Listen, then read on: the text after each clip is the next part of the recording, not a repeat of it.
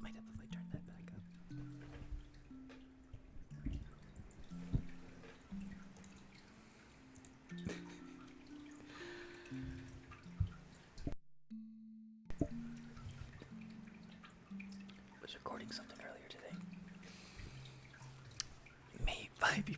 doing? Right on time. Got that cereal rolling out. May you be happy. May you be healthy. May you be peaceful. And may you be safe. May everyone watching be happy. May everyone watching be healthy. May everyone watching be peaceful. And may everyone watching be safe. May all things be happy. May all things be healthy. May all things be peaceful. And may all things be safe.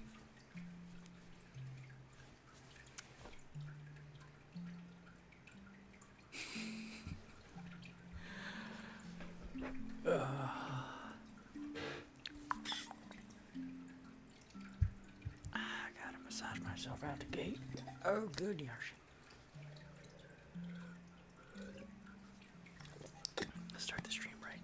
Gotta massage myself. So I'm gonna do something. We're gonna start to do something. And we're gonna see if that will be fun or not.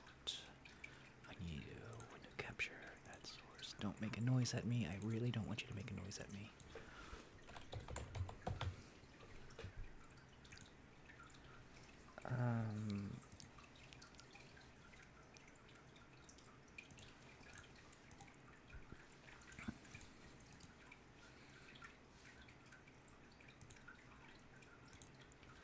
Is it not going to do it? It's not gonna look for it. This is gonna be a pain in the butt. Alright, this is gonna make a noise.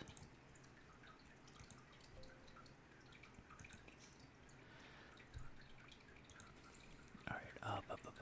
I'm gonna massage myself in a second.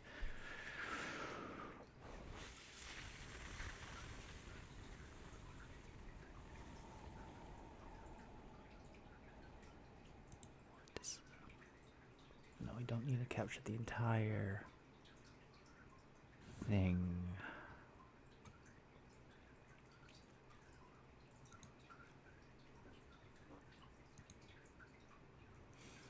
Let's try this one.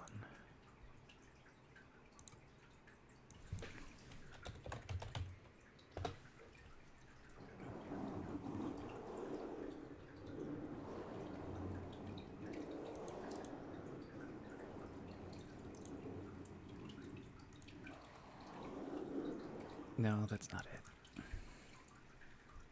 That's gonna make a noise again.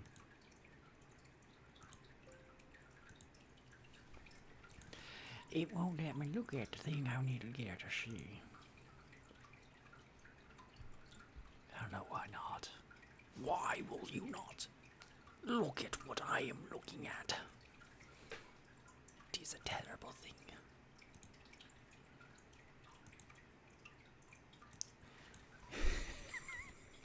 I'm sorry about the green. You got green screened. Has everybody who's seen my new short today?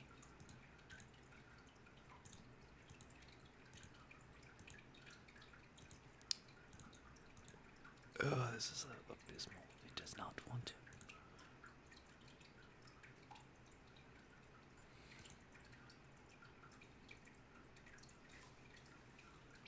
You just got cringed.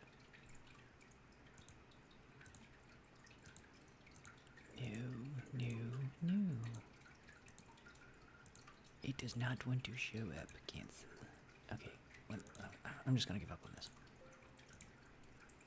I was trying to show this Kindle application where I would be reading A Christmas Carol. I need to grab that. Ow. The massage is there. And they call him Mr. Hook.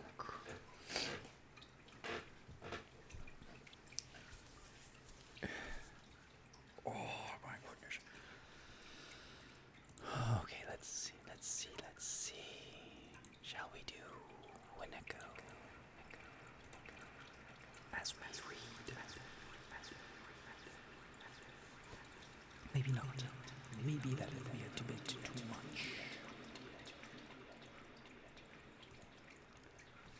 Marley's ghost. Marley was dead, to begin with. There was no doubt whatever about that. The register on his burial was signed by the clergyman, the clerk, the undertaker, and the chief mourner. Scrooge signed it, and Scrooge's name was good upon change for anything he chose to put his hands to. Old Marley was as dead as a doornail. Don't you make noises at me?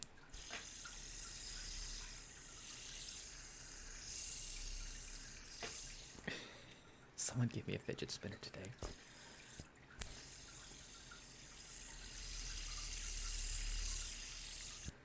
Oh, I gotta turn on the echo for that.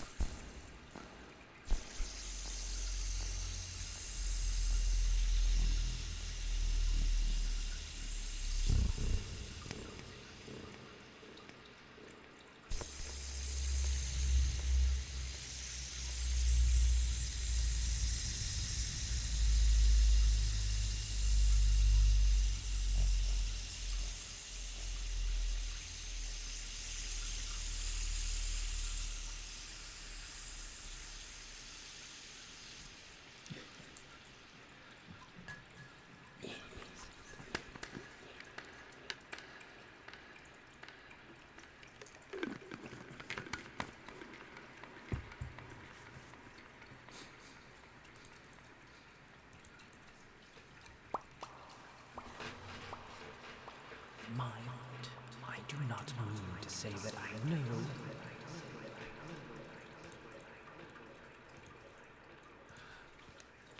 I do not mean to say that I know of my own knowledge what there is particularly dead about a doornail. I might have been inclined myself to regard a coffin nail as the deadest piece of ironmongery in the trade, but the wisdom of our ancestors is in the smile, and my unhallowed hands shall not disturb it. Or the country's done for you will therefore permit me to repeat emphatically that Marley was as dead as a doornail. Scrooge knew he was dead. Of course he did. How could it be otherwise? Scrooge and he were partners. For I don't know how many years Scrooge was his sole executor, his sole administrator, his sole sign, his sole residentiary legatee, his sole friend and sole mourner. And even Scrooge was not so dreadfully cut up by the sad event, but that he was an excellent man of business on the very day of the funeral, and solemnized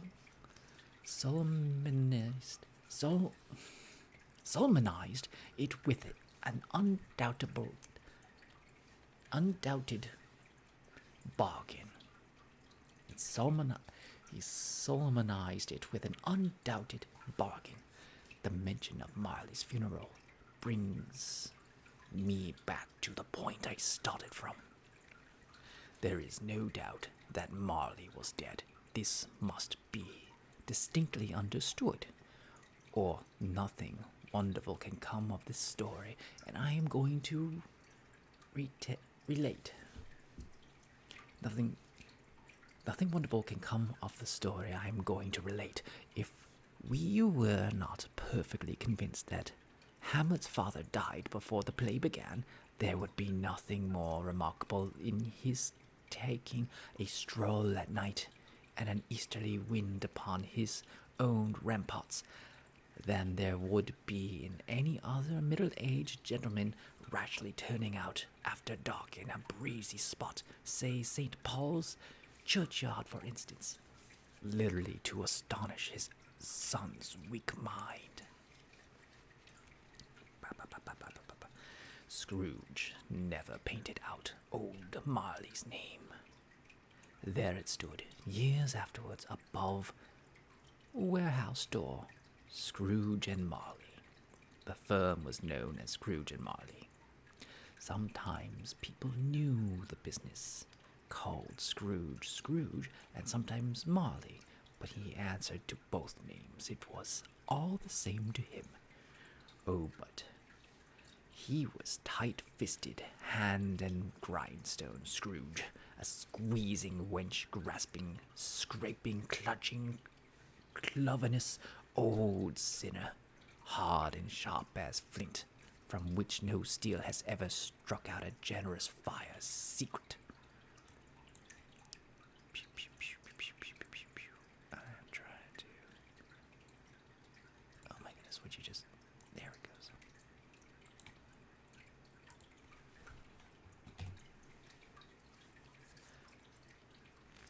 Sharp as flint of no hardest creature's fire secret, and self-contained and solitary as an oyster. The cold within him froze his old features, nipped his pointed nose, shriveled his cheek, stiffened his gait, and made his eyes red. His thin lips blew and spoke out shrewdly in his grating voice. A frosty rime was on his head, and on his eyebrows, and his wiry chin. He carried his own low temperature always about with him, his iced, his office, his in the dog days, and didn't thaw it 1 degree at Christmas. External heat and cold had little influence on Scrooge. No warmth could warm, no wintry weather chilled him, no wind that blew was bitterer than he, no falling snow was more intent upon its purpose, no pelting rain less open to it. Interestry foul weather didn't know where to have him. The heaviest rain and snow and hail and sleet could boast of the advantages over him in only one respect. They often came down handsomely, and Scrooge never did. Nobody ever stopped him in the street to say, with gladsome looks, "My dear Scrooge, how are you? When will you come to see me?"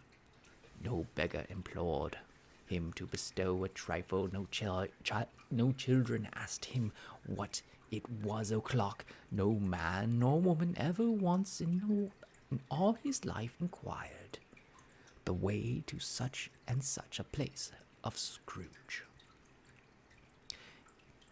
Even the blind men's dogs appeared to know him, and when they saw him coming, would tug their owners into the doorways and up courts, and then would wag their tails as though they said, "No eye at all is better than an evil eye, Dogmaster." But what did Scrooge care?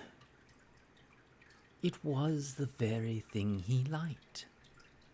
To edge his way along the crowded paths of life, warning all human sympathy to keep its distance, was what the knowing ones called nuts to Scrooge. Once upon a time, of all the good days in the year, on Christmas Eve, old Scrooge sat busy in his counting house. It was cold, bleak, biting weather, froggy withal, and he could hear the people in the court outside go wheezing up and down, beating their hands upon their breast and stamping their feet upon the pavement stones to warm them. The city clocks had only just gone 3. but it was quite dark already. It had not been light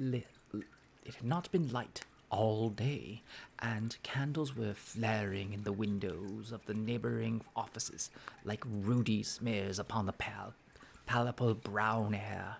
The fog came pouring in at every chink and keyhole, and was so dense without that, although the court was of the narrowest, the houses opposite were mere phantoms to see the dingy cloud come drooping down, obscuring everything. One might have thought that the nature lived hard by and was brewing on a large scale.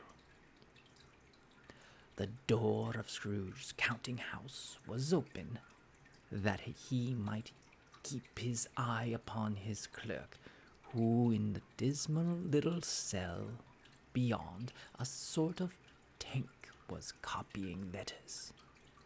Scrooge had very small fire, but the clerk's fire was very much smaller than it looked, like one coal. But he couldn't replenish it, for Scrooge kept the coal box in his own room. And so surely as the clerk came in with the shovel, the master predicted that it would be necessary for them to part. Wherefore the clerk put on his white comforter and tried to warm himself at the candle, in which effort, not being a man of strong imagination, he failed. "A Merry Christmas, Uncle. God save you," cried his cheerful voice.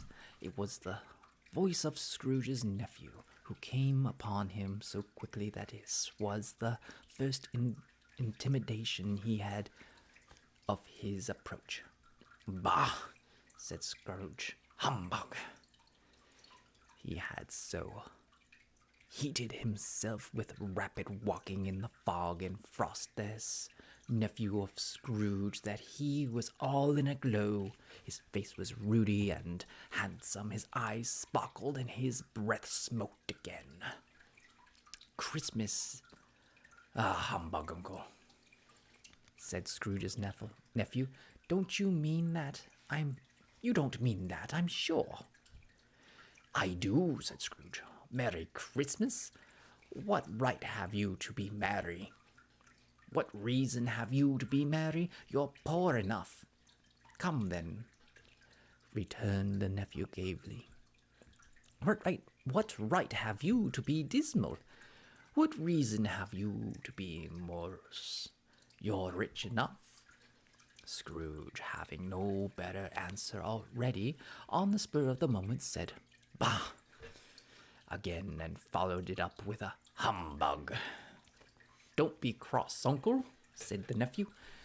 "What else can I be?" returned the uncle. "When I lived in such a world of fools as this, Merry Christmas upon the Merry Christmas, what Christmas time to you but a time for paying bills without money, a time for finding yourself a year older but not an hour richer, a time for balancing your books and having every item in 'em through and round dozen of months presented dead against you?"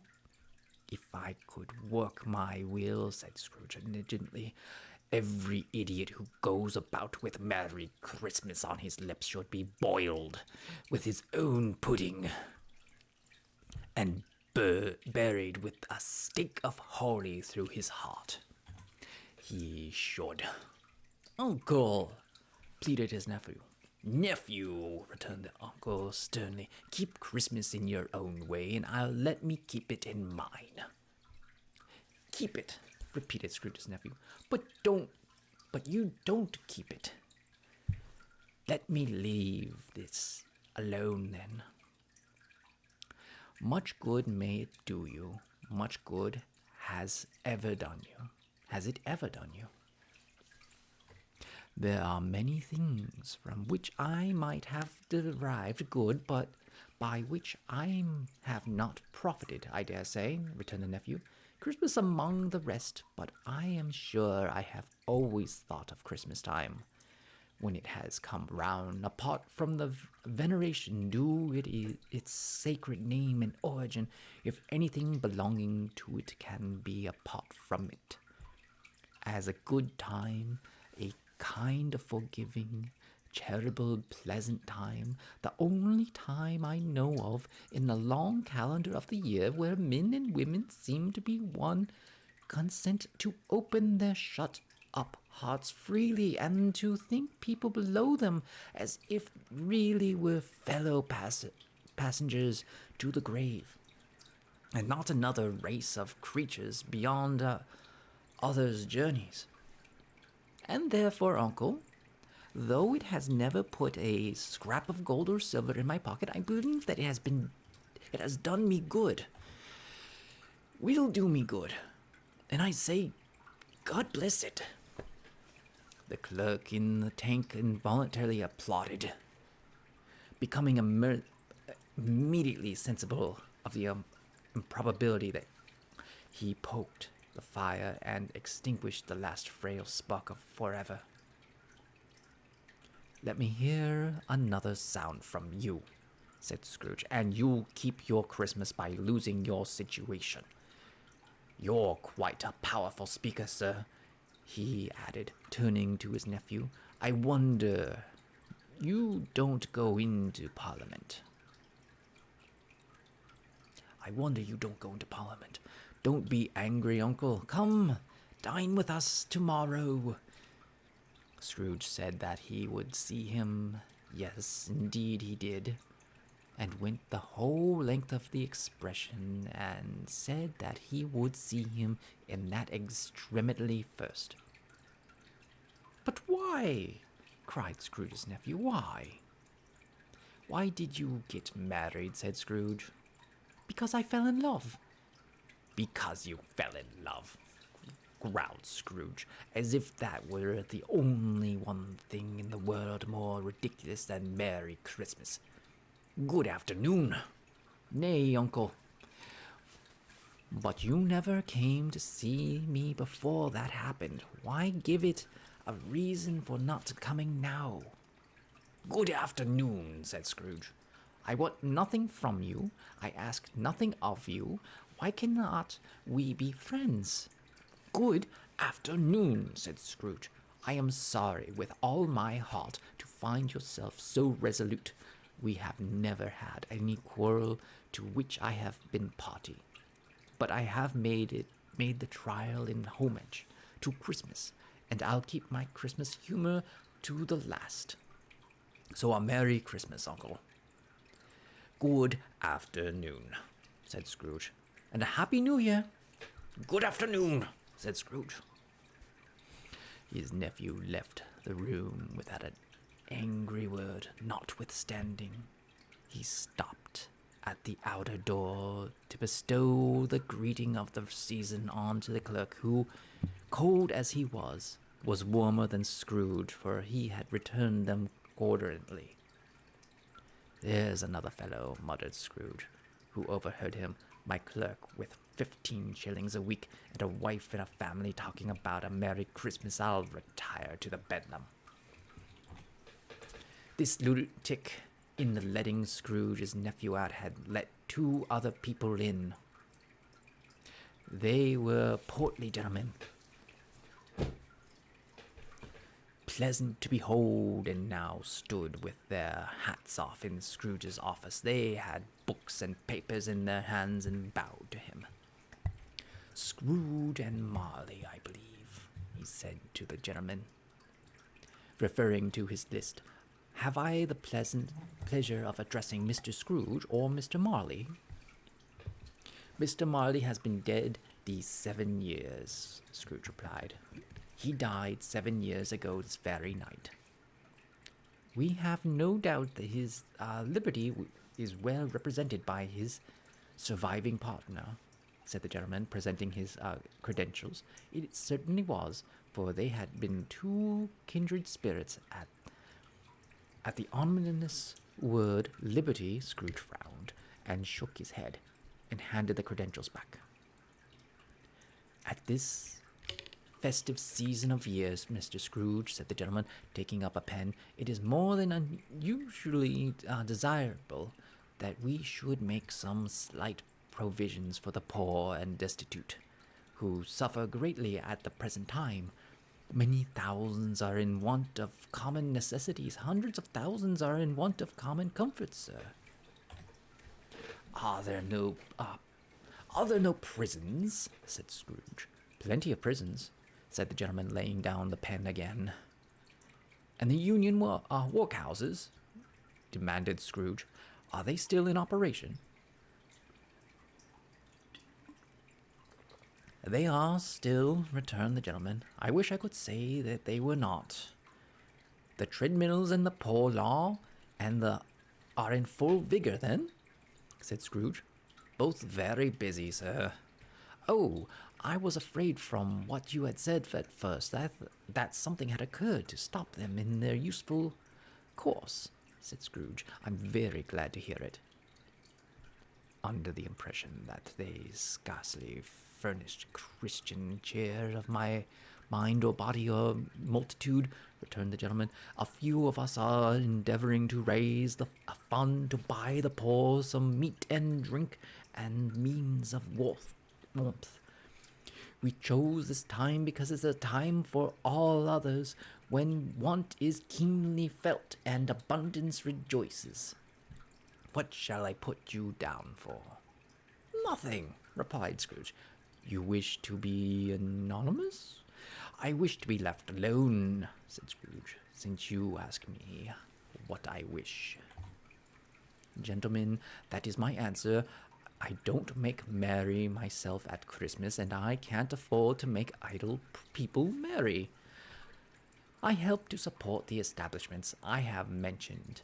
They cost enough, and those who are badly off must go there. Many can't go there. Many would rather die. If they would rather die, said Scrooge, they had better do it, and decrease the surplus population. Besides, excuse me, I don't know that. But you might know it, observed the gentleman. It's not my business, Scrooge returned. It's enough for a man to understand his own business, and not to interfere with other people's. Mine occupies me constantly. Good afternoon, gentlemen. Seeing clearly that it would be useless to pursue their point, the gentlemen withdrew. Scrooge resumed his labors with an improved opinion of himself, and in a more facetious temper than was usual with him. Meanwhile, the fog and darkness thickened, and the people ran about with their flaring links, proffering their services to go before the horse and the carriage, and conduct themselves on their way. The ancient tower of a church, whose old bell was always peering sillily down at Scrooge out of the Gothic window in the wall, became visible, and struck the hours and quarters in the clouds with tremendous vibrations afterwards, as if its teeth were chattering in its frozen head up there. The cold became intense. In the main street at the corner of the court, some laborers were repairing the gas pipes, and had lighted a great fire in a blaze, round which a party of ragged men and boys were gathered, warming their hands and winking their eyes before the blaze in rapture. The water plug began to being left in solitude, its overflowing sullenly congealed and turned misanthropic ice. The brightness of the shops, where holly sprigs and berries cracked in the lamp heat of the windows, made a pale face ruddy as they passed. Poulterers' and grocers' trades became a suspended joke, a glorious pageant, which It was next to the impossible to believe that such a dull principles as bargain and sale had anything to do. The Lord Mayor in the stronghold of the mighty mansion house gave orders to his 50 cooks and butlers to keep Christmas as a Lord Mayor's household should. And even the little tailor who he had fined 5 shillings on the previous Monday for being drunk and bloodthirsty in the streets stood up to morrow's pudding in his garnet, where he, lean wife, and the baby sailed out to buy the beef. Foggier yet, and colder, piercing, searching, biting cold, if the good Saint Durnstan had but nipped the evil spirits. Knows, with the torch of such weather as that, instead of using his familiar weapons, then indeed he would have roared lustfully, propose, the owner of one scant young nose gnawed at the mumbled by the hungry cold as bones are gnawed by dogs, stooped down at the Scrooge's keyhole to regale him with a Christmas carol. But at the first sound of "God bless you, merry gentlemen," may nothing you dismay. Scrooge seized the ruler with such energy of action that the singer fled in terror, leaving the keyhole to the fog and even more congealed frost.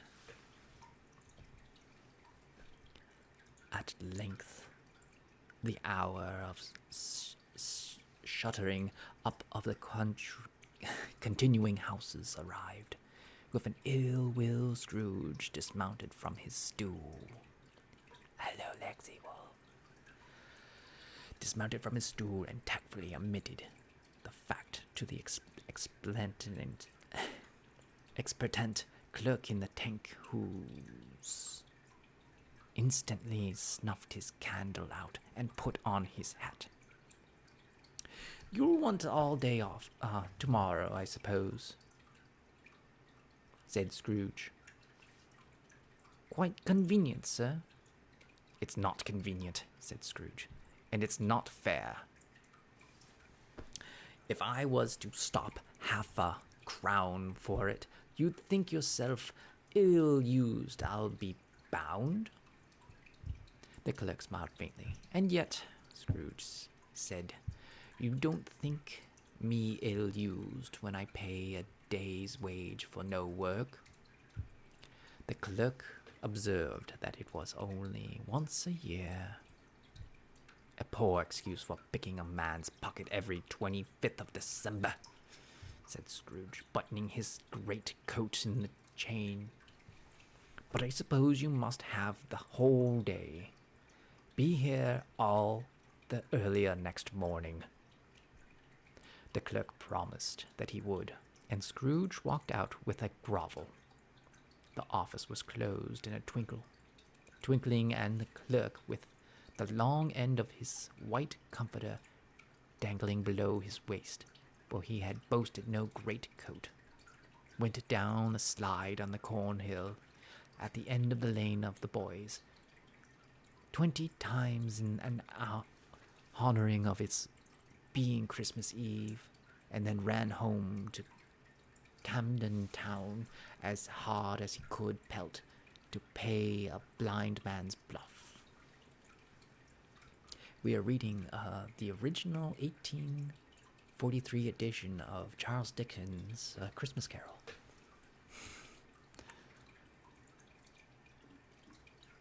I did see Ari's art. It was amazing. Scrooge took his 13 pages of 95. Okay, then I'm going to get through this pretty quickly. Scrooge took his melancholy diner in his usual melancholy tavern, and having read all the newspapers and beguiled the rest of the evening with his banker's book, went home to bed. He lived in chambers which had once belonged to his deceased partner. They were a gloomy suit of rooms in a lowering pile of building up the yard, where it had so little business to be that one could scarcely help fancying. I'm gonna put that. Hold on, give me a second. I'm gonna update the title so people know what I'm doing.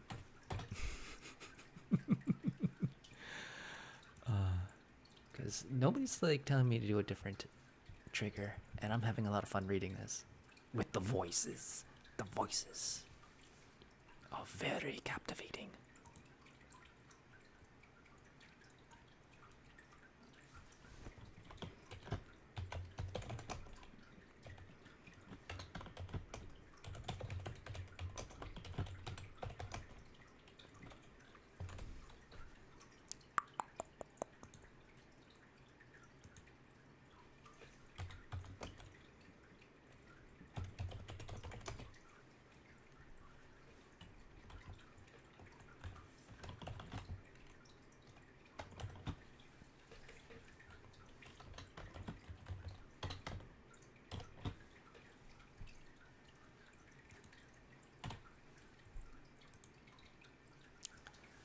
That's updated. I wanted to do something special today. It's Friday night, and we had a lot of fun reading last night. I had a lot of fun reading last night, even if it was this scene where the cow comes in and asks for Arthur Dent to eat him.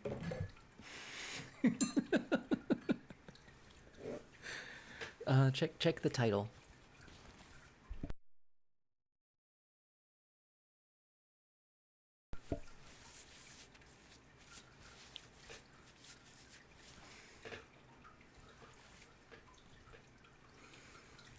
Lowering pile of burning up a yard where it had so little business to be that one could scarcely help fantasizing it must have run there when it was a young house, playing at hide and seek with other houses and forgotten the way out again. It was old enough now, and dreary enough, for nobody lived in it but Scrooge, the other rooms being all let out as offices.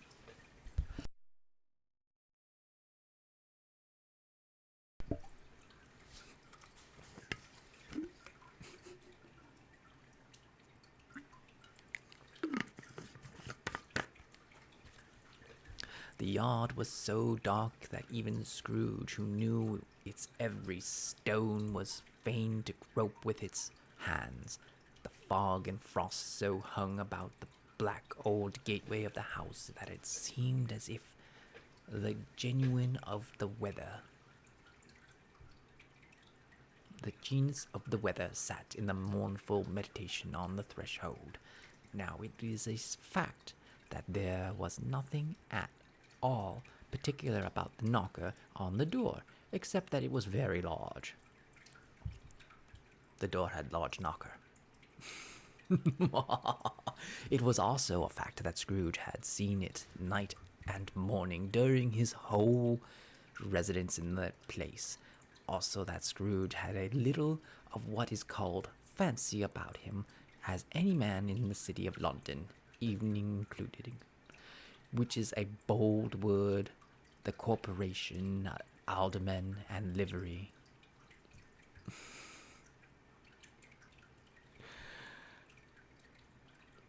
Let it also be borne in mind that Scrooge had not bestowed one thought on Marley since his last mention of his 7 years dead partner that afternoon, and then let any man explain to me, if he can, how it happened that Scrooge, having his key in the lock of that door, saw in the knocker, without its undergoing any intermediate process of change, not the knocker, but Marley's face.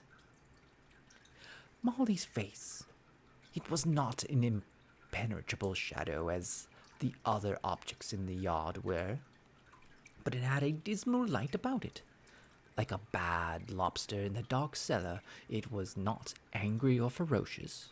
but looked at Scrooge as Marley used to look, with ghostly spectacles turned up on his ghostly forehead. The hair was curiously stirred as if by breath or hot air, and though the eyes were wide open, they were perfectly motionless. That and its livid color made it horrible, but its horror seemed to be in spite of the face and beyond its control rather than a part of its own expression. As Scrooge looked fixedly at the phenomenon, it was the knocker again. To say that he was not startled, or that his blood was not conscious of a terrible sensation to which it had been a stranger from its infancy, would be untrue. But he put his hand upon the key he had relinquished, turned it sturdily, walked in, and lighted the candle. He did pause with a moment's irresolution before he shut the door, and he did look cautiously behind it first, as if he half expected to be terrified with the sight of Marley's pigtails sticking out into the hall. But there was nothing on the back of the door except the screws and the nuts that held the knocker on. So he said, "Pah," and closed it with a bang. The sound resounded through the house like thunder. Every room above and every cask in the wine merchant's cellar below appeared to have a separate pearl of echoes of its own. Scrooge was not a man to be frightened by echoes. He fastened the door and walked across the hall and up the stairs slowly too, trimming his candle as he went. You may talk vaguely about driving a coach and six up a good old flight of stairs, or through a bad young Act of Parliament, but it means to say that you might have gone a hearse up that staircase, and taken it broadwise with the splinters of bar towards the wall and the door towards the balustrades, and done it easily. There was plenty of width for that, and room to spare, which is perhaps the reason why Scrooge thought he saw a locomotive hearse going on before him in the gloom. Half a dozen gas lamps out on the street wouldn't have lighted the entry too well, so you may suppose that it was pretty dark with Scrooge's dip. Up Scrooge went, not caring a button for that. Darkness is cheap, and Scrooge liked it. But before he shut his heavy door, he walked through his rooms to see that all was right. He had just enough recollection of the face to desire to do that. Sitting room, bedroom, lumber room, all as they should be. Nobody under the table, nobody under the sofa, a small fire in the grate, spoon and basin ready, and the little saucepan of gruel. Scrooge had a cold in his head. Scrooge had a coat in his head upon the hob. Nobody under the bed, nobody in the closet, nobody in his dressing gown, which was hanging up in the suspicious attitude against the wall.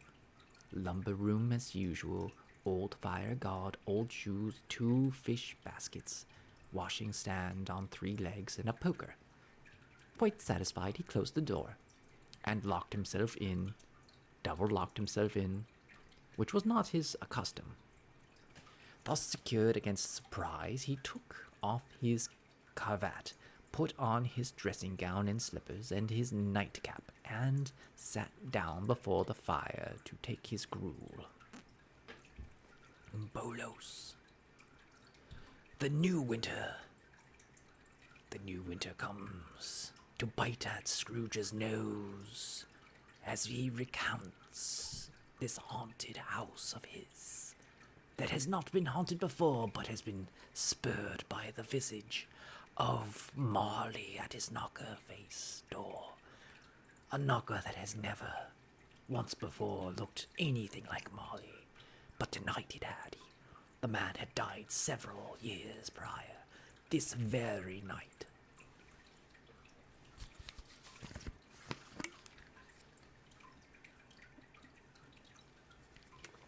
It was a very low fire indeed.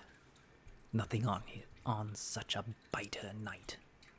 He was obligated to sit close to it and brood over it before he could extract the least sensation of warmth from such a handful of fuel.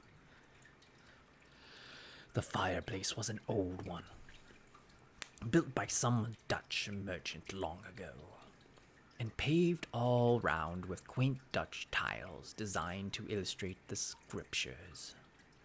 There were Cains and Abels, pharaohs, daughters, queens of Sheba, angelic messengers descending through the air on clouds like feather beds, Abrahams and Belshazzars, apostles putting off to sea in butter boats, hundreds of figures to attract his thoughts. And yet that face of Marley, 7 years dead, came like the ancient prophet's rod and swallowed up the whole. If each smooth tile had been a blank at first, with power to shape some pictures on its surface from the disjointed fragments of his thoughts, there would have been a copy of old Marley's head on every one. "Humbug," said Scrooge, and walked across the room.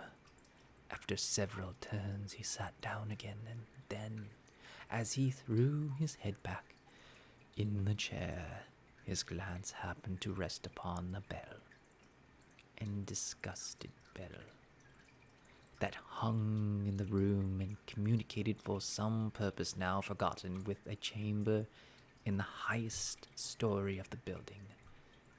It was with great astonishment and with a strange and inexplainable dread that as he looked, he saw the bell began to swing. It swung so softly in the outset that it was scarcely made a sound, but soon it rang out loudly, and so did every bell in the house. This might have lasted half a minute or a minute, but it seemed an hour. The bells ceased just as they begun together. They were succeeded by clanking noises.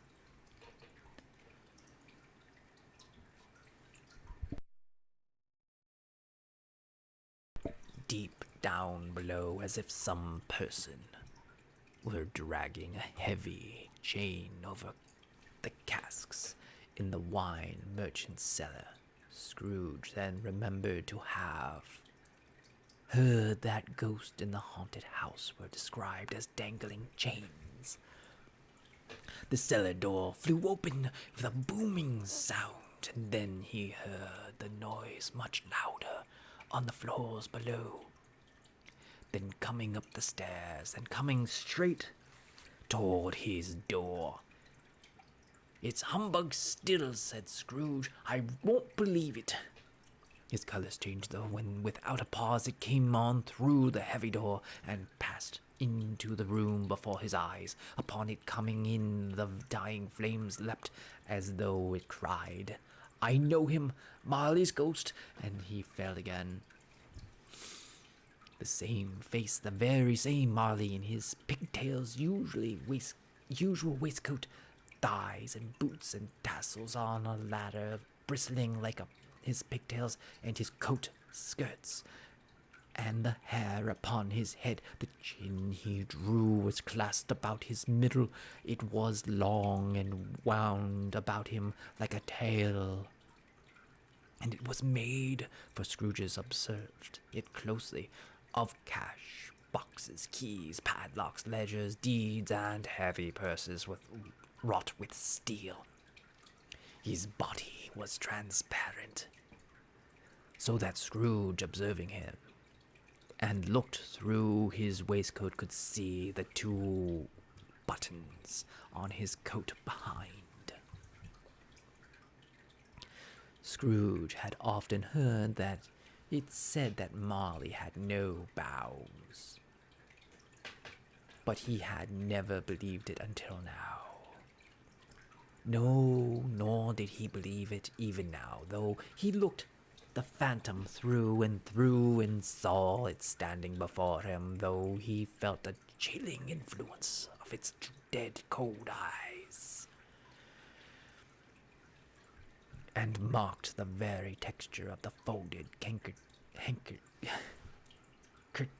folded kerchief bound about his head and chin, which wrapped his head, not observed before.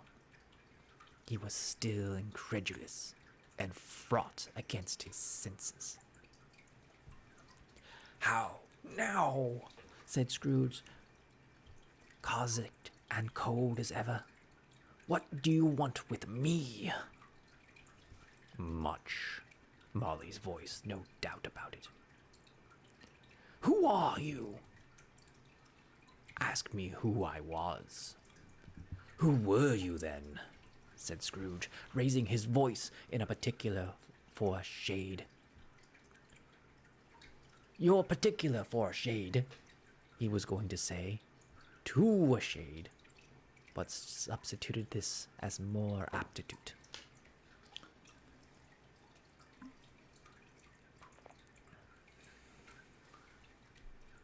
"In life, I was your partner, Jacob Marley." Can you sit down?" asked Scrooge, looking doubtful at him. "I can." "Do it then." Scrooge asked the question because he didn't know whether a ghost so transparent might find himself in a condition to take a chair, and felt that in the event of its being impossible, it might involve the necessity of embarrassing explanation. But the ghost sat down on the opposite side of the fireplace, as if he were quite used to it. "You don't believe me," observed the ghost. "I don't," said Scrooge. "What evidence would you have of my reality beyond that of your senses?" "I don't know," said Scrooge. "Why do you doubt your senses?" "Because," said Scrooge, "it's a little thing affects them.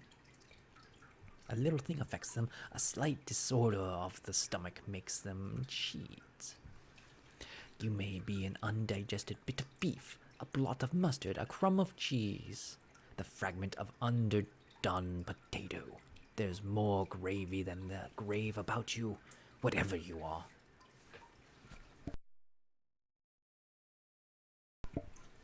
Scrooge was not much in the habit of cracking jokes, nor did he feel in his heart by any means waggish then. The truth is that he tried to be smart as a means to distract his own attention, and keeping down his terror for the spectre's voice disturbed the very marrow of his bones. To sit staring at those fixed glazed eyes in silence for a moment would play, Scrooge felt, the very dunce with him. There was something very awful, too, in the spectre's being provided with an infernal atmosphere of its own. Scrooge could not feel it himself, but this was clearly the case, for though the ghost sat perfectly motionless, its hair and skirts and tassels were still agitated as by the hot vapors from the oven. "You see this toothpick," said Scrooge, returning quickly to the charge for the reason just assigned, and wishing, though it were only for a second, to divert the vision's stony gaze from himself. "I do," replied the ghost. "You are not looking at it," said Scrooge, "but I see it, notwithstanding." "Well," returned Scrooge, "I have but to swallow this, and be for the rest of my days persecuted by legions of goblins, and all of my own creation. Humbug, I tell you, humbug!" As this, the spirit raised a frightful cry and shook its chains with such a dismal, appealing noise that Scrooge held on tight to his chair to save himself from falling in a swoon.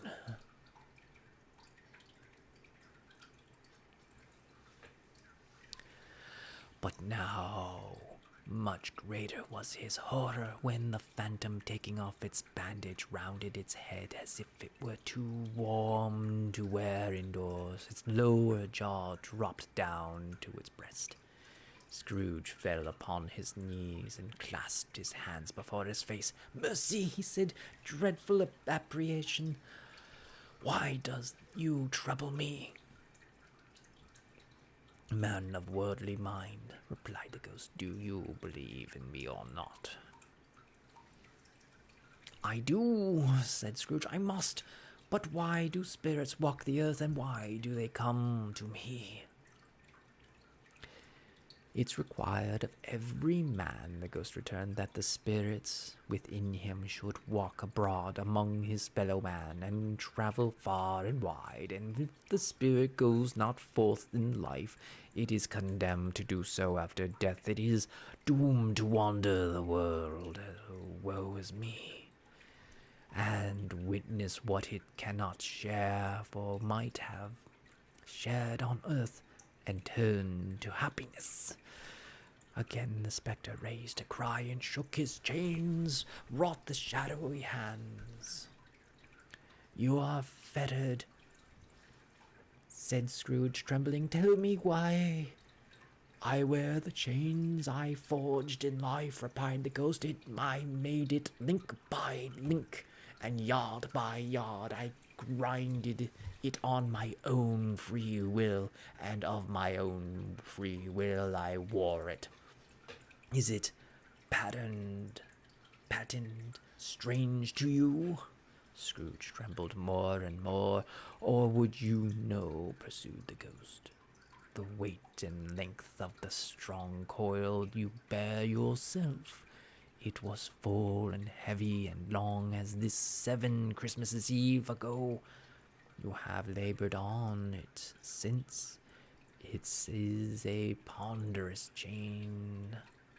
Scrooge glanced about him on the floor in the expectation of finding himself surrounded by 50 or 60 fathoms of iron chain, but he could not see anything. "Jacob," he said imploringly, "old Jacob Marley, tell me more. Speak comfort to me, Jacob." "I have none to give," the ghost replied. "It comes from other regions, Ebenezer Scrooge, and is conveyed by other ministers to other kinds of men. Nor can I tell you what I would. A very little more is all permitted to me. I cannot rest. I cannot stay. I cannot linger anywhere. My spirit never walked beyond our counting house. Mark me. In life, my spirit never roved beyond the narrow limits of our money-changing hoe, and a weary journal lied before me.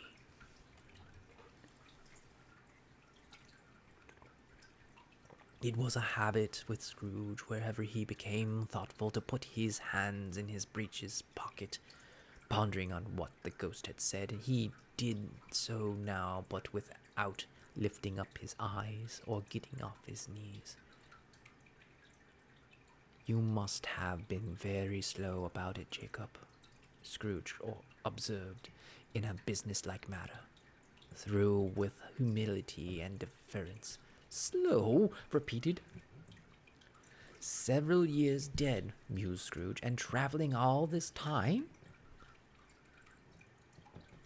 Traveling all this time? The whole time, said the ghost. No rest, no peace, incessant torture of remorse. You travel fast, said Scrooge. On the wings of the wind, replied the ghost. You might have got over a great quantity of ground in 7 years, said Scrooge. The ghost, on hearing this, set up another cry, and clanked his chain so hideously in the dead of the silence of the night that the ward would have been justified in the indecency of the nuisance. "Oh, captive bound and double ironed," cried the phantom, "not to know that ages of incessant labor by immoral creatures of this earth must pass into eternity before the good of which it is susceptible is all developed. Not to know that any Christian spirit working kindly in its little sphere, whatever it may be, will find its moral life too short for its vast means of usefulness. Not to know that no space of regret can make amends for one's life's opportunity. Mused, yet such was I, oh, such was I. But you were always a good man of business, Jacob, faltered Scrooge, who now began to apply this to himself. Business, cried the ghost, whirling his hands again. Mankind was my business. The common welfare of my business. The common welfare was my business. Charity, mercy, forbearance, and benevolence were all my business. The dealings of my trade were but a drop of water in the comprehensive ocean of my business.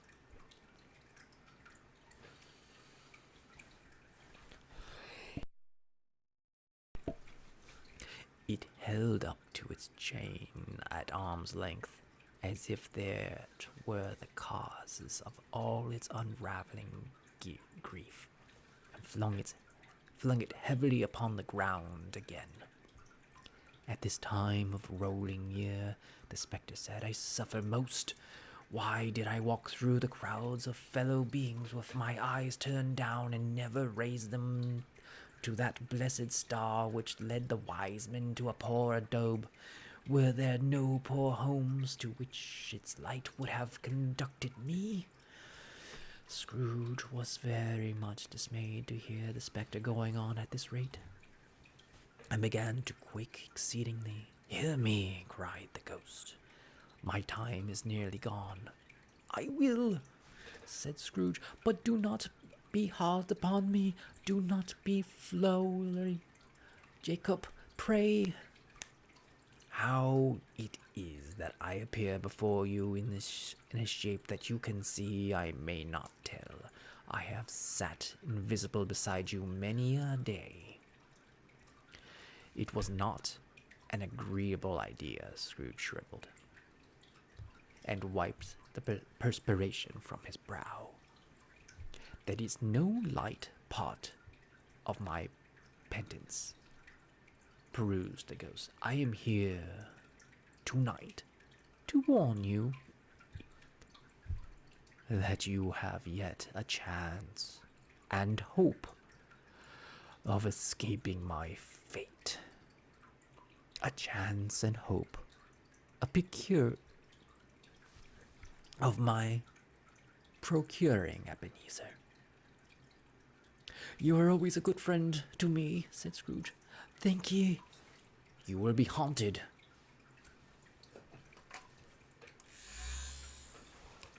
Resumed the ghost. By 3 spirits.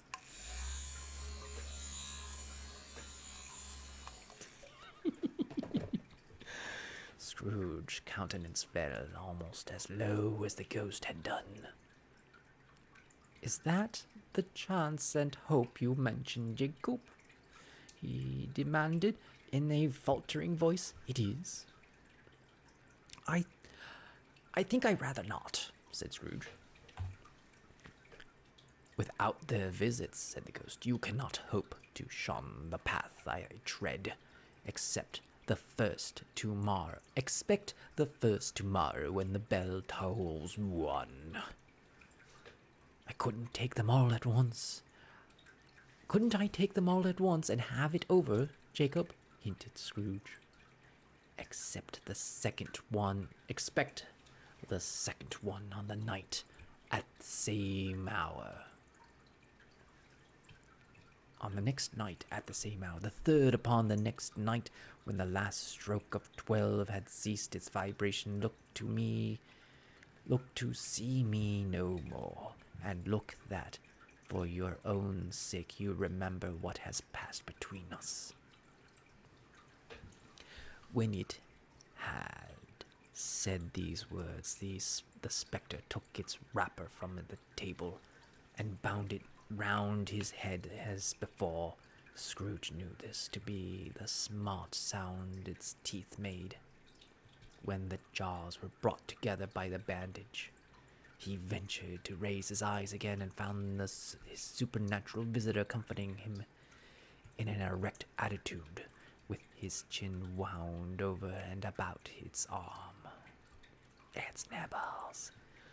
The apparition walked backward from him, and every step it took the window raised itself a little, so that when the spectre reached it, it was wide open. It beckoned Scrooge to approach, which he did. When they were within 2 paces of each other, Marley Ghost held up its hand, warning him to come no nearer.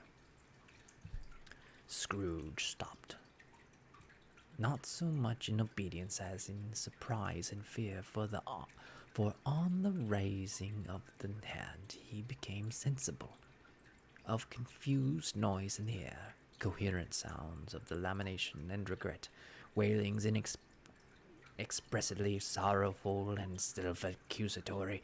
The spectre, after listening for a moment, joined in the mournful dirge, and floated out upon the bleak dark night.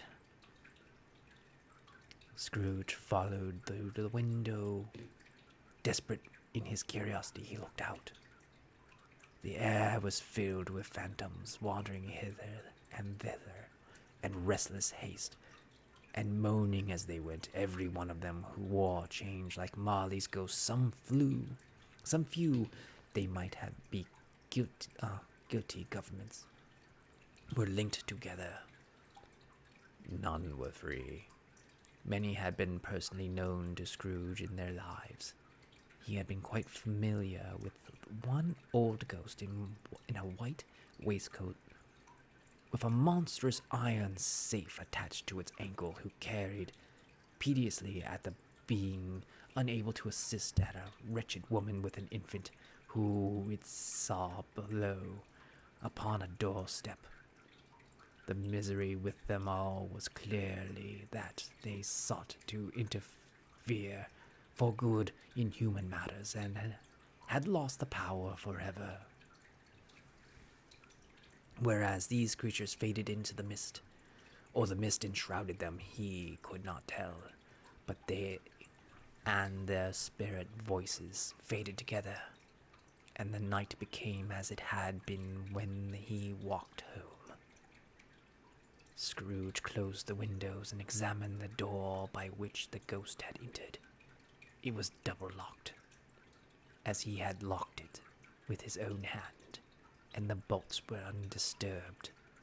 He tried saying humbug, but stopped at the first syllable, and being from emotion he had undergone, or the fatigues of the day, his glimpse of the invisible world, or the dull conversation of the ghost, or the lateness of the hour, much in need of repose, went straight to bed without undressing. and fell asleep upon the instant. I desperately need some tea. My throat's getting rather dry. I shall be right back.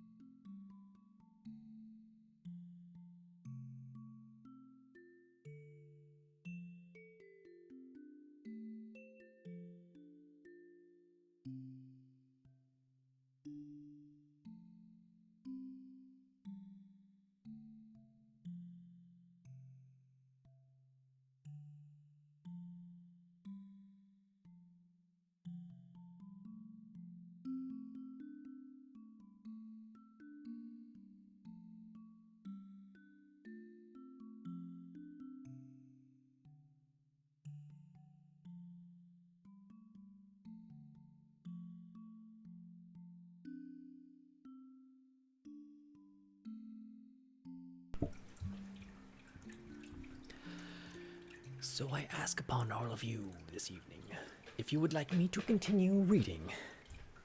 Would you like me to continue reading this book of mine? Not my actual book, this is Charles Dickens.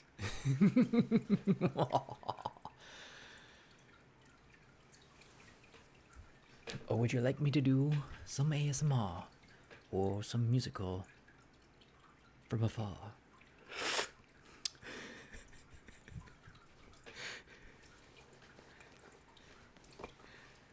I should read tongue twisters. Do continue reading, if you want to.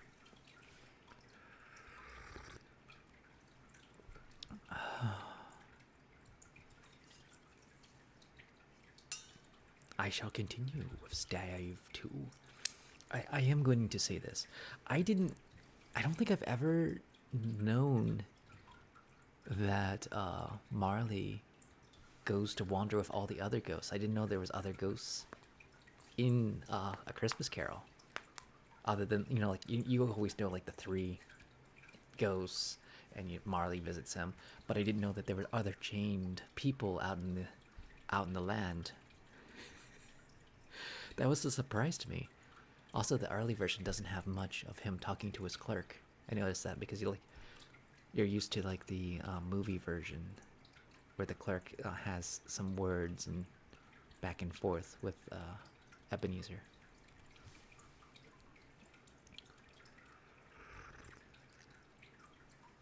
It's the original one. That's what the original 1843 edition. That's what it's titled. So this is like the first edition.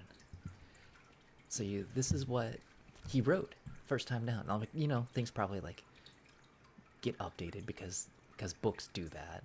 Authors always go back and they rewrite the story to make it more interesting, and then movies like dramatize different parts. I mean, we're on page 26 of 95. So we are 26% of the way through this book. And I think I started like an hour or so ago. But I definitely needed to let my mouth rest a little and get some licorice tea.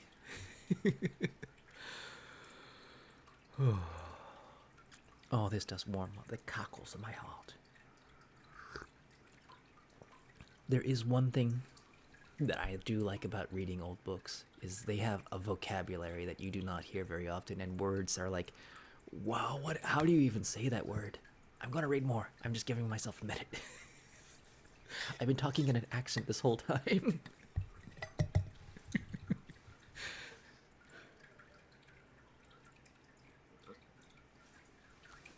Well, these are in chapters, and I am on chapter 2. That's why I stopped.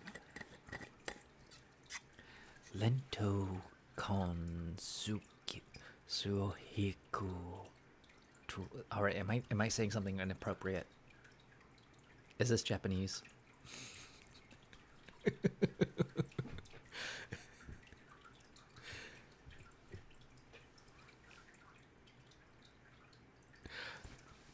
So I have been gotten by a few of them, like, can you give a shout out to my friend,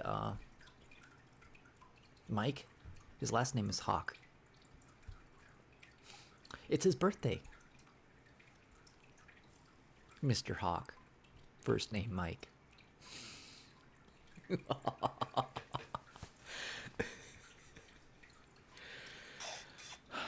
Oh, my good buddy Eric. It's his birthday. Give a shout out to Eric. His last name is Shun.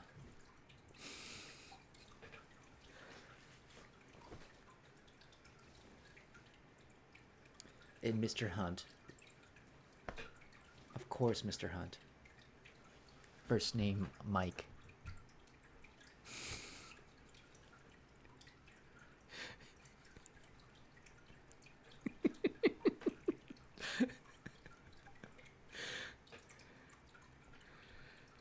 He's good friends with Mr. Hawk. Mr. Hunt and Mr. Hawk. They're really good friends. Both are named Mike, apparently.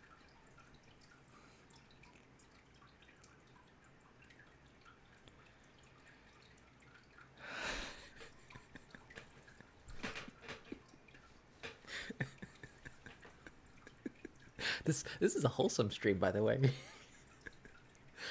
Totally age appropriate for everyone.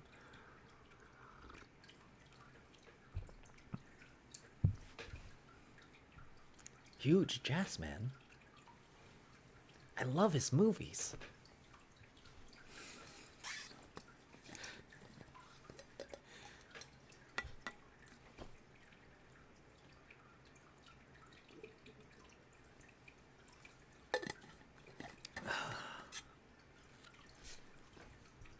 Someone actually got me to say the Eric last name Shun on stream, and I had no idea.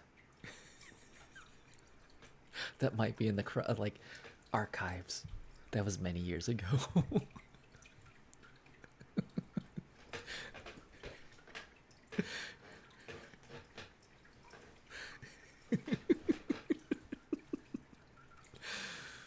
Oh, we're all juveniles here. It's wholesome because we're all juveniles. Oh my goodness. It can't be more wholesome than a juvenile.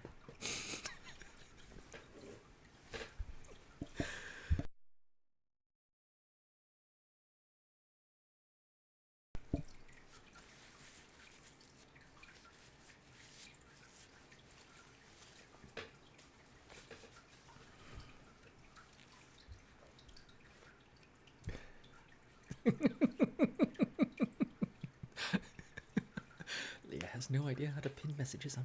Yeah, I don't know how to do it regularly. There's so much about Twitch I can't do. Okay, look, this has been a nice intermission. Let's get back to the story. Stave 2, the first of the 3 spirits. Congratulations, Bolos. Ah, truly is the new winter. Oh my goodness, you got me.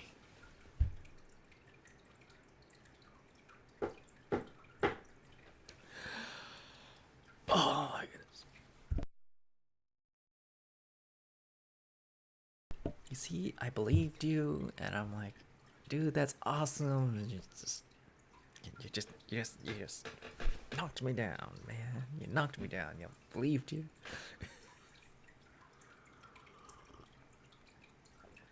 Oh,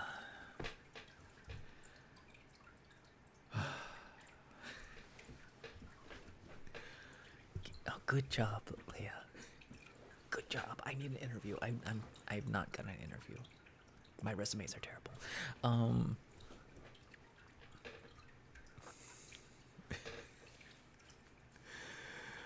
I don't know.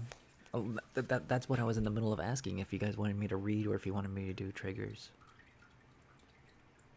I could do like little triggers. You know, like the mic scratching and stuff like that. If you like, you know, do you want? Well, no. Is there a particular trigger you want to listen to, Justin? I'm probably not gonna find something random in my room. All right, we're gonna find a treasure. Okay, we'll be right back with a treasure. We will have a treasure time.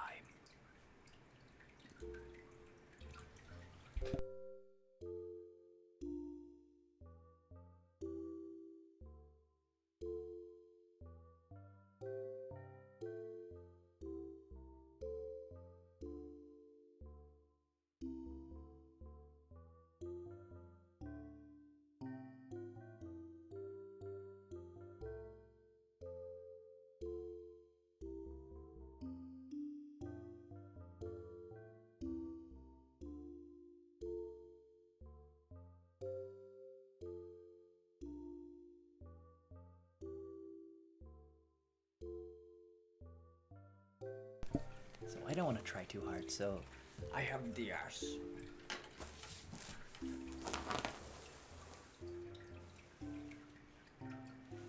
It's made out of plastic straws.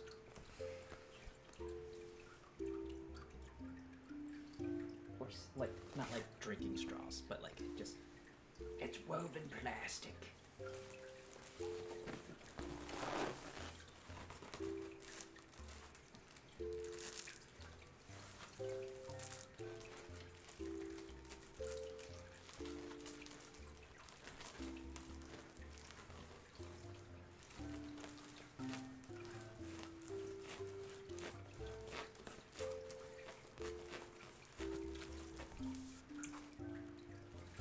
It's a little dirty.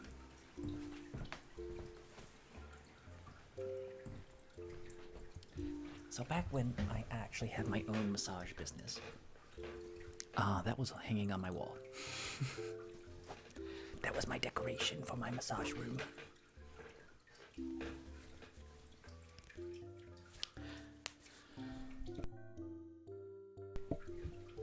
Yes, we have microplastics in our blood.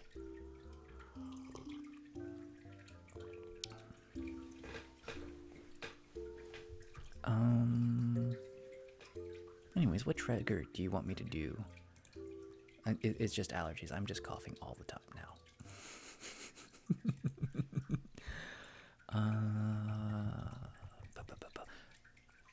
Justin, do you just want me to like make up a trigger and do it while I'm performing for you guys? This hammock. All right, we'll do hammock. Some light mic scratching. Unbless you then. I don't want your blessings. I want your money. That's my own fault for saying money. For being greedy. For I am Ebenezer Scrooge this night. I have not yet had my redemption arc. You commit a sin, that's how you unbless somebody.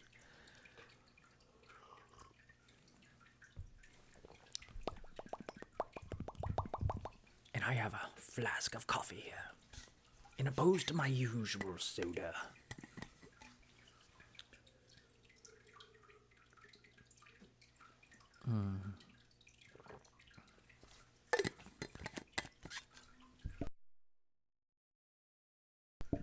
Well, to get unblessed, you must find the anti-cleric, or paladin, or priest, the anti-priest.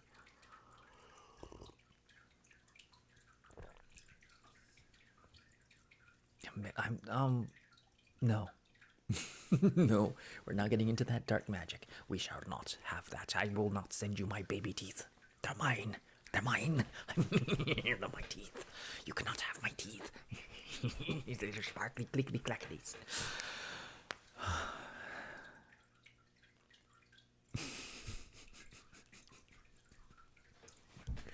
Okay, we're getting back to the Christmas Carol. Okay. No, wait. I wish I could show this on screen, but I like it doesn't want it to show up. I tried to get it to work.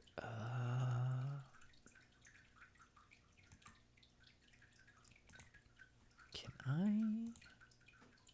No, that's an actual photograph.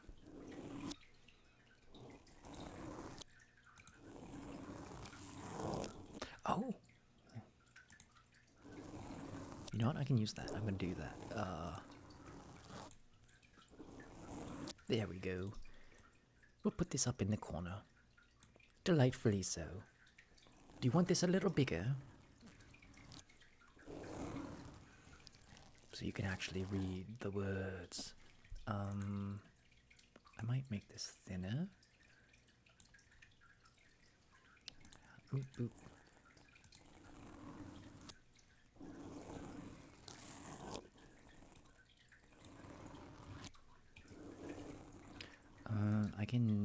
I'm gonna like make it really big for a second, and then we shall move it over a little bit.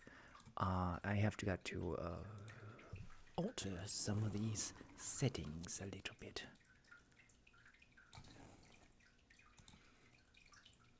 And then we shall slink it over.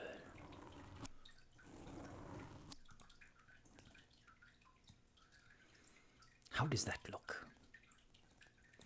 I should sit over here, maybe.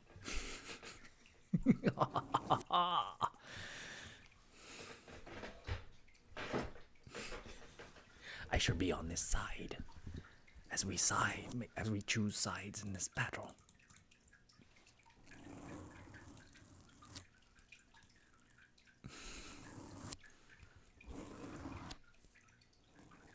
However, I do need to move this behind.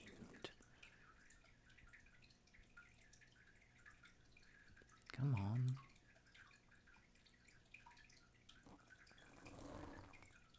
There we go.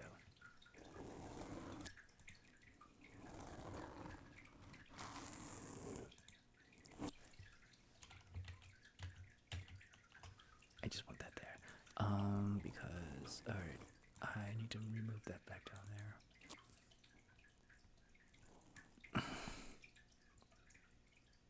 There.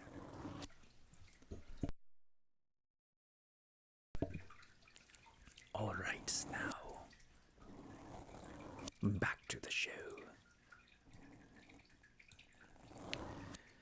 When Scrooge awoke, it was so dark that, looking out of bed, he could scarcely distinguish the transparent window from the opaque walls of his chamber. He was endeavoring to pierce the darkness with his ferret eyes when the chimes of the neighborhood crunch struck the 4 quarters, so he listened for an hour. To his great astonishment, the heavy bell went on from 6 to 7, and from 7 to 8, and regularly up to 12, then stopped. 12! It was past 2 when he went to bed. The clock was wrong. An icicle must have gotten into the works. 12! He touched the spring of his receptor to correct this most preposterous clock. Its rapid little pulse beating 12 and stopped. "Why, it isn't possible," said Scrooge, "that I can have slept through a whole day and far into another night. It isn't possible that anything has happened to the sun, and this is 12 at noon." The idea being an alarming one, he scrambled out of bed and groped his way to the window. He was obliged to rub the frost off with the sleeves of his dressing gown before he could see anything. He could see very little then, and he could make out all he could make out was that it was very still, very foggy, and extremely cold, and that there was no noise of people running to and fro, making great stir as there unquestionably would have been if night had been beaten off the bright day and taken possession of the world. This was a great relief, because 3 days after the sight of the first exchange pay to Mr. Ebenezer Scrooge or his order, and so forth, would have become a mere United States security if there were no days to count by. Scrooge went to bed again, and thought, and thought, and thought it over and over and over, and could make nothing of it. The more he thought, the more perplexed he was, and the more he endeavored not to think, the more he thought. Marley's ghost bothered him exceedingly. Every time he resolved with himself after mature inquiry that it was all a dream, his mind flew back again like a strong spring released. Hello, Monopoly.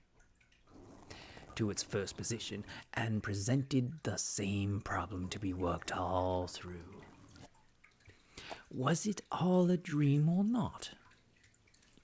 Scrooge lay in the state until the chime had gone 3 quarters more, when he remembered on a sudden that the ghost had warned him of the visitation when the bell tolled 1. He resolved to lie awake until the hour was past, and considering that he could no more go to sleep than go to heaven, this was perhaps the wisest resolution in his power. The quarter was so long that he was more than once convinced that he must have sunk into a doze unconsciously and missed the clock. At length it broke open his listening ear. Ding dong. A quarter past. said Scrooge, counting. Ding dong. Half past, said Scrooge. Ding dong.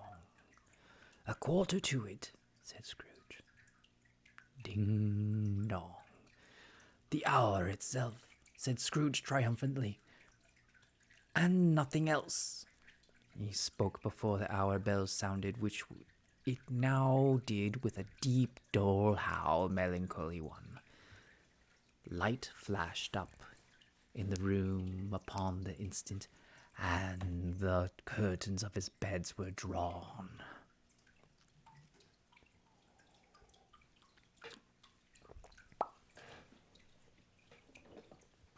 It is mighty dry in here.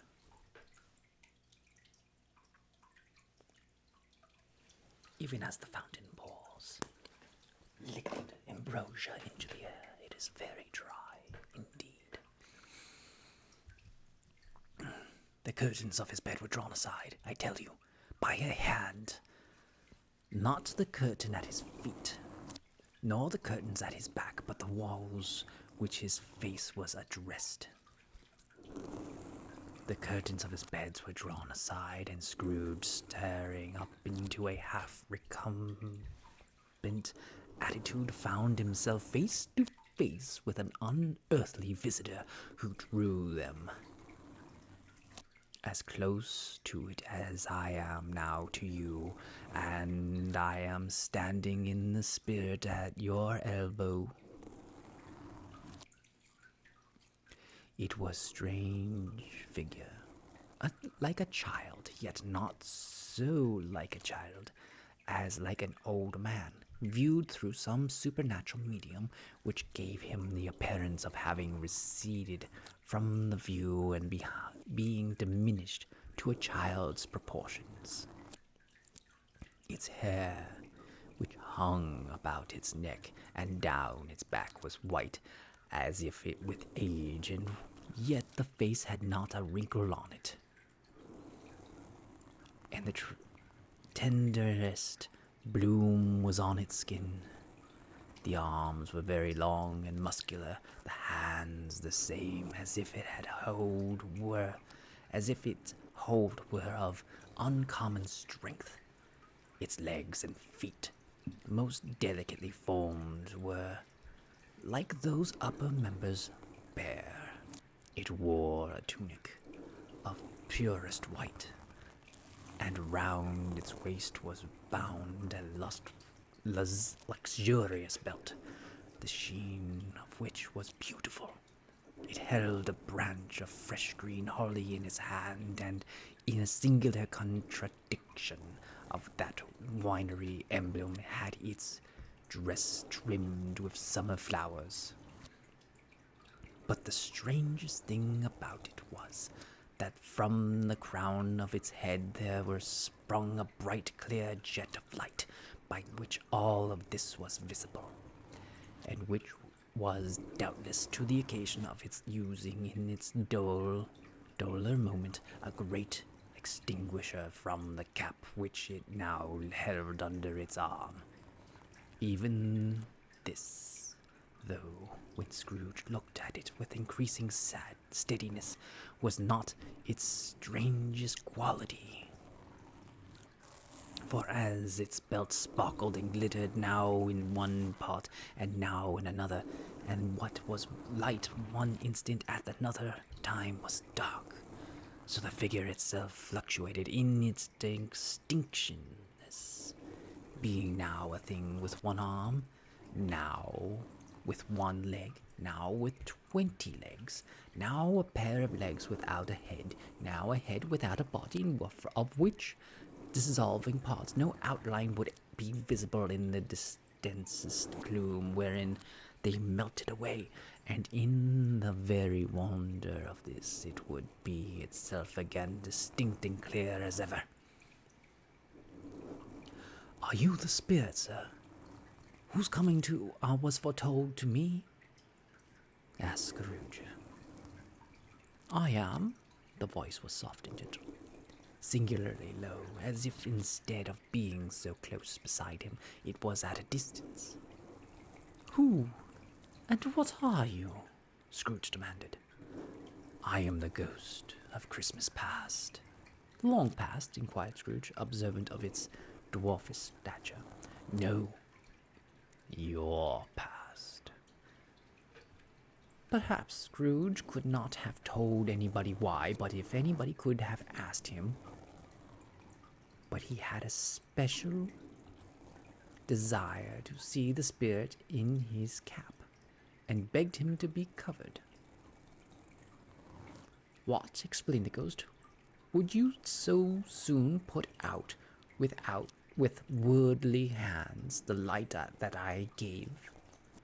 Is it not enough that you are one of those whose passions made this cap and forced me through whole trains of years to wear it low upon my brow? Scrooge reverently disclaimed all intentions too often to acknowledge of having wilfully bonneted the spirit at any period of his life. He then made bold to inquire what business brought him there. Your welfare, said the ghost. Scrooge expressed himself much obliged, but could not help thinking that a night of unbroken rest would have been more conducive to that end. The spirit must have heard him thinking, for it was said immediately, Your reclamation, then. Take heed. It put out its strong hand as it spoke and clasped them. And gently by the arm, rise and walk with me. It would have been in vain for Scrooge to plead that the weather and the hour were not adapted to pedestrian purposes, that the bed was warm and that the thermometer a long way below freezing, that he was clad but lightly in his slippers, dressing gown and nightcap, and that he had a cold upon him at that time. The grasp, though gentle as a woman's hand, was not to be resisted. He rose, but finding that the spirit made toward the window, clasped his robe in supplication. I am mortal, Scrooge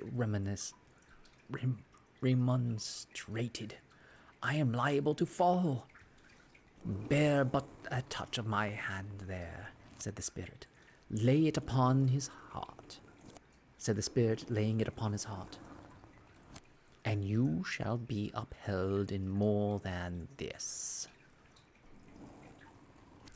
As the words were spoken, they passed through the wall. They passed through the wall and stood upon the open country road. With fields on either hand, the city had entirely vanished. Not a visage of it was to be seen. The darkness and the mist had vanished with it, for it was a clear, cold winter day with snow upon the ground. Good heaven, said Scrooge, clasping his hands together as he looked about him. I was bred in this place. I was a boy here. The spirit gazed upon him mildly. Its gentle touch, though it had been light and instantaneous, appeared still present to the old man's senses of feeling.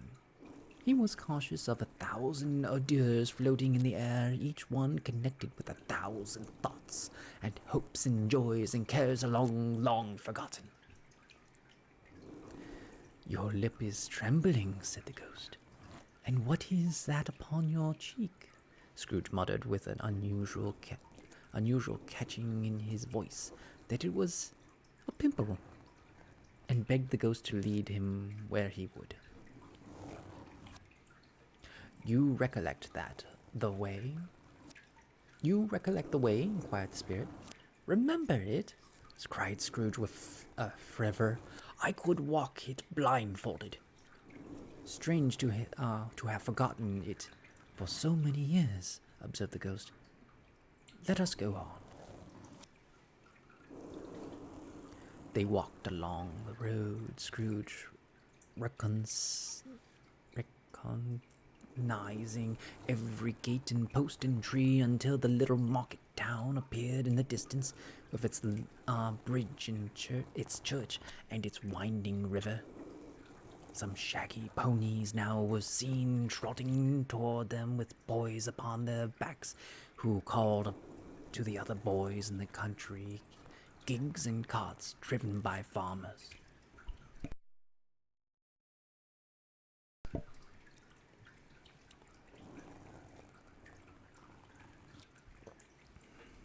All these boys were in great spirits and shouted to each other until the broad fields were so full of merry and music that the crisp air laughed to hear it.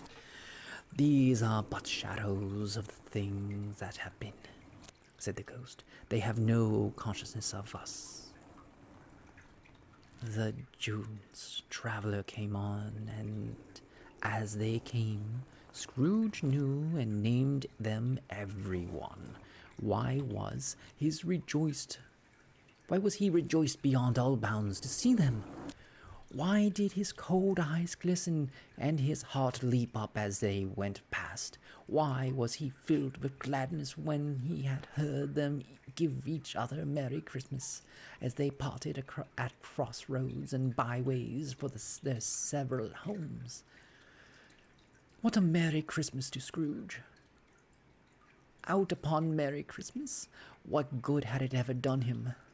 The school is not quite deserted, said the ghost. A solitary child, neglected by his friends, is left there still.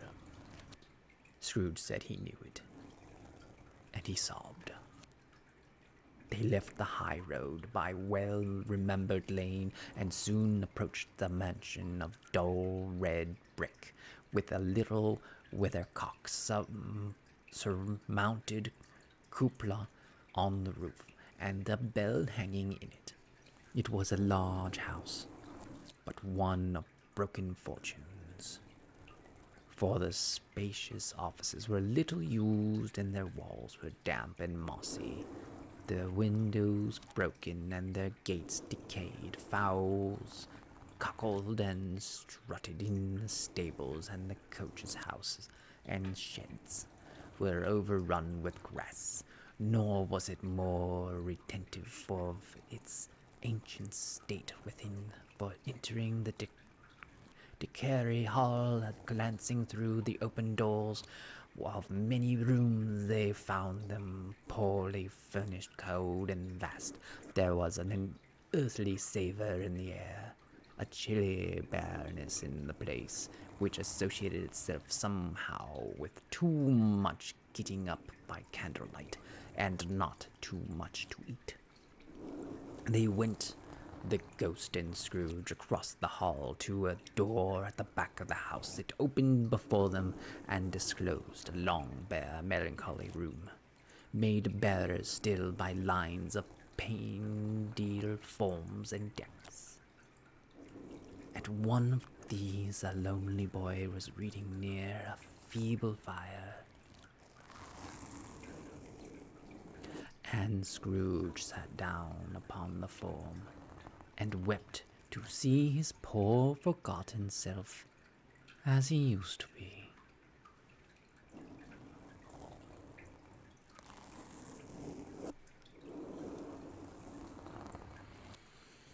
Not a linnet echo in the house, not a squeak and scuffle from the mice behind the paneling, not a drip from the half-thwarted waterspout in the dull yard beyond. Not a sigh among the leafless brot of despondent popular, not the idle swinging of an empty storehouse door. No, not a clicking in the fire, but fell upon the heart of Scrooge with a softening influence and gave a further passage to his tears. The spirit touched him on the arm and pointed to his younger self, intent upon his reading. Suddenly a man in foreign garments, woefully real and distinct to look at, stood outside the window, with an axe stuck in his belt, and leading by the bridle an ass laden with wood.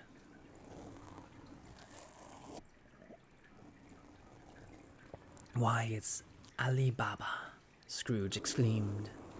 "It's dear old honest Ali Baba! Yes, yes, I know. One Christmas time, when yonder solitary children were left here alone, he did come. For the first time, just like that, poor boy. And Valentine," said Scrooge, "and his wild brother, Orson. There they go. And what's his name? Who was put down in his drawers asleep at the gate of Damascus? Don't you see him? At the Sultan's groom turned upside down by Guinea. Here he is upon his head. Served him right. I'm glad of it. What business had he to be married to the princess?"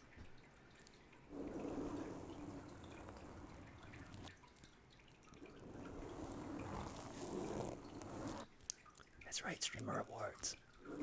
I'm apparently, nominated for Best Man. ASMR Man. For the manliest man of all the ASMRists.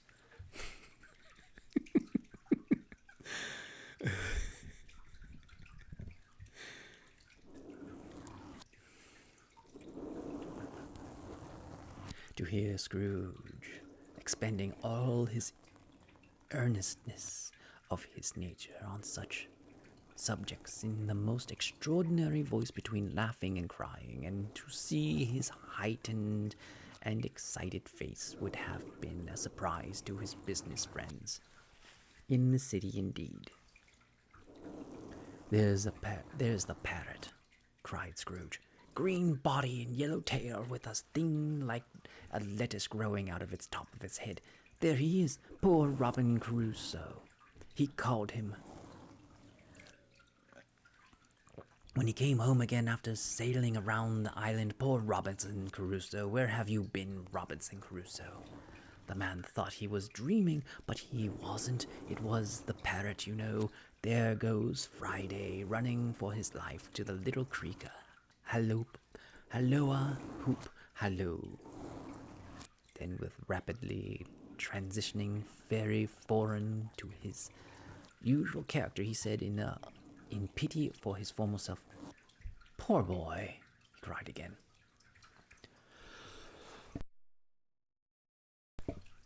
"I wish," Scrooge muttered, putting his hand in his pocket and looking about him after drying his eyes with his cuff.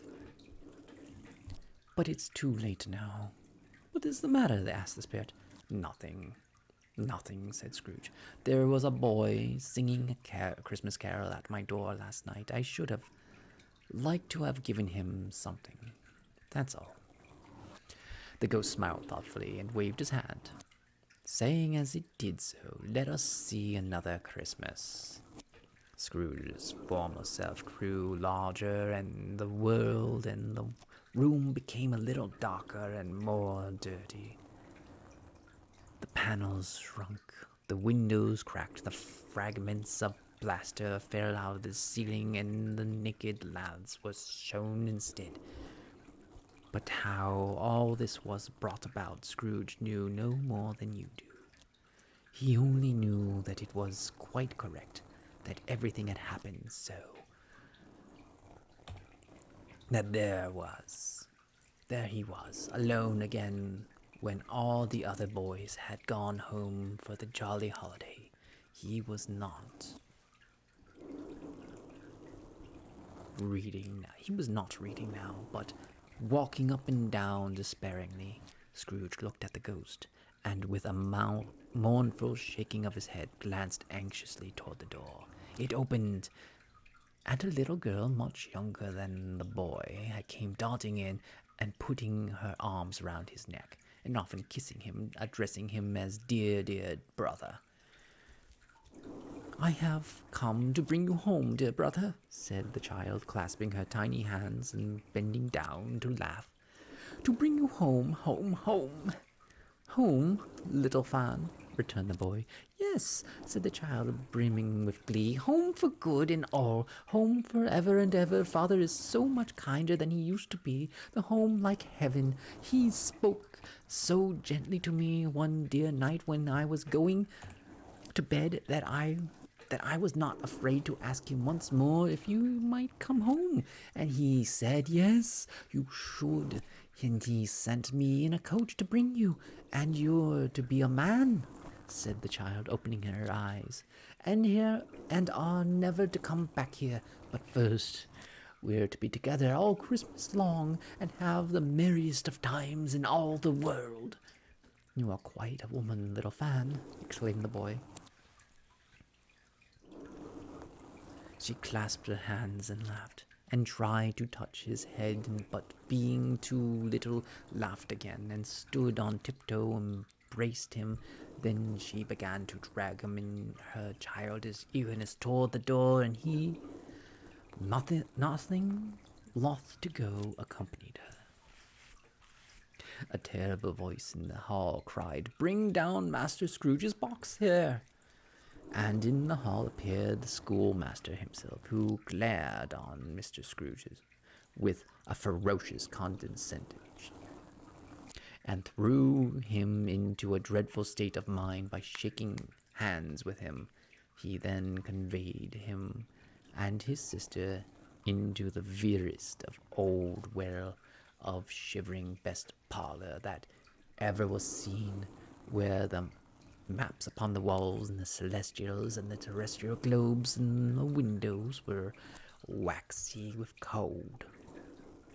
Here he produced a decanter of curiously light wine, and blocked curiously heavy cake, and administrated installments of those dainties to the young people at the same time, sending out a meager servant to offer a glass of something to the postboy, who answered that he thanked the gentleman, but if it was the same tap as he had tasted before, he had rather not. Master Scrooge's trunk being by this time tied on top of the chassis, the children bade the schoolmaster goodbye right willingly, and getting into it, drove gently down the garden sweep. The quickened wheels dashing to the hoar forest, and the snow from the dark leaves of evergreens like spray. Always delicate creatures whom a breath might have withered, said the ghost. But she had a large heart. So she had, cried Scrooge. You are right. I will not gainsay it, spirit, God forbid. She died a woman, the ghost said, and had, as I think, children. One child, Scrooge returned. True, said the ghost, your nephew. Scrooge seemed uneasy in his mind, and answered briefly, yes, although they had but that moment left the school behind them. There were now in the busy thoroughfares of a city where shadowy passengers passed and repassed, where shadowy carts and coaches and battled for their way, and all the strife and tumult of a real city was made plain enough by the dressing of the shops that here too was Christmas time again. But it was evening, and the streets were lighted up. The ghost stopped at a certain warehouse door and asked Scrooge if he knew it.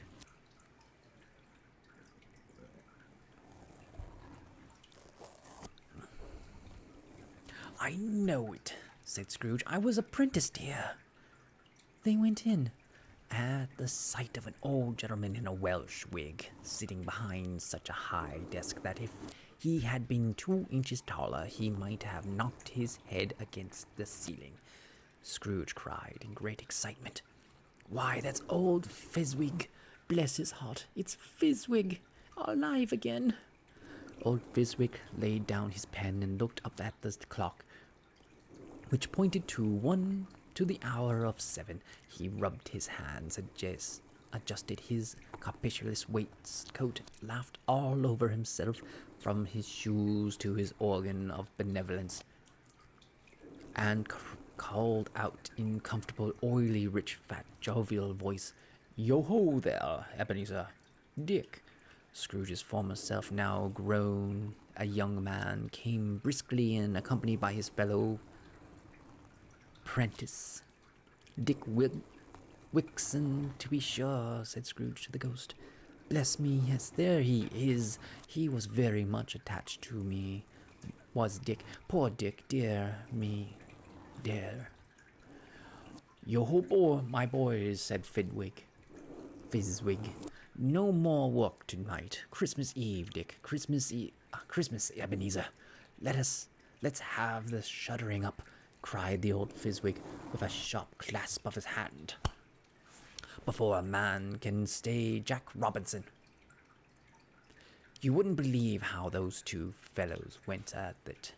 They charged into the streets with the shutters. 1, 2, 3, had 'em up in their place. 4, 5, 6, barreled them and pinned them. 7, 8, 9, and came back before you could have gone to 12, panting like racehorses.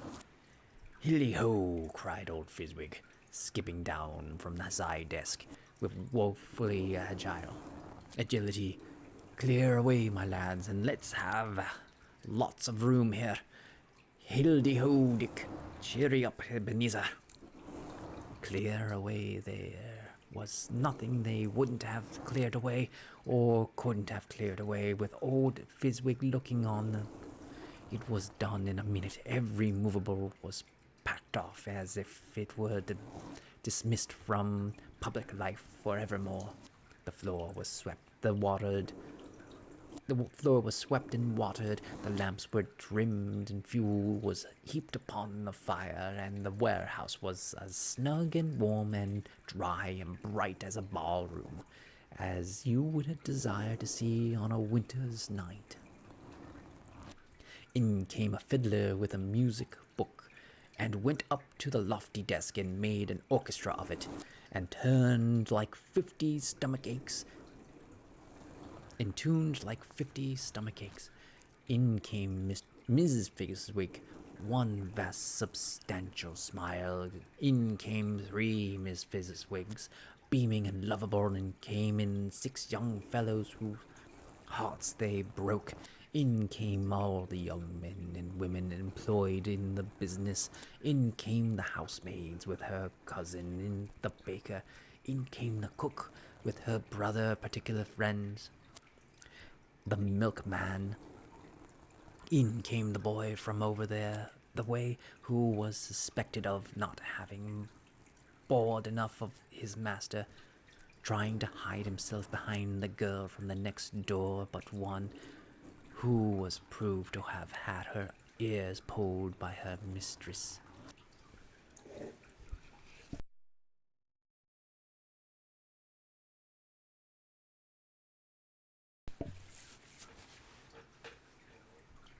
In they all came, one after another, some shyly, some boldly, some gracefully, some awkwardly, some pushing, some pulling. In they all came, anyhow and everyhow. Away they all went, 20 couples at once, hands half round and back again, the other way down the middle and up again, round, in various stages of affectionate roping, and old top couples always turning up in the wrong places, and new tops couples starting off again as soon as they got there, all top couples at last, and not a bottom one to help them. When this result was brought about, the old Fizwig, clapping his hands to stop the dance, cried out, "Well done!" and the fiddler plunged his hot face into the pot of porter especially provided for that purpose. but scorning rest upon the reappearance. He instantly began again. Through there were no dancers yet, as if the other fiddler had been carried home exhausted on the stutter. He were a brand new man, resolved to beat him out of sight or perish. There were more dancers, and there were more forfeits, and more dances, and there was cake, and there was negus, and there was a great piece of cold roast, and there was a great piece of cold boiled, and there was minced pies, plenty of beer. But the great effect of the evening came after the roast and boiled, when the fiddler, an artful dog mind, the sort of man who knew his business better than you or I could have told it to it, struck up Sir Roger de Croverley. Then old Fizwick stood out to dance with Mrs. Fizwick. Top couple too, with a good stiff piece of work cut out for them. 3, 4, and 20 pairs of partners, people who were not to be trifled with, people who would dance and had no notion of walking. But if they had been twice as many, 4 times, old Fizwick would have been a match for them. And so would Mrs. Fizwick. As to her, she was worthy to be his partner in every sense of the term. If that not high praise, tell me higher, and I'll use it. A positive light appeared to issue from Fizwick's calves.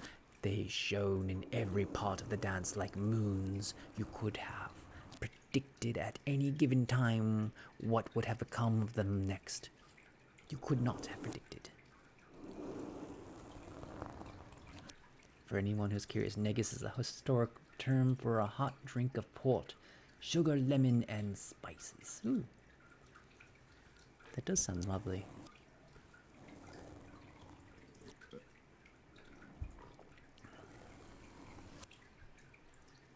You couldn't have predicted at any given time what would have become of them next. And when old Fizwick and Mrs. Fizwick had gone all through the dance, advance and retire, both hands of your partner bow and curtsy, corkscrewed, thread and needled, and back again to your place. Fizwick cut so deftly that he appeared to wink with his legs, and came upon his feet again without stagger. When the clock struck 11, the domestic ball broke up. Mr. and Mrs. Fizwick took their stations, one on either side of the door, and shaking hands with every person individually as he or she went out, wished him or her a Merry Christmas. When everybody had retired but the 2 presences, they did the same to them, and thus the cheerful voices died away, and the lads were left to their beds, which were under a counter in the back of the shop. During the whole of this time, Scrooge had acted like a man out of his wits. His heart and his soul were in a sense, and with his former self he collaborated everything, remembered everything, enjoyed everything, and underwent the strangest agitation. It was not until now, when the bright faces of his former self and Dick were turned from them, that he remembered the ghost, and became conscious that it was looking full upon him, while the light upon its head burnt very clearly. "A small matter," said the ghost, "to make these silly folks so full of gratitude." "Small?" echoed Scrooge. The spirit sighed to him and listened to the 2 apprentices, who were pouring out their hearts in praise of Fizwick, and when he had done so, said, "Why, is it not? He had spent but a few pounds of your mortal money, 3 or 4 perhaps. Is that so much that he deserves this praise?"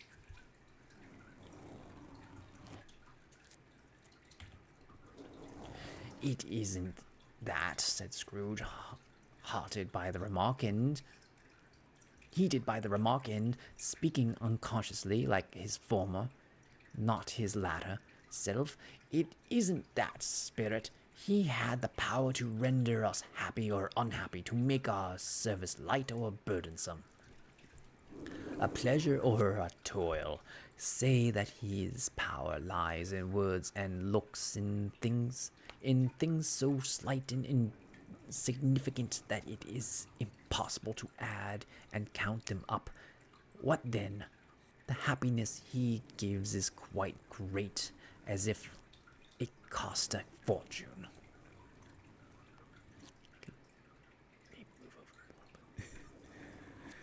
He felt the spirit glance and stopped. What is the matter? Asked the ghost. Nothing.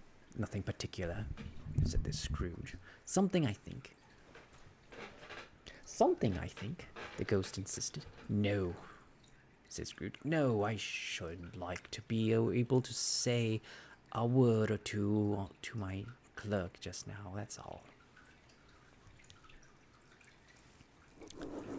No, I should like to be able to say a word or two to my clerk just now. That's all. His former self turned down the lampet as he gave untethered to the wish, and Scrooge and the ghost again stood side by side in the open air. My time grows short, observed the spirit. Quick. This was not addressed to Scrooge or to anyone whom he could see, but it produced an immediate effect, for again Scrooge saw himself. He was older now, a man in his prime of life. His face had not the harsh and rigid lines of latter years, but it had begun. I lost my. It produced immediate effects, but again saw himself. He was older now, a man in his prime of life. His lost lines of latter years, but he had begun to wear the signs of care and advice. There was an eager, greedy, restless motion in his eye, which shone the passion that had taken root, and where the shadow of growing trees would fall.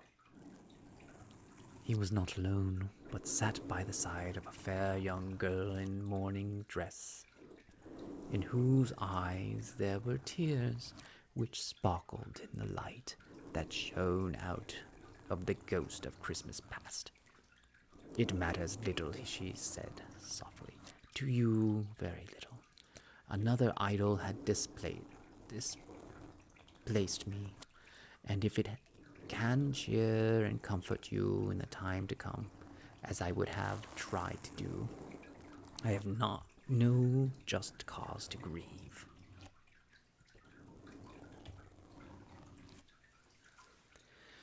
What idol had placed you? He rejoiced. A golden one. This is the 11th handed dealing of the world, he said. There is nothing on which it is so hard as poverty, and there is nothing to profess so condemn with such severity as the pursuit of wealth. You fear the world too much, she answered gently. All your other hopes had merged into the hopes of being beyond the chance of its sordid reproach, and I have seen your nobler aspirations fall off one by one until the master passion, gain, engrossed you. Have I not? What then? He retorted. Even if I had grown so much wiser, what then? Am I not changed towards you?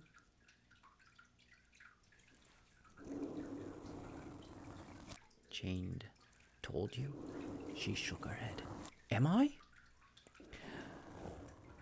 Our contract is an old one, It was made when we were both poor and content to be so, until in good season we could improve our worldly fortunes by patent,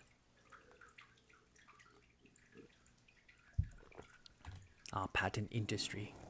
You are changed. When it was made, you were another man. I was a boy, he said patiently. Your own feelings tell you that you are not what you are, she returned. I am that which promised happiness when we were one in heart, is fraught with misery now that we are two. How often and how keenly have I thought of this? I will not say. It is enough that I have thought of it, and can release you. Have I ever sought release? In words, no, never. In what then? In changed nature, in an altered spirit, in another atmosphere of life, another hope as its great end, in everything that made my love of any worth or value in your sight, if this had never been between us, said the girl, looking mildly but with steadiness upon him. Tell me, would you seek me out and try to win me now? Ah, no. Wait, did I? Ah, no. He seemed to yield to justice of their suspicion in spite of himself, but he said with a struggle, You think not? I would gladly think otherwise if I could, she answered. Heavens knows. Heavens knows. When I had learned the truth like this, I know how strong and irresistible it must be. But if you were free today, tomorrow, yesterday, can even I believe that you would choose a trowelless girl?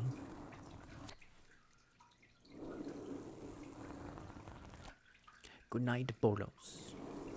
May you have sweet dreams, not the haunted dreams of ghosts of Christmas past.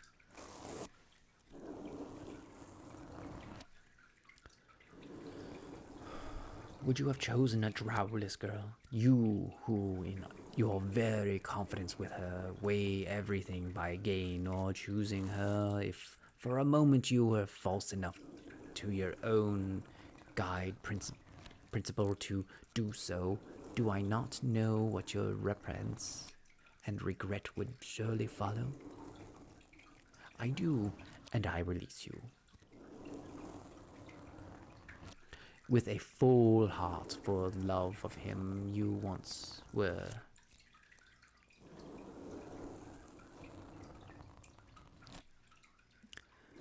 He was about to speak, but with her head turned from him, she resumed. You may, the memory of what is past, half makes me hope you will have pain in this a very, very brief time, and you will dismiss the recollection of it gladly, and as an unprofitable dream from which it happened. Well, that is that you awoke. May you be happy in your life you have chosen. She left him, and they parted. Spirit, said Scrooge, show me no more. Conduct me home. Why do you delight to torture me? One shadow more, exclaimed the ghost. No more, cried Scrooge. No more. I do not wish to see it. Show me no more. But the relentless ghost pinioned him in both his arms and forced him to observe what happened next. There were in another scene and place a room not very large or handsome, but full of comfort. Near the winter fire sat a beautiful young girl, so like that last that Scrooge believed it was the same until he saw her, now a commonly matron, sitting opposite her daughter. The noise in his room was perfectly tumultuous, for there was more children there than Scrooge, in his agitated state of mind, could count, and unlike the celebrated herd in the poem, there were not 40 children conducting themselves like one, but every child was conducting itself like 40. The consequences were uproarious beyond belief, but no one seemed to care. On the contrary, the mother and the daughter laughed heartily and enjoyed it very much, and the latter, soon beginning to mingle in the sports, got pillaged by young brigands most ruthlessly. What would I not have given to be one of them, though I never could have been so rude. No, no, I wouldn't for the wealth of all the world have crushed that braided hair and torn it down. And for the precious little shoe, I wouldn't have plucked it off. God bless my soul, to save my life. As to measuring her waist in support as they did, bold young brood, I couldn't have done it. I should have expected my arm to have grown around it. For a punishment and never come straight again, and yet I should have drearily liked, I own, to have touched her lips, to have questioned her, that she might have opened them, to have looked upon the lashes of her downcast eyes, and never raised a blush, to have let loose waves of hair an inch from which would be kept keepsake beyond price. In short, I should have liked, I do confess, I have had the lightest license of a child, and yet I to have been man enough to know its value. But now a knocking at the door was heard, and such a rush immediately ensued that she, with laughing face and plundered dress, borne toward it, the center of flustered and boisterous group, just in time to greet the father, who came home attended by a man laden with Christmas toys and presents.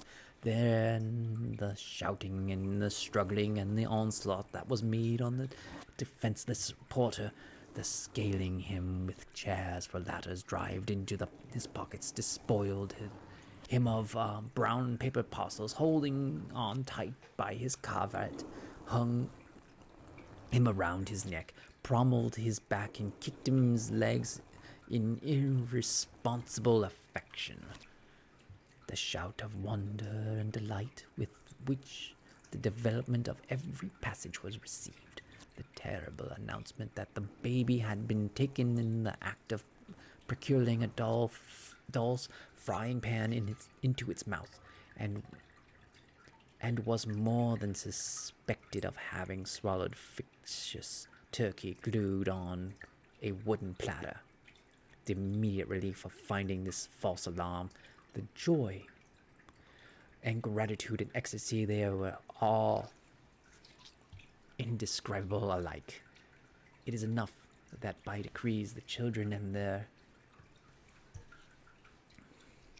emotions got out of the parlor, and by one stair at a time up to the top of the house, where they went to bed and subsided.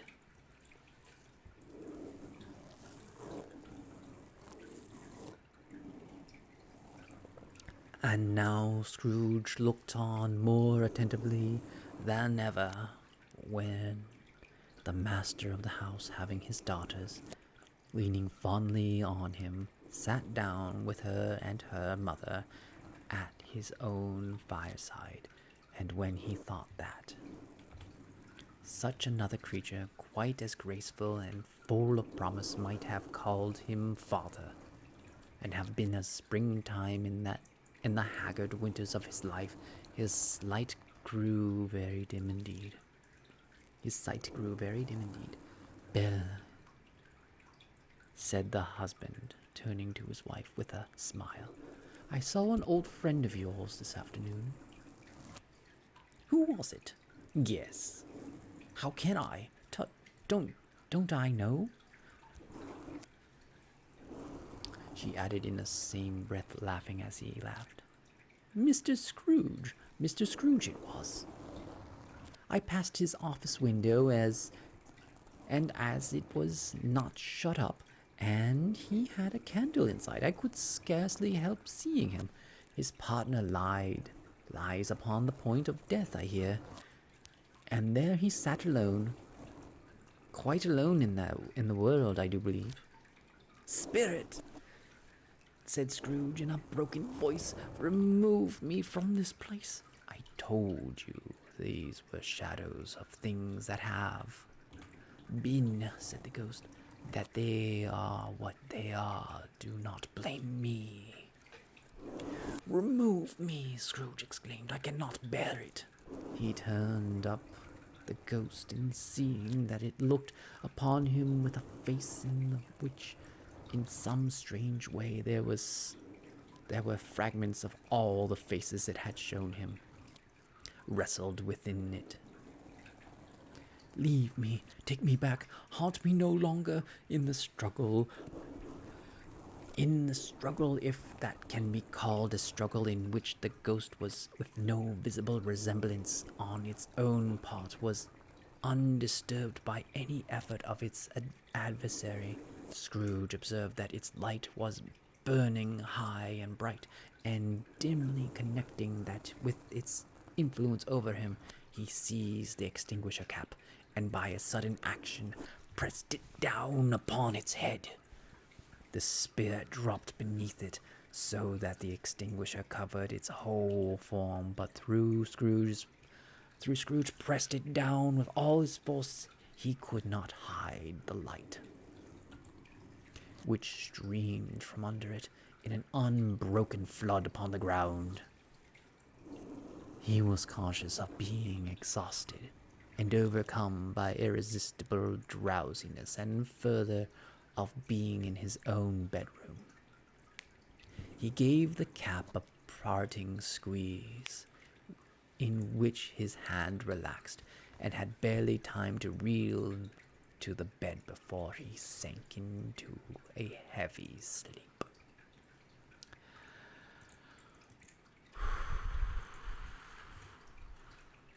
I'm going to the restroom real quick.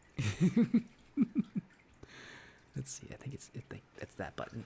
I shall be right back, and we shall continue our journey through A Christmas Carol of 1843.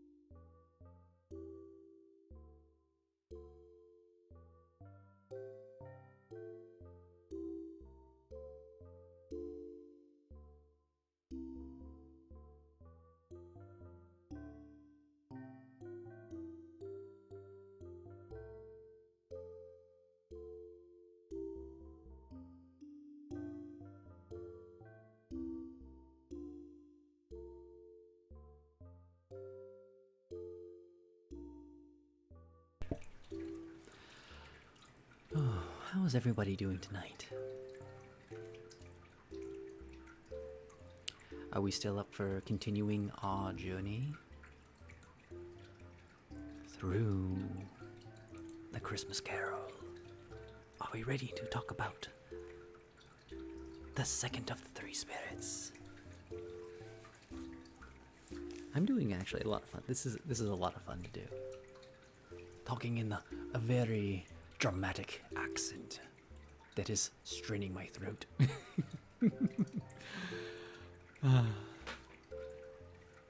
If you guys want me to do triggers, now is the time to ask me. As we are in intermission.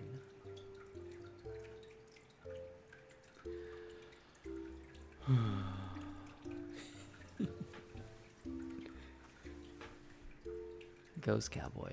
Okay, we can do a Ghost Cowboy. We are 45 pages of 90 pages.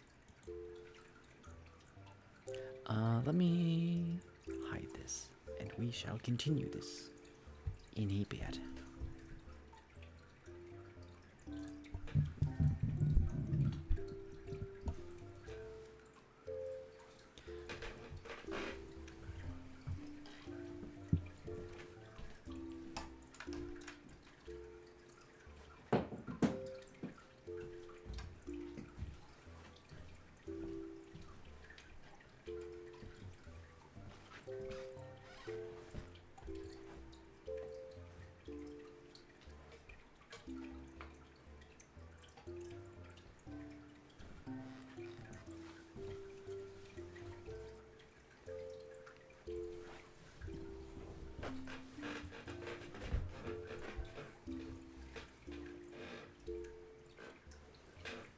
Okay, so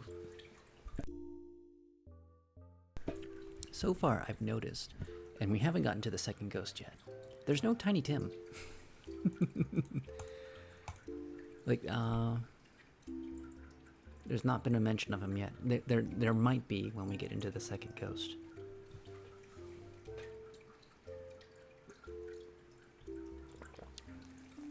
But it is yet to be determined where the fates of Tiny Tim lay. Okay, I need the... There we go. Oh, I do need to check something real quick. Because the temperature had heated up quite a bit.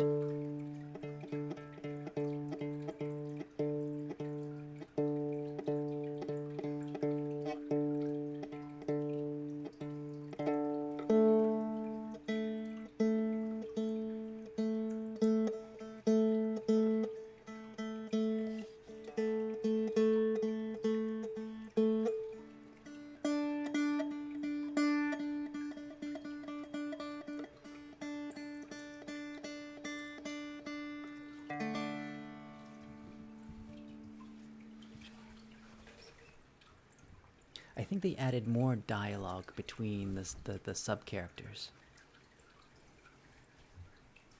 I think that's the main difference right now.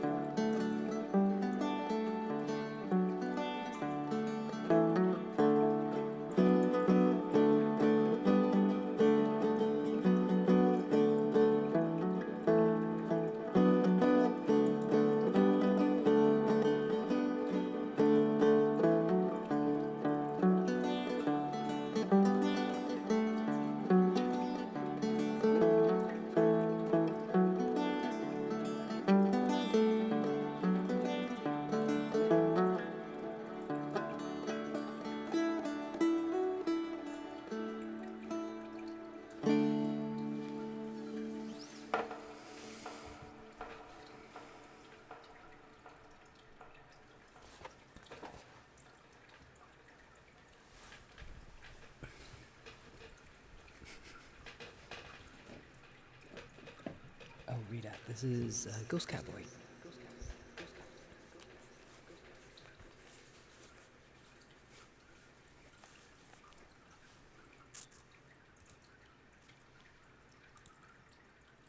So the lore behind the Ghost Cowboy was it was very early in when I first was doing ASMR.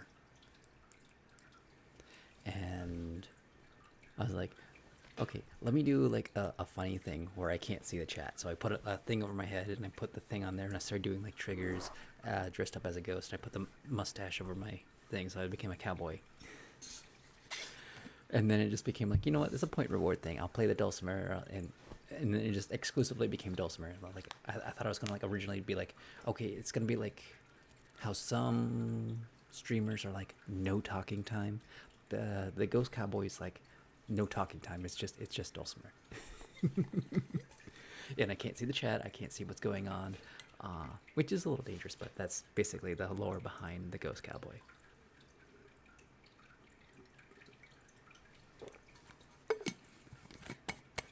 And I think that was the first ghost on the stream. And then I started having like little floating ghosts because I had like the overlay, because he was here from the very beginning. He was like, everyone was crazy about like the dancing bear because he would like crawl over the screen. And then I eventually added a ghost to just like kind of meander around the room, and then people could like summon their own ghosts after that, and then it like started crowding up the whole screen. It's like, okay, I have to like move them down here. I thought I was like, maybe if I have them like, they would be like here in the borders, maybe they'll be okay. It's like, no, I'm just gonna have them all on the bottom here.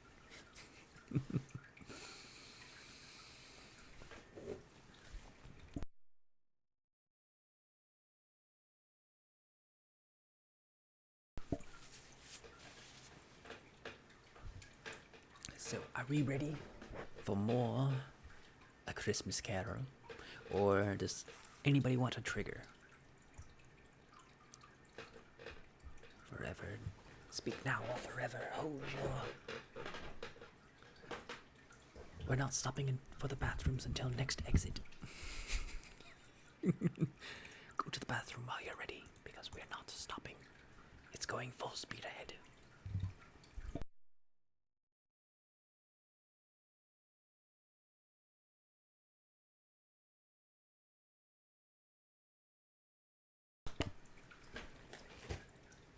I know, like the ghosts are ridiculous. I've always wanted to like add other sprites, and we got a chicken now. The chicken is now a thing, but I was gonna do butterflies and all these other things. It's just like I never got around to it. I think before I start the next segment, I'm going to get more licorice tea. So I'll be right back real quick. Let's put some background music.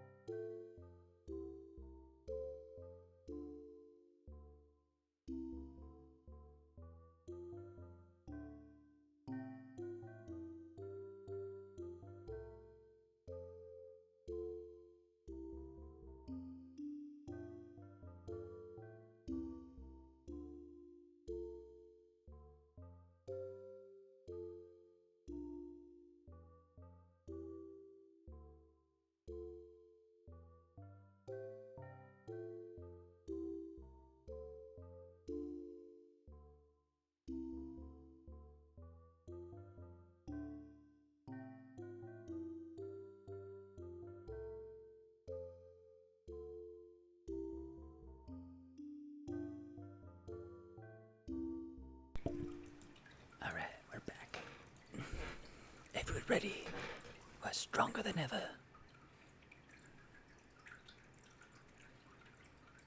There we go.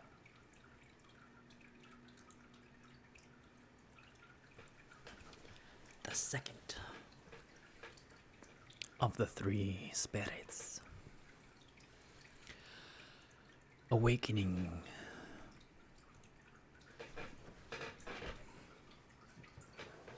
Move this piano over a little bit.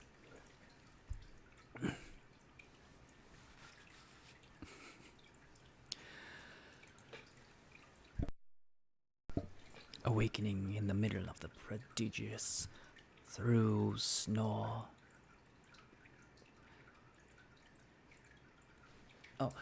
Awakening in the middle of a prodigiously thorough snore, and sitting up in bed to get his thoughts together, Scrooge had no occasion to be told that the bell was again upon the stroke of one. He felt that he was restored to consciousness in the right nick of time for the special purpose of holding a conference with the second messenger dispatched to him through Jacob Marley's intervention. But finding that he turned uncomfortably cold when he began to wonder which of his curtains this new spectre would draw back, he put them every one aside with his own hand, and lying down again, established a sharp look out all around the bed, for he wished to challenge the spirit on the moment of its appearance, and did not wish to be taken by surprise, and made nervous. Gentlemen of the free and easy sport who plume themselves on the being acquainted with a move or two, and being unusually equal to the time of day, express the wide range of their capacity for adventure by observing that they are good for anything from pitch and toss to manslaughter, between which opposite extremes, no doubt, there lies a tolerably wide and comprehensive range of subjects, without venturing for Scrooge quite as heartily as this.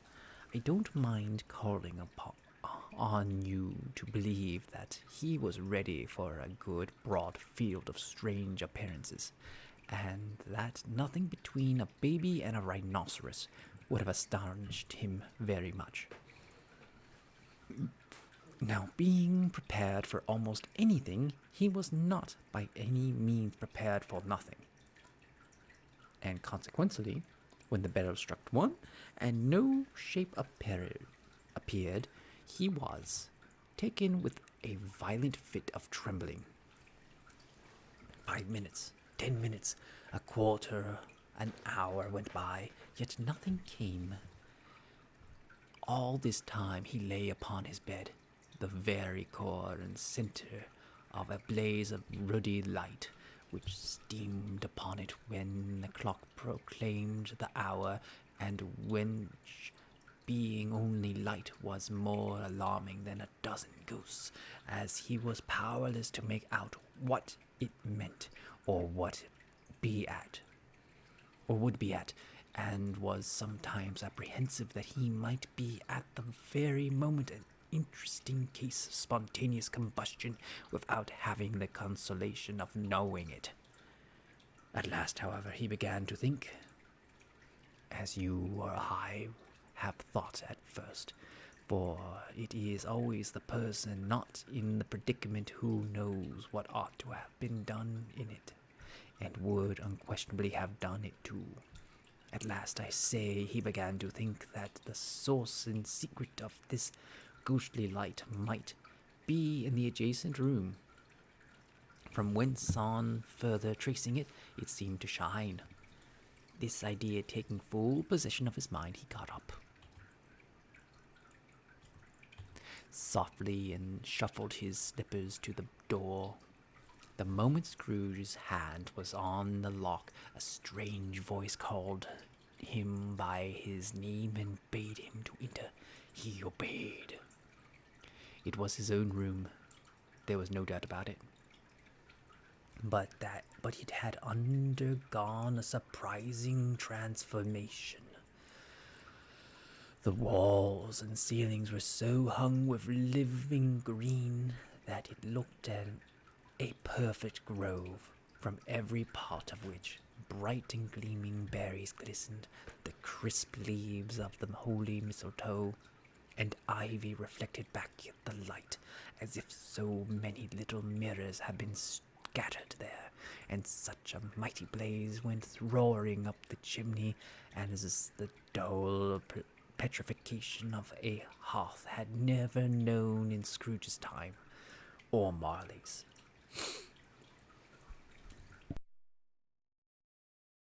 Holly, mistletoe, and ivy.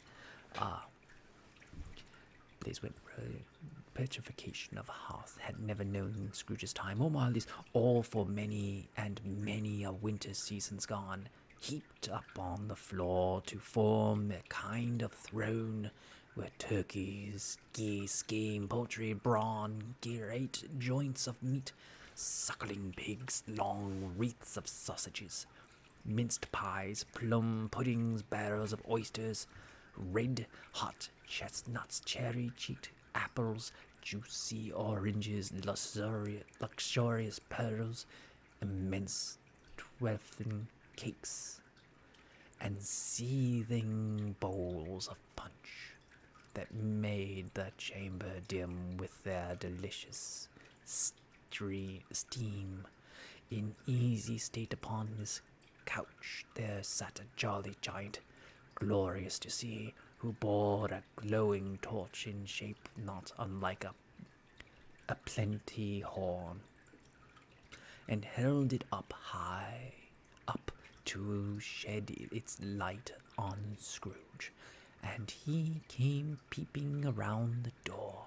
"Come in," exclaimed the ghost, "come in, and I know me better, man."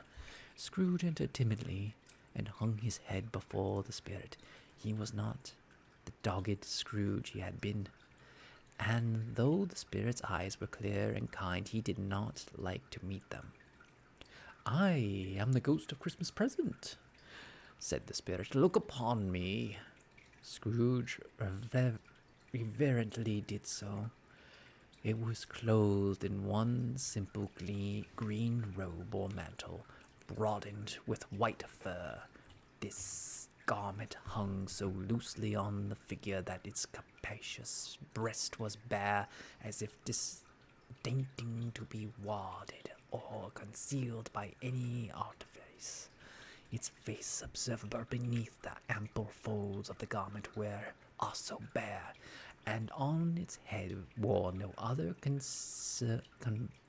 covering than a holly wreath, set here and there with shining icicles.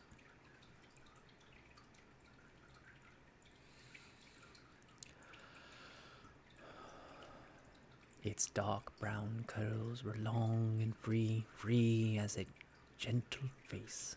Its sparkling eye, its open hand, its cheery voice, its unconstrained demeanor, and its joyful air.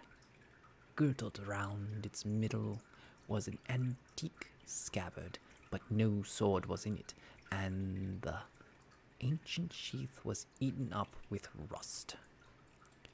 "You have never seen the likes of me before," exclaimed the spirit. "Never," Scrooge made answer to it. "Have never walked forth with the younger members of my family, meaning, for I am very young, my elder brother, born in these later years?" pursued the phantom. "I don't think I have," said Scrooge. "I'm afraid I have not. Have you had many brothers, spirit?"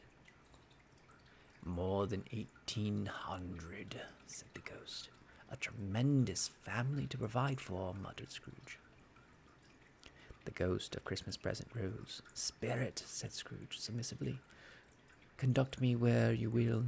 I went forth last night on compulsion and learnt a lesson which is working now. Tonight, if you have a knot to teach me, let me profit from it. Touch my robe. Scrooge did as he was told, and held it fast. Holly, mistletoe, red berries, ivy, turkey, grease, game, poultry, brawn, big meat, pig, sausage, oysters, pies, pudding, fruit, and punch all vanished instantly. So did the room, the fire, the ruddy glow, the hour of the night, and they stood in the city streets on Christmas morning, wherefore the weather was severe. The people made a rough but brisk and not unpleasant kind of music in the scraping of the snow from the pavement in front of the dwellings, and from the tops of their houses, whence it was mad delight to the boys to see it coming pluming down into the road below, and splitting it into artificial little snowstorms. The house fronts looked black enough, and the windows blacker, contrasting with the smooth white sheets of snow upon the roofs, and with the dirtier snow upon the ground, which last deposited had been ploughed up in the deep furrows by the heavy wheels of carts and wagons, furrows that crossed and recrossed each other hundreds of times, there where the great sheets branched off and made intricate channels hard to trace in the thick yellow mud and icy water. The sky was gloomy, and the shortest street were choked up with dingy mist, half thawed, half frozen, whose heavier particles descended in a shower of sooty atoms, as if all the chimneys in Great Britain had by one constant caught fire and were blazing away to their dear heart's content. There was nothing but cheerful in the climate or the town, yet was there an air of cheerfulness abroad, that the clearest summer air and brightest summer sun might have endeavored to diffuse in vain. For the people who were shoveling away on this house tops were jovial and full of glee, calling out to one another from the parapets, and then exchanging a facetious snowball, better-natured missile far than many a worldly jest, laughed heartily if it were right, and not less heartily if it went wrong.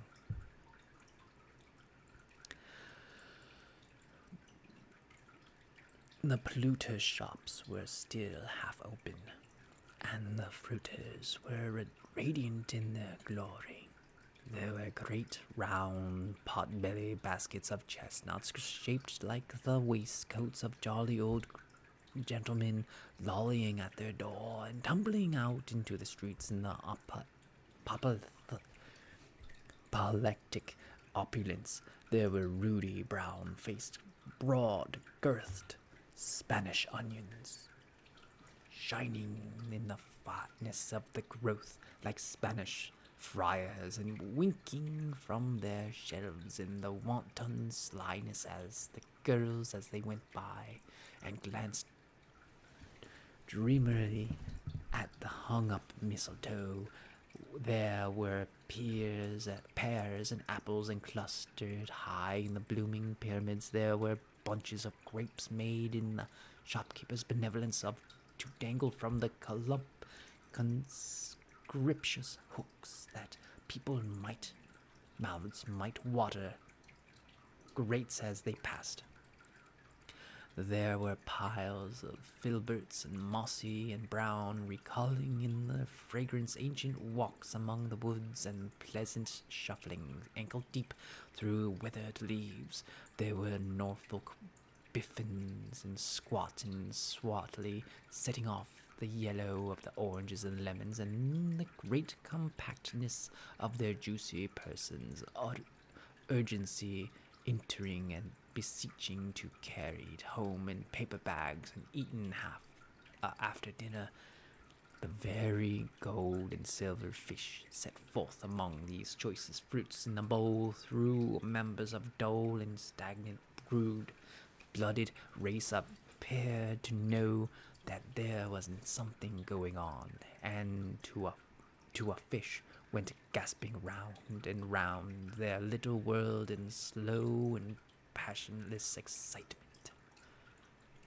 The grocers nearly closed, with perhaps 2 shutters down or 1, but through those gaps, such glimpses, it was not alone that the scales descending on the counter made a merry sound, or that the twine and roller parted company so briskly, or that the canisters were rattled up and down like juggling tricks, or even that the blended scents of tea and coffee were so grateful to the nose, or even that the raisins were so plentiful and rare, the almonds so extremely white, the sticks of cinnamon so long and straight, the other spices so delicious, the candied fruits so caked and spotted with molten sugar as to make the coldest lookers on feel faint and subsequently bilious.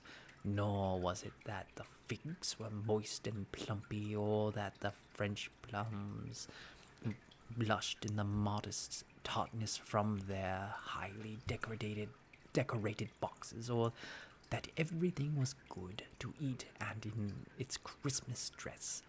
But the customers were all so hurried and so eager in their hopeful promise of the day that they tumbled up against each other at the door, crashing their wicker baskets wildly, and left their purchases upon the counter and came running back to fetch them, and committed hundreds of the like mistakes in the best humor possible, while the grocer and his people were so frank and fresh that they polished hearts with fastened their aprons behind might have been their own, worn outside for general inspection, and for Christmas stars to peek as if they chose.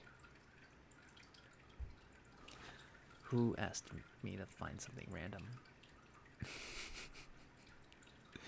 Find me a treasure as grand as this statement of delectable delights that they have been reciting of a grocer.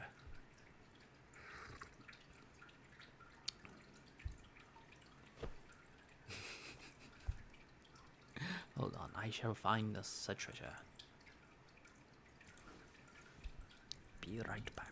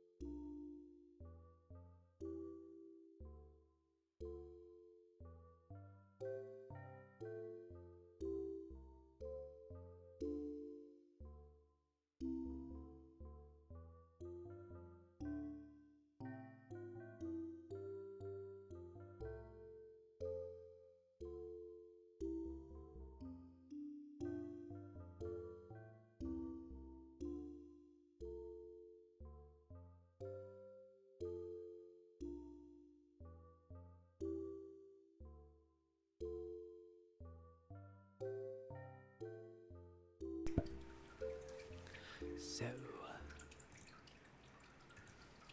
I have in my possession a tiny pool table. 'Tis a mighty grand thing. This tiny pool table I used to use as a literal prop, where the The co-hosts who take a back seat to the show used to play pool during the show. I have not yet set it up for an age. Many a year since they have played pool against one another, where one stared at the other in anticipation for a shot that never came, for they lined up and waited and never took a single shot. Yet there they stood, never breaking the pool triangle, poised, ready for a game. They were ready to compete to see who was the best of them. But alas, the table was unbalanced, and the game was never played. But always the suspense remained.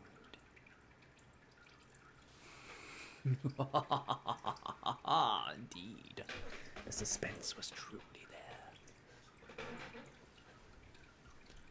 Does that suffice as a truly random treasure?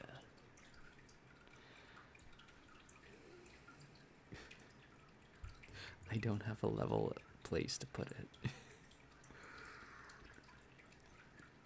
Perhaps one day, but today is not that day.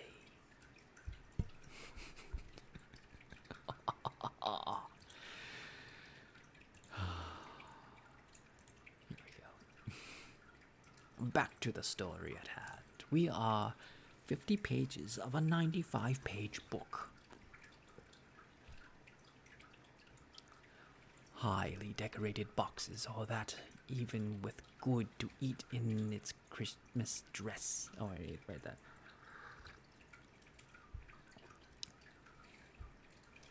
In best humor possible with the grocers and blah blah blah.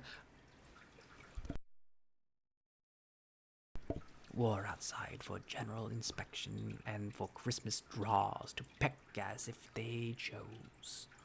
But soon the steeples called good people all to the church and chapels, and away they came, flocking through the streets in their best clothes and with their greyest faces. And at the same time there emerged from scores of by-streets, lanes, and nameless tunings innumerable people carrying their dinners to their bakers' shops.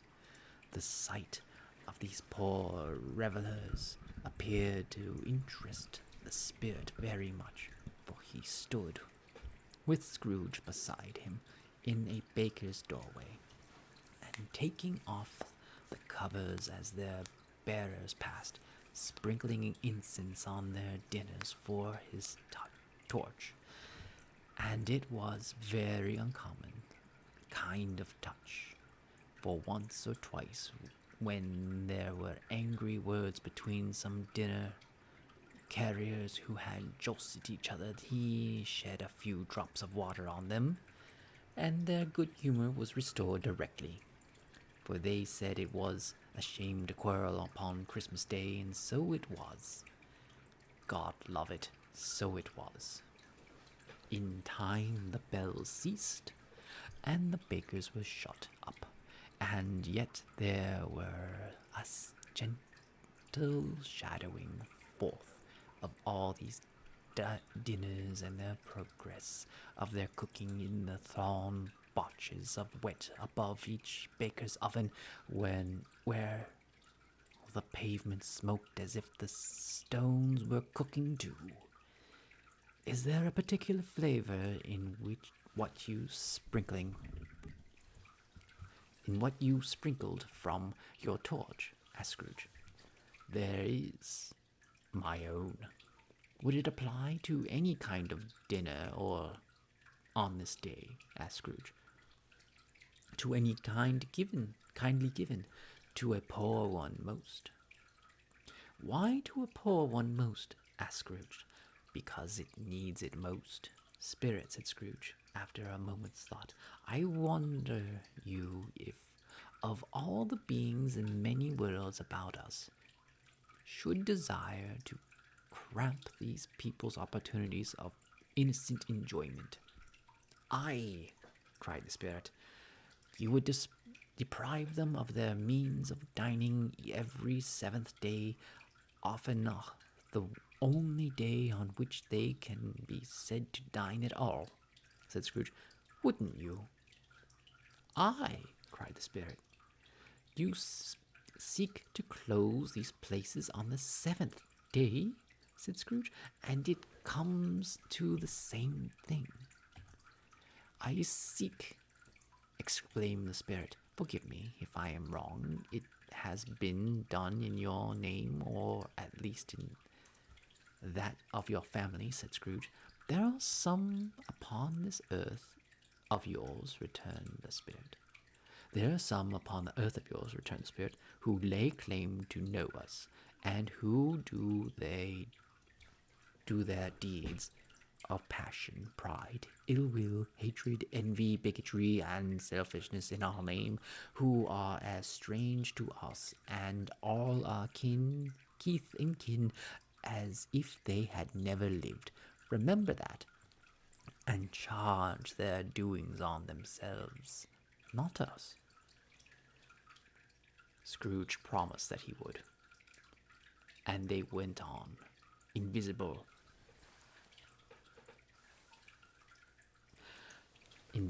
as they had been before, into the suburbs of the town.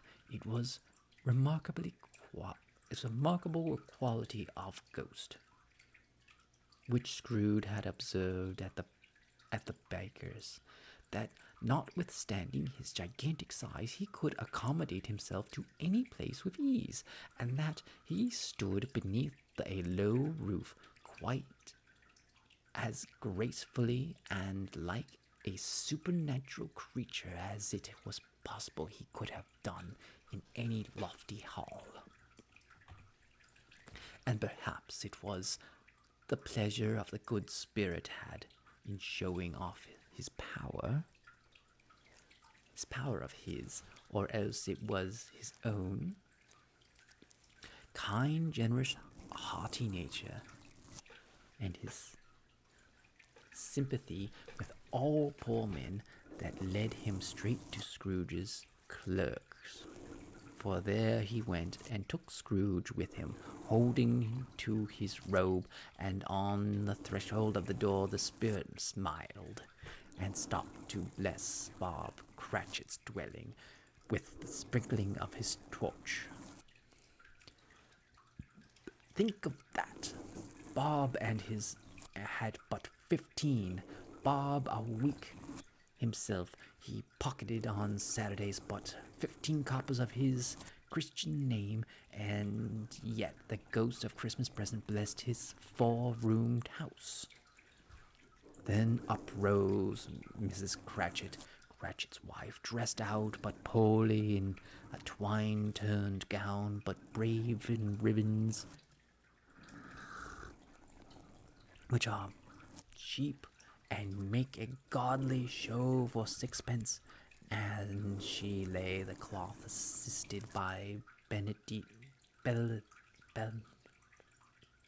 Belinda Cratchit, second of her daughters, also brave in ribbons, while Master Peter Cratchit plunged a fork into the saucepan of potatoes, and getting the corners of his monstrous shirt collar, Bob properly conferred upon his son and hair in honor of the day into his mouth, rejoiced to find himself so gallantly attired, and yearned to show his linen in the fashionable parks.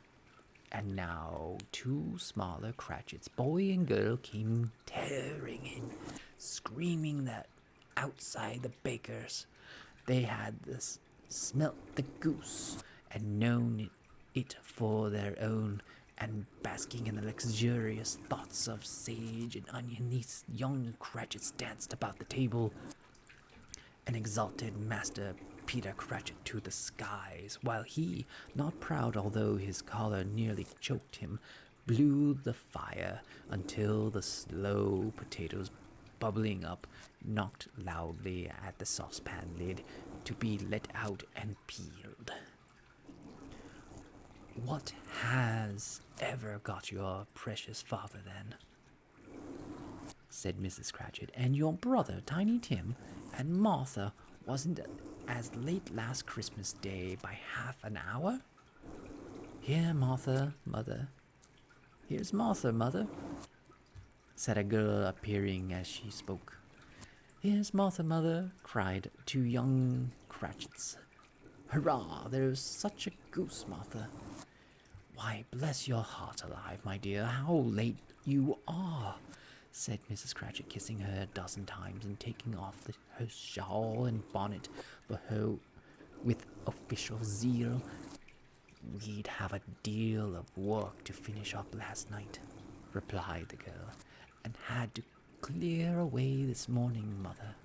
"Well, never mind, so long as you are come," said Miss Cratchit. "Sit ye down before the fire, my dear, and have a warm, Lord bless ye." "No, no, there's father coming," cried the two young Cratchits, who were everywhere at once. "Hide, Martha, hide!"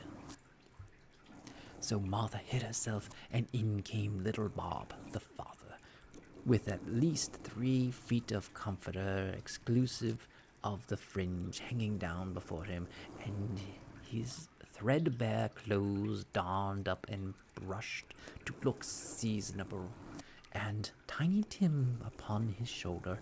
Alas for Tiny Tim, he bore a little crutch, and had his limbs supported by an iron frame. "Why, where's our Martha?" cried Bob Cratchit, looking round. "Not coming," Mrs. Cratchit said. "Not coming?" said Bob with a sudden declaration in his high spirits. Declension in his high spirits, for he had been Tim's blood horse all the way from church, and had come home rampant, not coming upon Christmas Day. Martha didn't like to see him disappointed, if it were only in a joke, so she came out prematurely from behind the closet door and ran into his arms, while the two young Cratchits hustled Tiny Tim and bore him off into the wash-house, that he might hear the pudding sitting in the copper. "And how did Tim behave?" asked Mrs. Cratchit, when she had railed Bob on his credulity.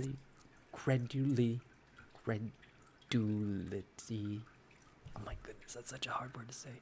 And Bob had hugged his daughter to his heart's content. "As good as gold," Bob said, "and better. Somehow he gets thoughtful, singing by himself so much, and thinks the strangest things you've ever heard. He told me coming home that he hoped that people saw him in church because he was a cripple, and it might be a pleasant to them to remember upon Christmas Day who made lame beggars walk and blind men see." Goodness. Bob's voice was tremulous when he told them this, and trembled more when he said that Tiny Tim was growing strong and healthy. His active little crutch was heard upon the floor, and back came Tiny Tim before another word was spoken, escorted by his brother and sister to his stool before the fire, while Bob turning up his cuffs, as if, poor fellow, they were capable of being made more shabby, compounded some hot mixture in a jug with gin and lemons, and stirred it round and round, and put it on the hob to simmer. Master Peter and the two ubiquitous young Cratchits went to fetch the goose, with which they soon returned in high procession. Such a bustling endured that you might have thought a goose, the rarest of all birds, a feathered phenomenon to which a black swan was a matter of course, and in truth it was something very like it. In that house, Mrs. Cratchit made the gravy ready beforehand in the little saucepan, hissing hot. Master Peter mashed the potatoes with incredible vigor. Miss Blinda sweetened up the applesauce. Martha dusted the hot plate. Bob took Tiny Tim beside him in a tiny corner at the table. The two young Cratchits set chairs for everybody, not forgetting themselves, and mounting guard upon their posts, crammed spoons into their mouths, lest they should shriek for goose before their turn came to be helped. At last the dishes were set on, and the grace was said. It was succeeded by breathless pause as Mrs. Cratchit, looking slowly along the carving knife, prepared to plunge it into the breast.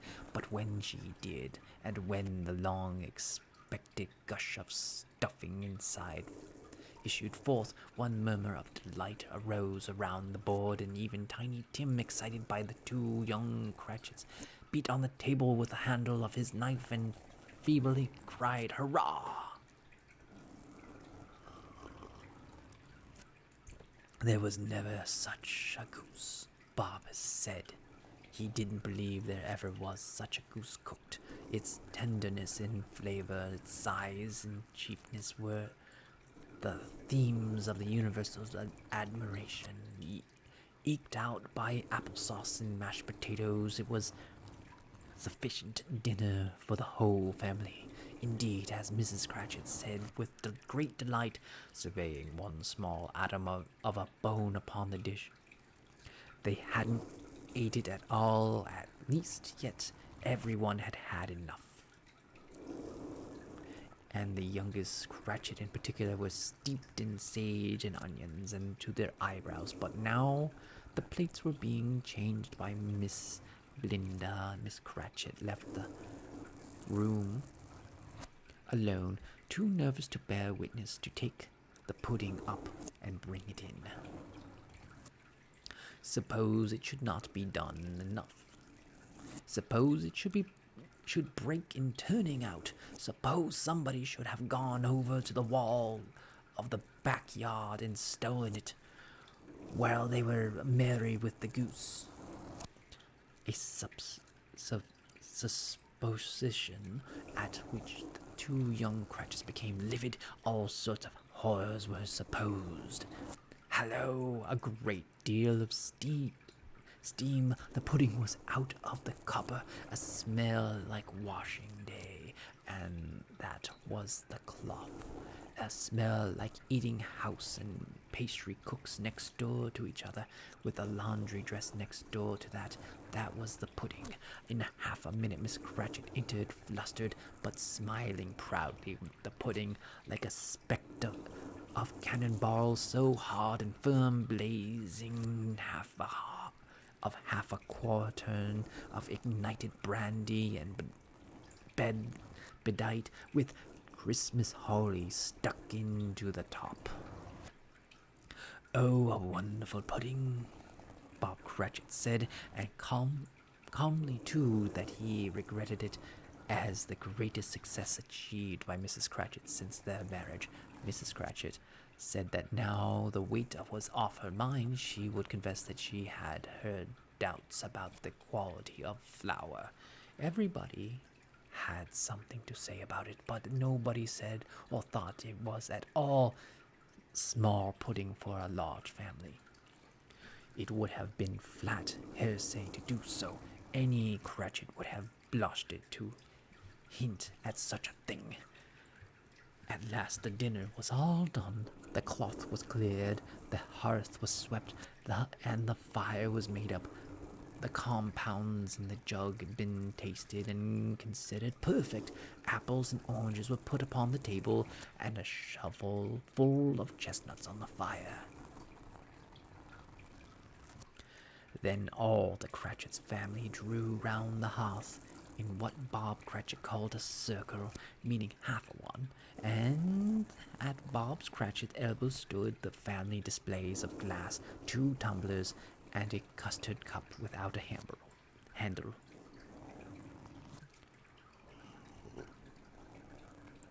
And these held the hot stuff from the jug, however, as well as the golden goblets would have done, and Bob served it out with a beaming looks while the chestnuts on the fire sputtered and cracked noisily. Then Bob proposed a Merry Christmas to all, my dears, God bless us, which all the family re-echoed, God bless us, everyone. Tiny Tim said, the last of all. He sat very close to his father's side upon his little stool. Bob held his withered little hand in his, as if he loved the child and wished to keep him by his side, and dreaded that he might be taken from him. Spirit, said Scrooge, with an interest he had never felt before, tell me if Tiny Tim will live. I see a vacant seat, replied the ghost, in poor chimney corner, and a crutch without an owner, carefully preserved. If these shadows remain unaltered by the future, the child will die. No, no, Scrooge said. Oh, no, kindly spirit, say he will be spared. If these shadows remain unaltered by the future, none other of my race, returned the ghost, will find him here. What then? If he be like to die, he had better do it and decrease the surplus population. Scrooge hung his head to hear his own words quoted by the spirit, and was overcome with penitence, and grief. Man, said the ghost, if man you be in heart, not adamant, forbear that wicked cant until you have discovered what the surplus is, and where it is. Will you decide what men shall live, what men shall die? It may be that in sight of heaven you are more worthless and less fit to live than millions like this poor man's child. O God, to hear the insect on the leaf pronouncing on too much life among his hungry brothers in the dust. Scrooge bent before the ghost's rebuke, and trembling cast his eyes upon the ground, but he raised them speedily on hearing his own name. Mr. Scrooge, said Bob, I'll give you Mr. Scrooge, the founder of the feast. The founder of the feast, indeed, cried Miss Cratchit, reddening. I wish I had him here. I'd give him a piece of my mind to feast upon, and I hope he'd have a good appetite for it. My dear Bob, said the children, the Christmas Day. It should be Christmas Day, I am sure, she said, on which one drink in the health of such an odious, stingy, hard, unfeeling man as Mr. Scrooge. You know he is, Robert. Nobody knows it better than you. Poor fellow. My dear, was Bob's mild answer. Christmas Day. I'll drink to his health for your sake, and the day's, said Mrs. Cratchit. Not for his, not long life to him. Not for his. Long life to him. A Merry Christmas and a Happy New Year. He'll be very merry and very happy, I have no doubt. The children drank the toast after her. It was the first of their proceedings which had no heartiness. Tiny Tim drank it last of all, but he didn't care 2 pence for it. Scrooge was the ogre of the family. The mention of his name cast a dark shadow upon the party, which was not dispelled for full 5 minutes.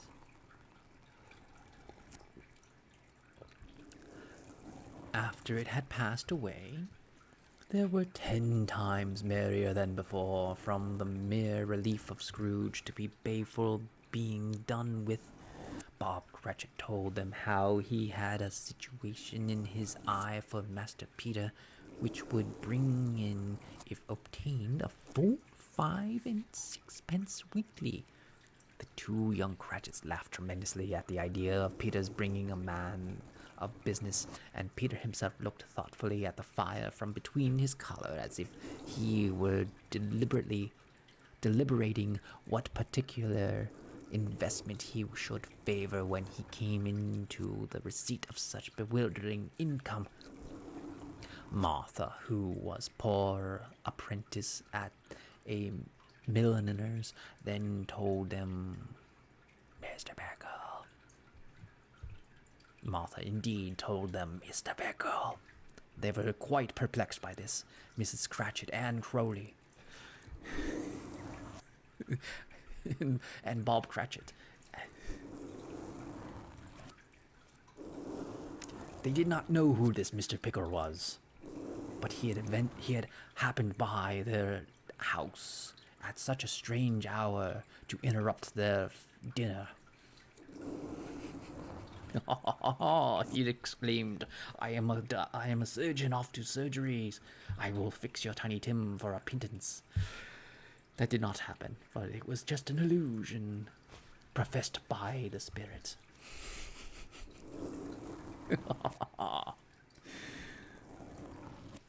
Martha, who was a poor apprentice at a milliner's, then told them what kind of work she had to do and how many hours she worked at a stretch, and how she meant to lie abed tomorrow morning for a good long rest. Tomorrow being a holiday, she passed at home. Also, how she had seen Countess and a lord some days before, and how the lord was much about as tall as Peter, at which Peter pulled up his collar so high that you couldn't have seen his head if you had been there. All this time the chestnuts and the jug went round and round, and by they had song about a lost child travelling in the snow from Tiny Tim, who had a plaintive little voice and sang it very well indeed. There was nothing of high marks in this. They were not handsome family. They were not well dressed. Their shoes were far from being waterproof. Their clothes were scantily, and Peter might have known, and very likely did, the inside of a pawnbroker's. But they were happy, grateful, pleased with one another, and contented with the time.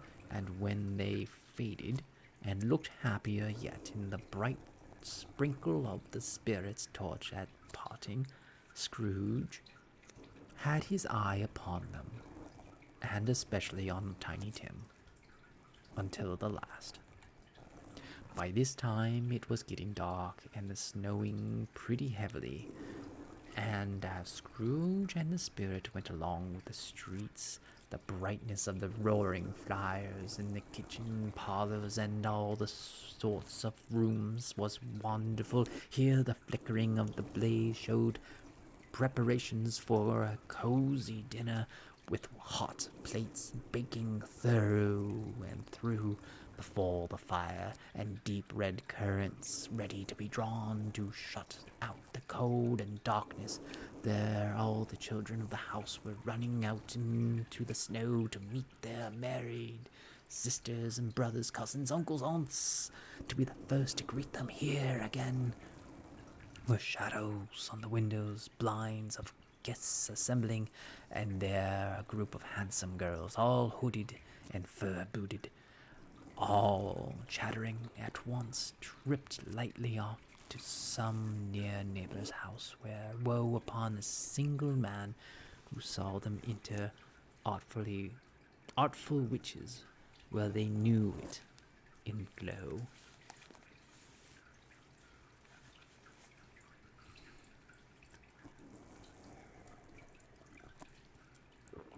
But if you had judged from the number of people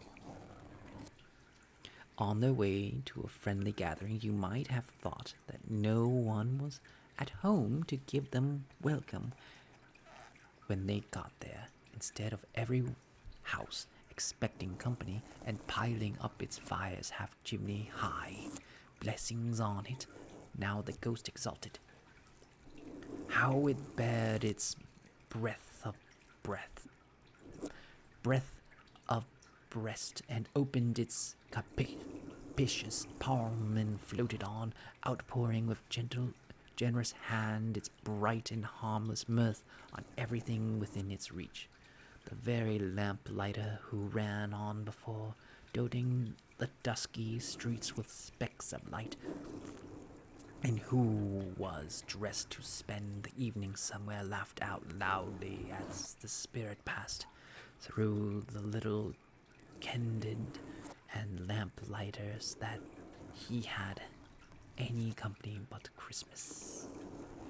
And now, without a word of warning from the ghost, they stood upon the bleak and desert moor where monstrous masses of rude stone were cast about, as though it were brutally placed of giants, and water spread itself whatsoever it lasted, or would have done so but for the frost that had held it prisoner. And nothing grew but moss and furze and coarse rank grasses. Down in the west, the settling sun had left a streak of fiery red which glared upon the desolation for an instant, like a sullen eye, and frowning lower yet, was lost in the thick gloom of darkest night. What place is this? Asked Scrooge. A place where miners live, who labor in the bowels of the earth, returned the spirit. But they know me. See, a light shone from the window of a hut, and swiftly they advanced toward it. Passing through the wall of mud and stone, they found the cheerful company assembled round a glowing fire, and an old man and woman with their children and their children's children, and another generation beyond that, all decked out gaily in their holiday attire. The old man, in a voice that seldom rose above the howling of the wind upon the barren waste, was singing them a Christmas song. How's it going, Arkham?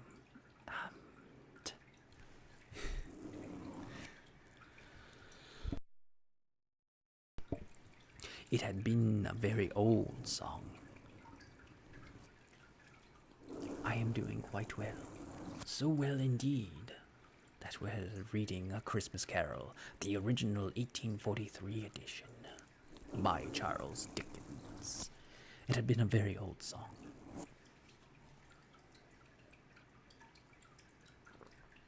When he was a boy, and from time to time they all joined in the chorus.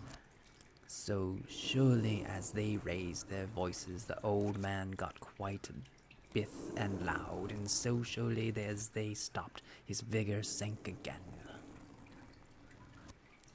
The spirit did not tarry here, but bade Scrooge hold his robe, and passed on above the moor, sped whither not to see.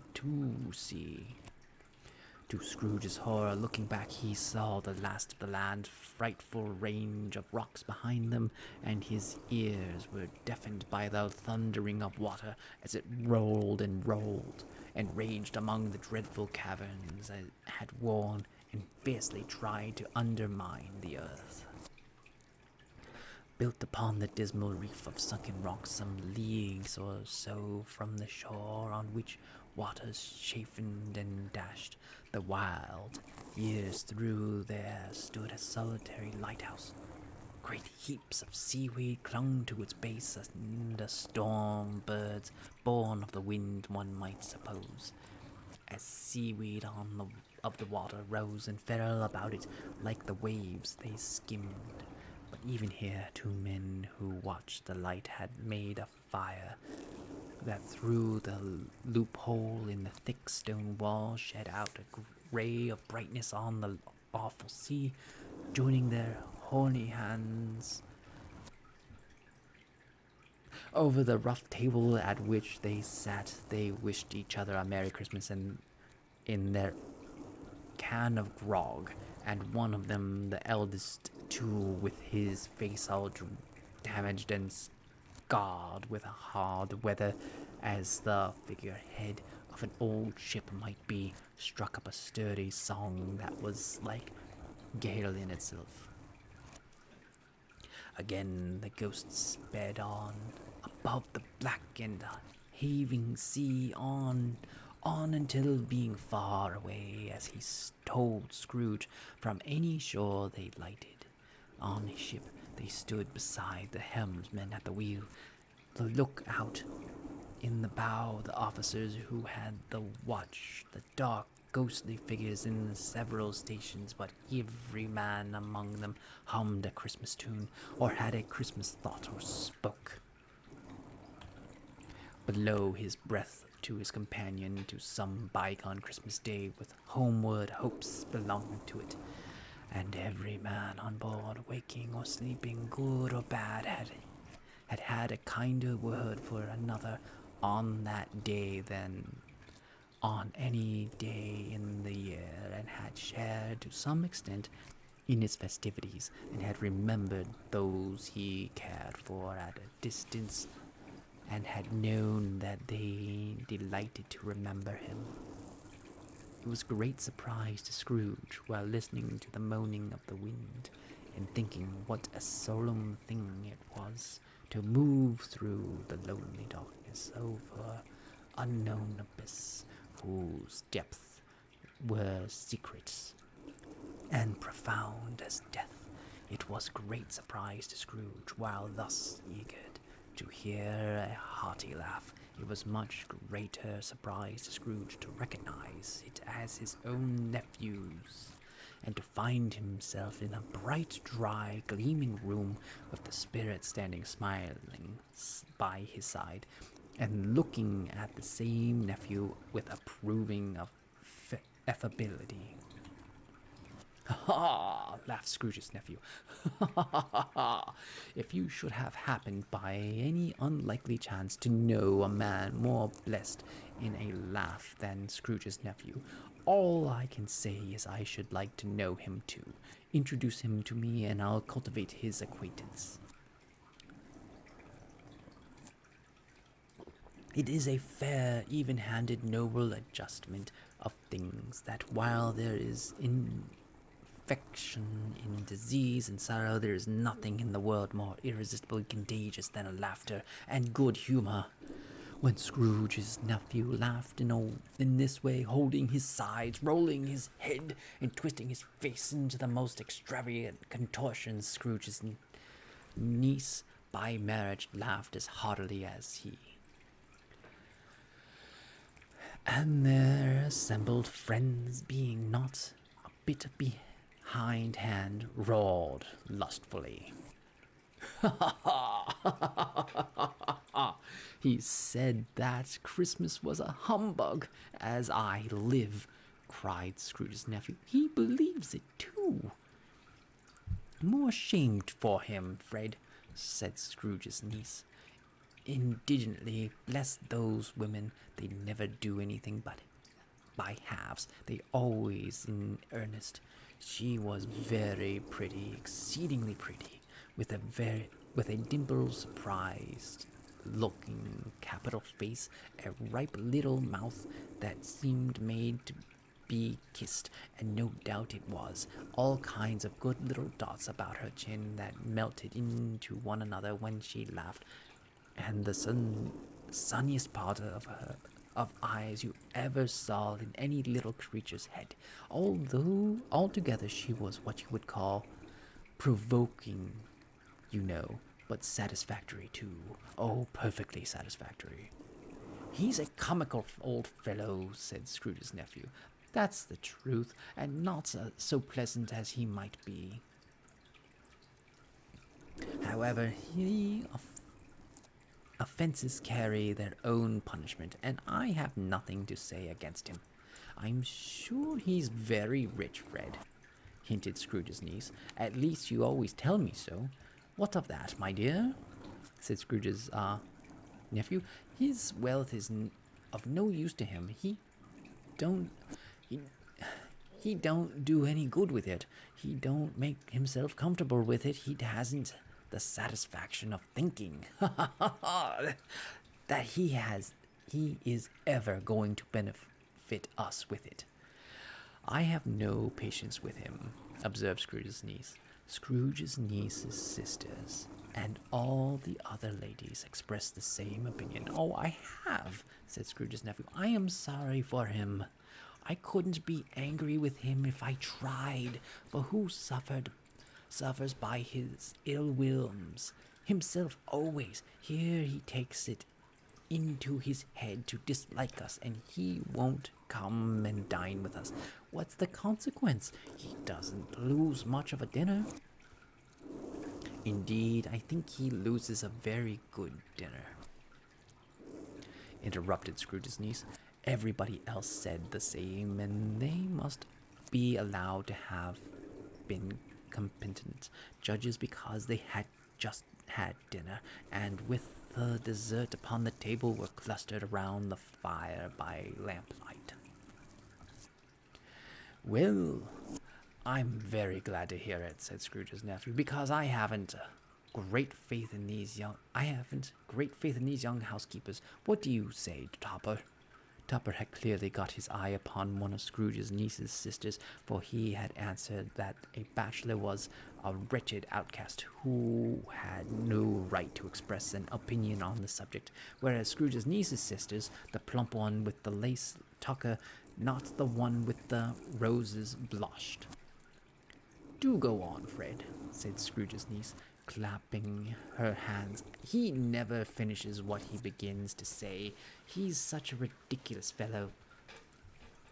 Scrooge's nephew reveled in another laugh, and it was impossible to keep the infectious affection off, though the plump sister tried hard to do it with an aromatic vigor. His example was unanimously followed. The cowboy ducky has come to the Christmas feast.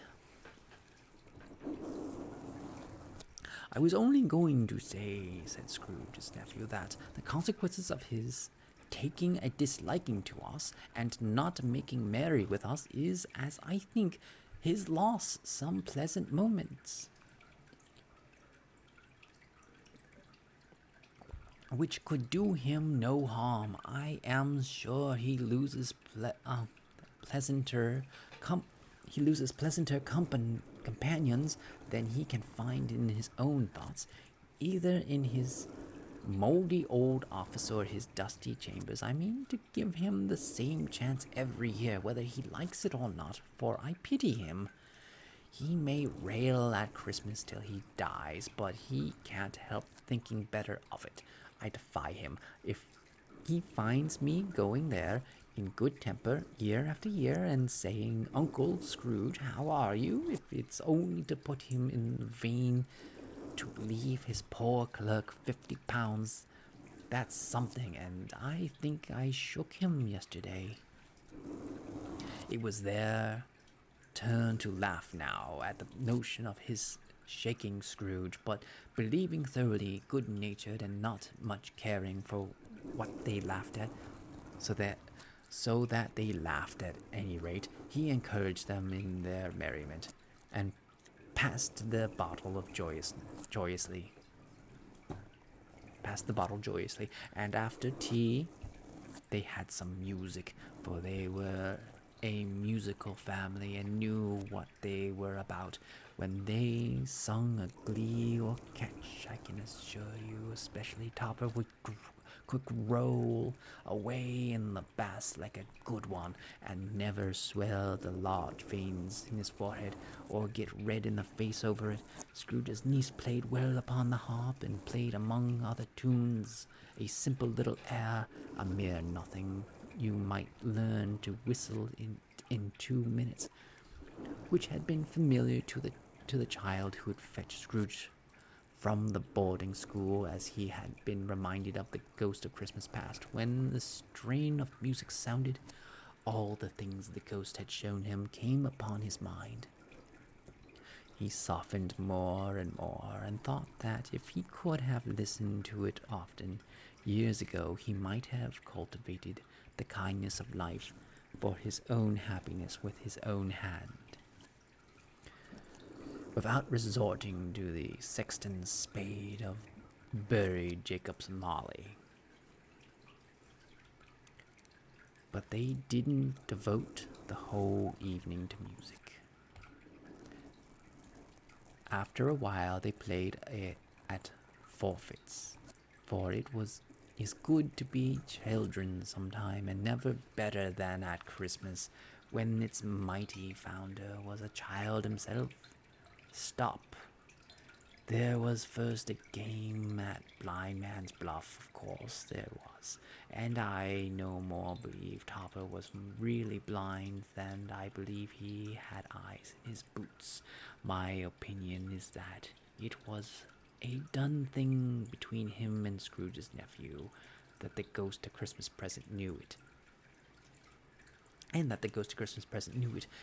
The way he went after the plump sister in his lace tucker was an outrage on the credulity of human nature, knocking down the fire irons, turning over the chairs, bumping against the piano, smothering himself among the curtains. Wherever she went, there he went he.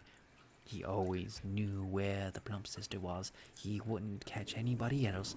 If you had fallen up against him, as some of them did, on purpose, he would have made a feint of endeavoring to seize you, which would have been an affront to your understanding, and would instantly have sided off in the direction of the plump sister.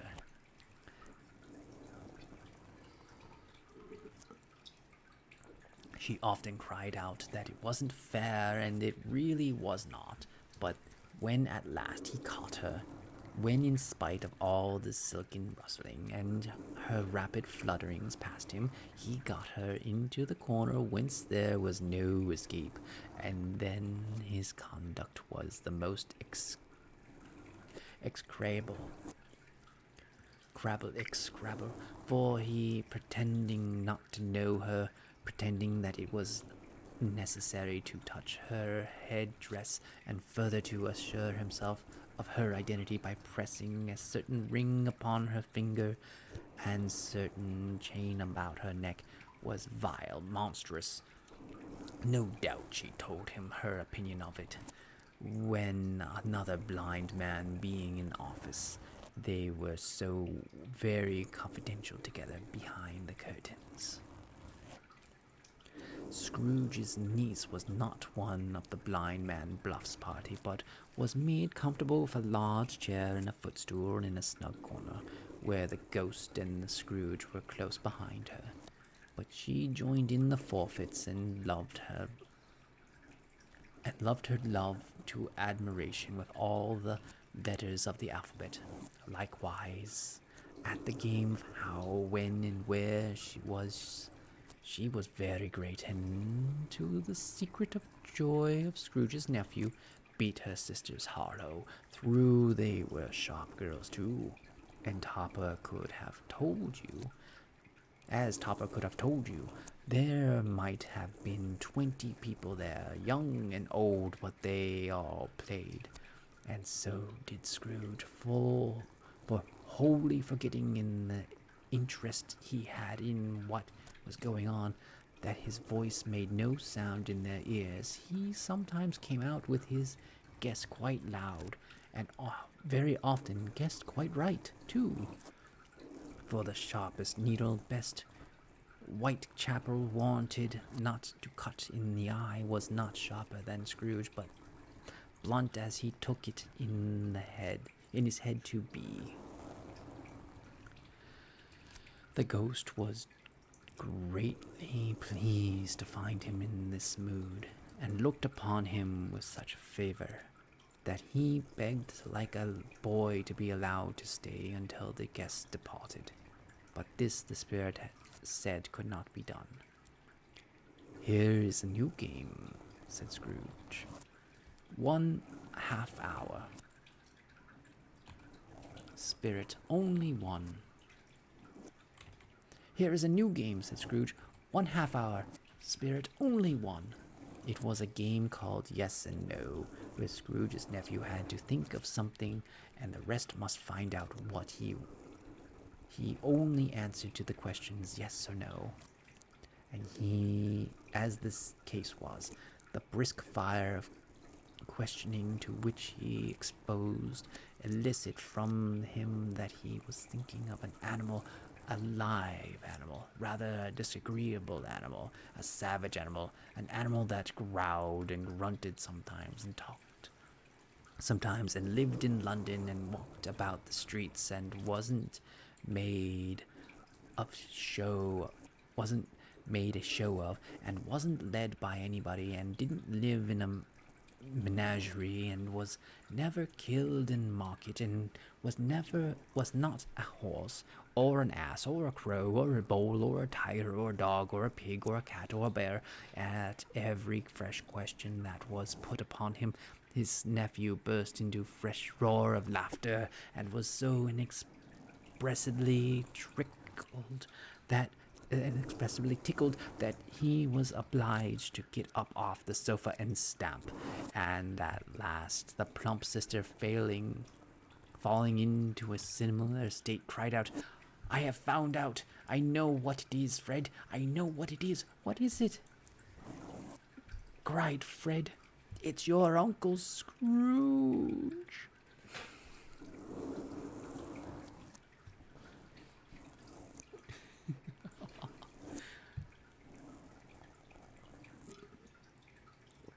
Which it certainly was.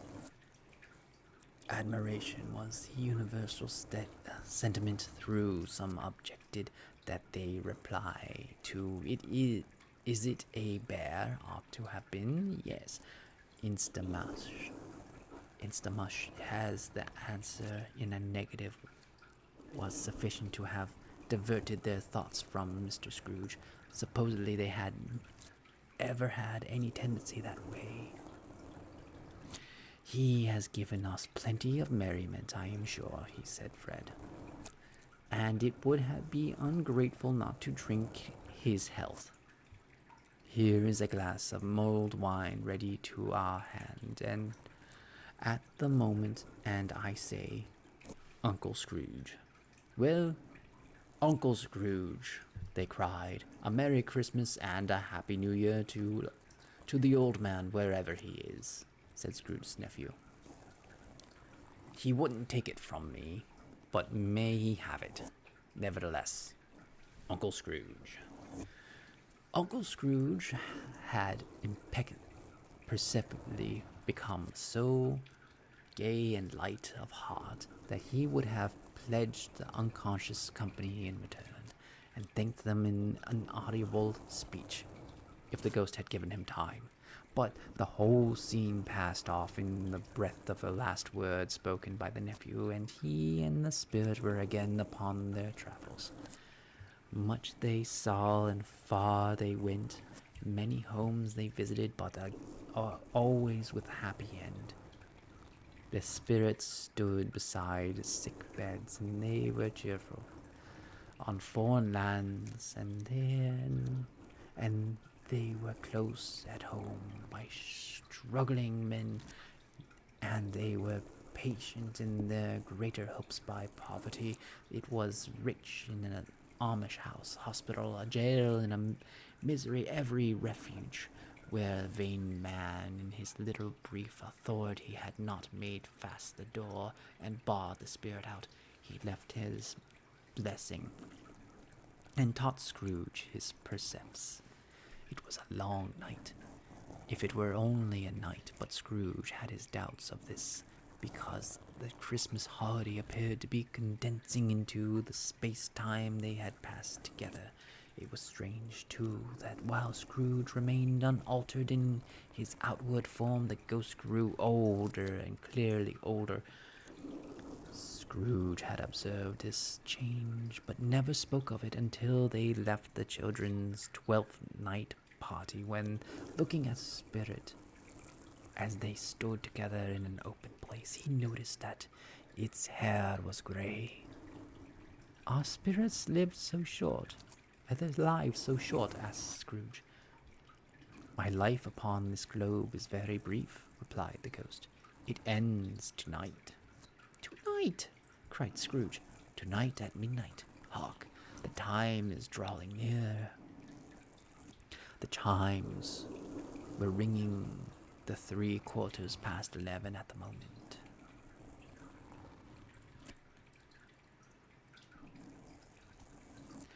Imagine them saying, "Drink his health." They mean like toast, a drink to his health? Yes, they mean like a drink to his health. They drink his health.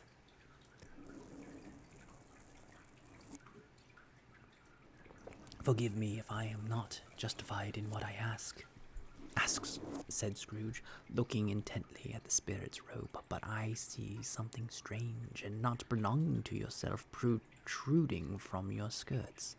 Is it a foot or a claw?" "It might be a claw, for flesh there is upon it," was the spirit's sorrowful reply. "Look here." From the foldings of his robe brought 2 children, wretched, abject, frightful, hideous, miserable. They knelt down at its feet, clutching upon the outsides of its garment. "Oh, man, look here! Look down here!" exclaimed the ghost. They were a boy and a girl, yellow,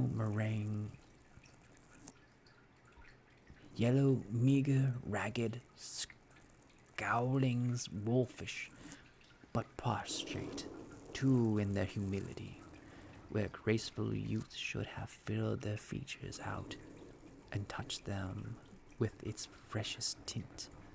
A stale and shriveled hand like that of age had pinched and twisted them and pulled them into shreds. Where angels might have sat enshrouded, and enthroned devils lurked. Where angels might have sat enthroned, devils lurked, and glaring out menacingly. No change, no degradation, no perversion of humanity in any grade through all the mysteries of wonderful creation had monsters half so horrible and dread.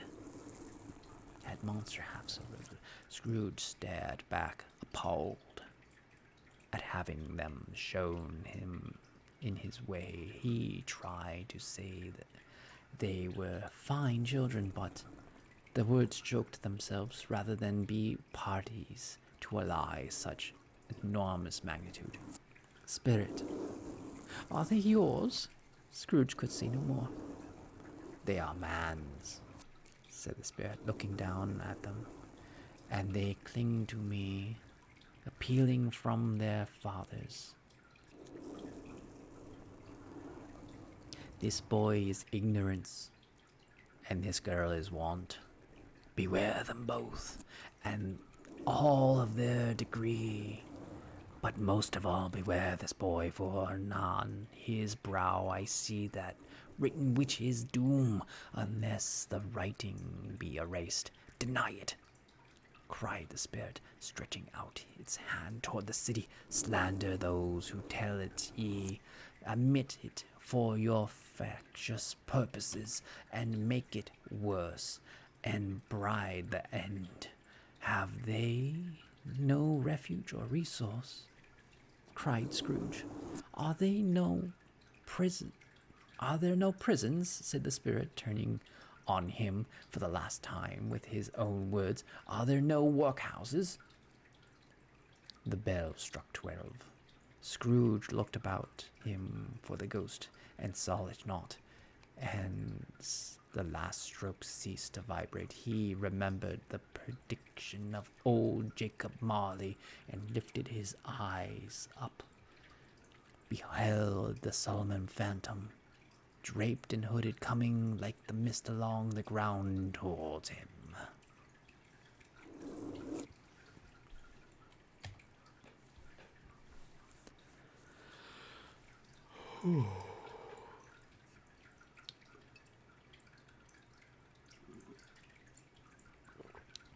If anybody would like me to do a trigger at this moment, you may ask, for we are at stave 4, the last of the spirits.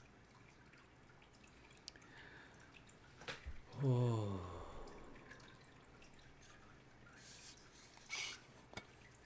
Are you enjoying the reading tonight?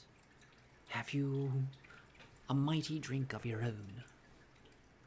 Have you your own warm hearth to sit around?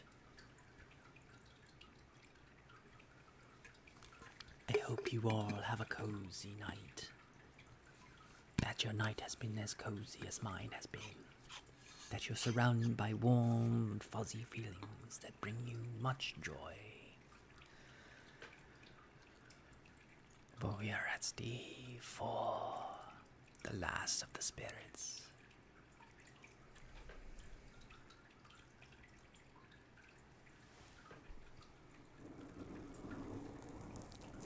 The phantom slowly, gravely, silently approached. When it came near him, Scrooge bent down upon his knee, for in the very air through which the spirit moved it seemed to scatter gloom and misery. It was shrouded in deep blank garment which concealed its head, its face, its form, and left nothing of its visible save one outstretched hand, for this it would have been difficult to detach its figure from the night and separate it from the darkness by which it was shrouded. He felt that it was tall and stately when it came beside him, and that the mysterious presence filled him with solemn dread. He knew no more, for the spirit neither spoke nor moved. I am in the presence of the ghost of Christmas yet to come, said Scrooge. The spirit answered not, but pointed onward with its hand. You're about to show me shadows of things that have not happened, but will happen in time before us. Scrooge paused. Is that so, spirit? The upper portion of the garment was contracted for an instant in its folds, as if the spirit had inclined its head. That was the only answer he received. Although well used to ghostly company, by this time Scrooge feared the silent shape more than his legs trembled beneath him. Scrooge feared the silent shape so much that his legs trembled beneath him, and he found that he could hardly stand when he prepared to follow it. The spirit paused a moment, and observing his condition and giving him time to recover, but Scrooge was all the worse for this. It thrilled him with vague, uncertain horrors to know that behind the dusky shroud there was a ghostly eyes intently fixed upon him, while he, though he stretched his own to the utmost, could see nothing but spectral hand and one great heap of black. Ghost of the future, he exclaimed. I fear you more than any spectre I have seen, but as I know your purpose is to do me good, and as I hope to live to be another man from what I was, I am prepared to bear your company and do it with a thankful heart. Will you not speak with me?" It gave him no reply. The hand was pointed straight before them. "Lead on. Lead on. The night is waning fast, and it is precious time to me. I know. Lead on, spirit." The phantom moved away. As it had come towards him, Scrooge followed in the shadows of its dress, which bore him up, he thought, and carried him along. They scarcely seemed to enter the city, for the city rather seemed to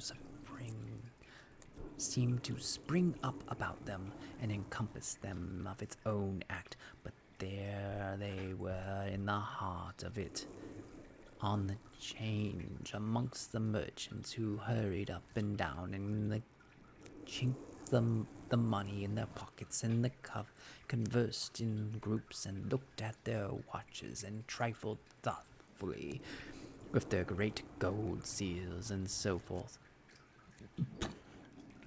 as Scrooge had seen them often. The spirit stopped beside one little knot of businessmen. Observing that his hand was pointed to them, Scrooge advanced to listen to their talk. "No," said the great fat man with monstrous chin. "I don't know much about it either way. I only know he's dead." "When did he die?" inquired the other. "Last night, I believe." "Why, what was the matter with him?" asked the third. "Talking a vast quantity of snuff out of a very large snuff box. I thought he never die." "God knows," said the first with a yawn.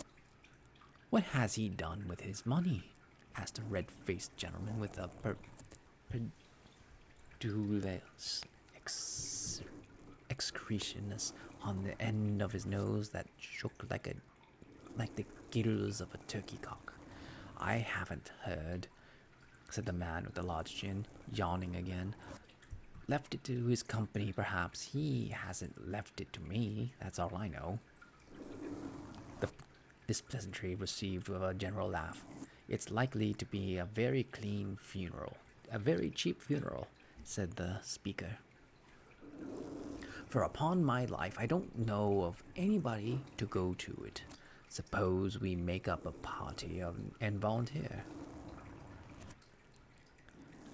"I don't mind going if a lunch is provided," observed the gentleman with the existence of excretions softened his nose, "but I must be fed if I make one." Another laughed. "Well, I am the most disinterested among you, after all," said the first speaker, "for I have never wear black gloves, and I never eat lunch. But I'll offer to go if anybody else will. When I come to think of it, I'm not at all sure that I wasn't his most particular friend, for we used to shop and speak whenever we met. Bye-bye." The speakers listened, strolled away, and mixed with the other groups. Scrooge knew the men, and looked towards the spirit for an explanation. The phantom glided on into the street. Its fingers pointed to two persons meeting. Scrooge listened, and thinking that the explanation might lie here. He knew these men all so perfectly. They were men of business, very wealthy, and of great importance. He had made a point always of standing well in their esteem, in a business point of view, that is, strictly in business point of view. "How are you?" said one. "How are you?" returned the other. "Well," said the first, "Old Scratch has got his own at last, hey?" "So I am told," returned the second. "Cold, isn't it? Seasonably for Christmas time. You're not a skater, I suppose?" No, something else to think of." "Good morning." Not another word. That was their meeting, their conversation, and their parting. Scrooge was the first inclined to be surprised that the spirit should attach importance to the conversation apparently so trivial, but feeling assured that they must have some hidden purpose, he set himself to consider what it likely to be.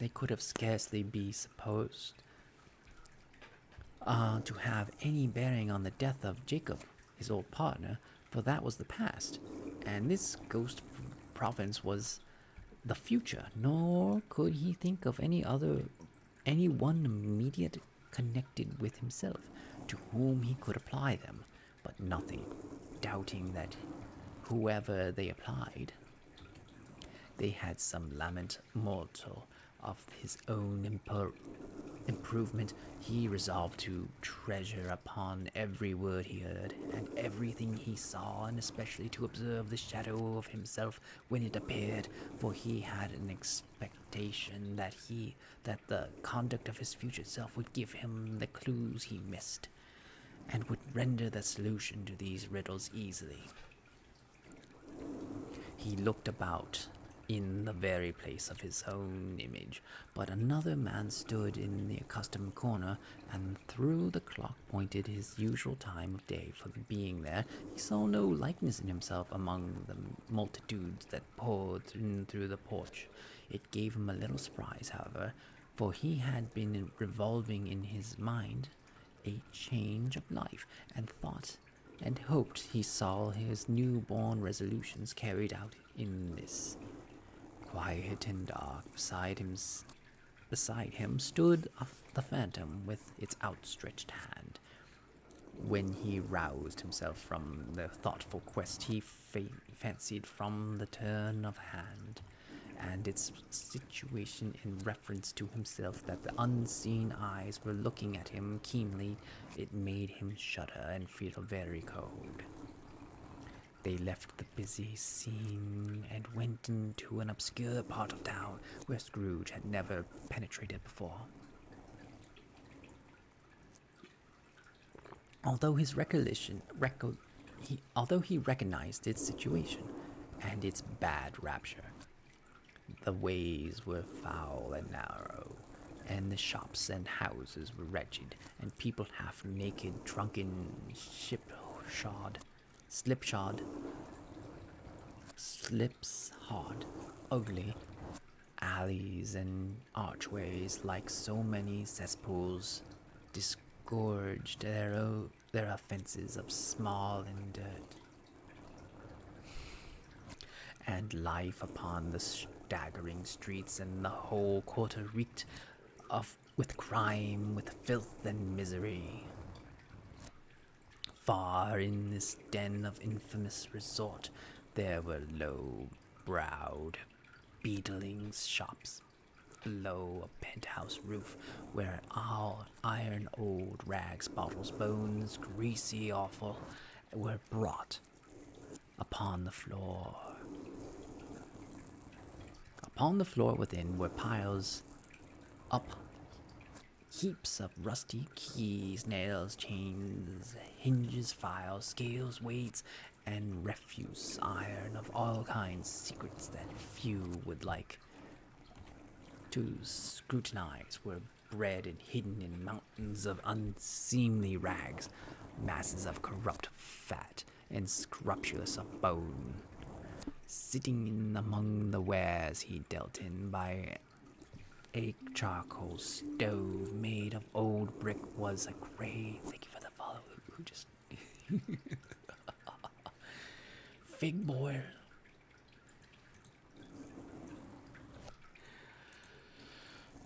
Welcome to A Christmas Carol, the 1843 edition.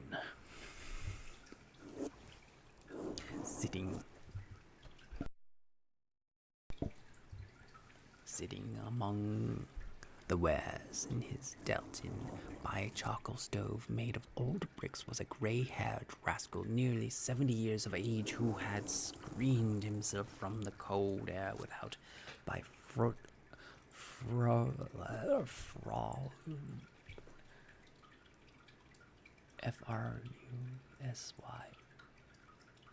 Frowsley, curtaining of miscellaneous tatters hung upon a line and smoked his pipe in all the luxury of calm retirement.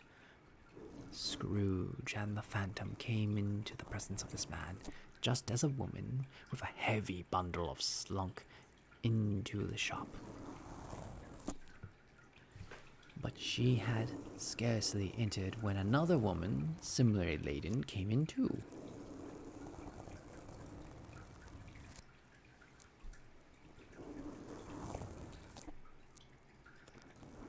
And she was closely followed by a man in faded black who was no less startled by the sight of them than they had been upon the recognition of each other.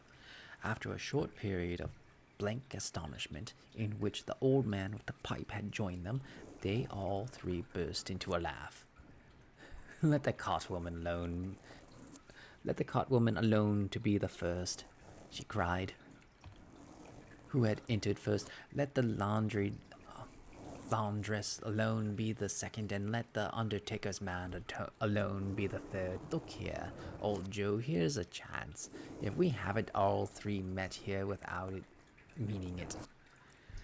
You couldn't have met in a better place, said old Joe, removing his pipe from his mouth. Come into the parlor. You were made free of it long ago, you know.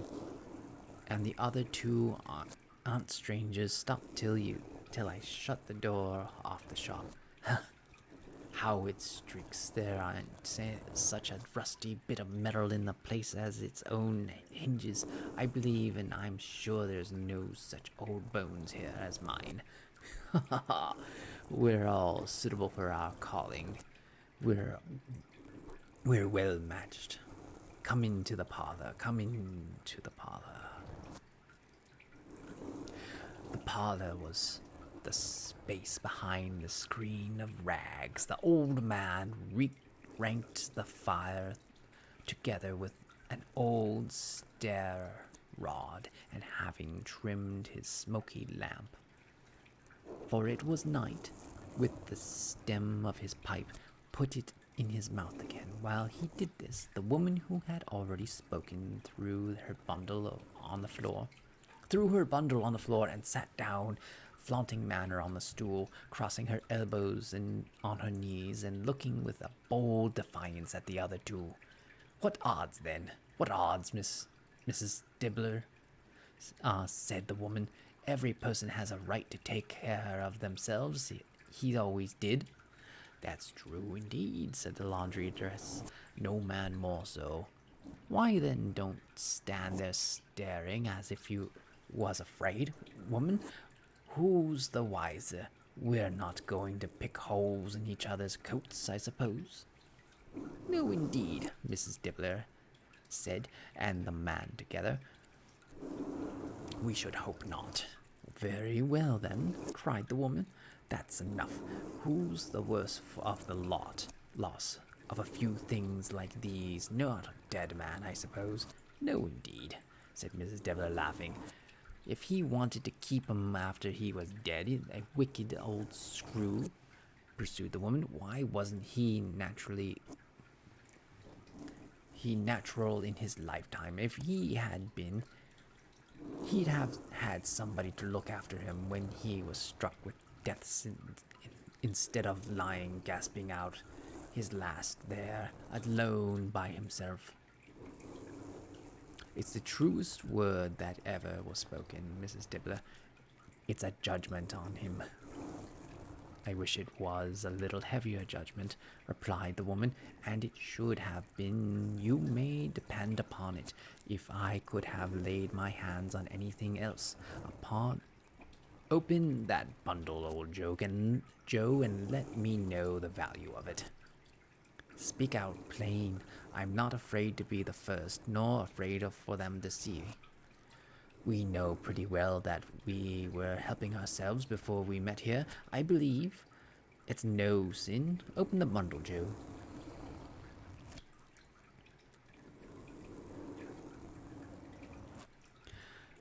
gallantly. Gallantry of her friends would not allow of this, and the man in the faded black mounting the breach first procured his plunder. It was not extensive, a seal or two, a pencil case, a pair of sleeve buttons, and a brooch. No great value were all. They were severely examined and appraised by old Joe, who clanked the sum he was disposed to give for each upon the wall, and added them upon the total when he found there was nothing more to come. "That's your account," said Joe, "and I wouldn't give another sixpence. If I was to be boiled for not doing it, who's next?" Mrs. Dibbler was next. Sheeting towels, little wearings apparel, 2 old-fashioned silver teaspoons, a pair of sugar tongs, and a few boots. Her account was stated on the wall in the same manner. "I always give too much to the ladies. It's a weakness of mine, and that's the way I ruin myself," said Ojo. "That's your account. If you ask me for another penny and make it an open question, I'd repent of being so liberal and to knock off half a crown." "And now undo my bundle, Joe," said the first woman. Joe went down on his knees for the greater convenience of opening it, and having unfastened a great many knots, dragged out the large and heavy roll of some dark stuff. "What do you call this?" said Joe. "Bed curtains?"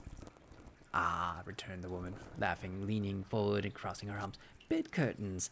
You don't mean to say you took 'em down, rings and all, with him lying there," said Joe. "Yes, I do," replied the woman. "Why not?" "You were born to make your fortune," said Joe, "and you'll certainly do it." "I certainly shan't hold my hand when I can get anything in it by reaching it out, and for the sake of such a man as he was, I promise you, Joe," returned the woman coldly. "Don't drop that oil upon the blankets now." "His blankets?" asked Joe. "Who else do you think?" replied the woman. "He isn't likely to take a cold without 'em, I dare say." "I hope he didn't die of anything catching, eh?" said the old Joe, stopping in his work and looking up. Don't you be afraid of that," returned the woman. "I ain't so fond of his company that I'd loiter around him for such things. If he did, you may look as though that shirt till your eyes ache, but you won't find a hole in it, nor a threadbare place. It's the best he had, and a fine one too. They'd have wasted it if it hadn't been for me." "What do you call wasting it?" asked old Joe. "Putting it on him to be buried in, to be sure," replied the woman with a laugh. "Somebody was a fool enough to do it, but I took it off again. If calico hat ain't good enough for such a purpose, it ain't good enough for anything. It's quite becoming to the body. He can't look uglier than he did in that one." Scrooge listened to the dialogue in horror as they sat grouped about their spoils in scantily light, affronted by the old man's lamp. He viewed them with disdain and disgust, which could hardly have been greater, though they had been obscene demons marketed to the corpse itself.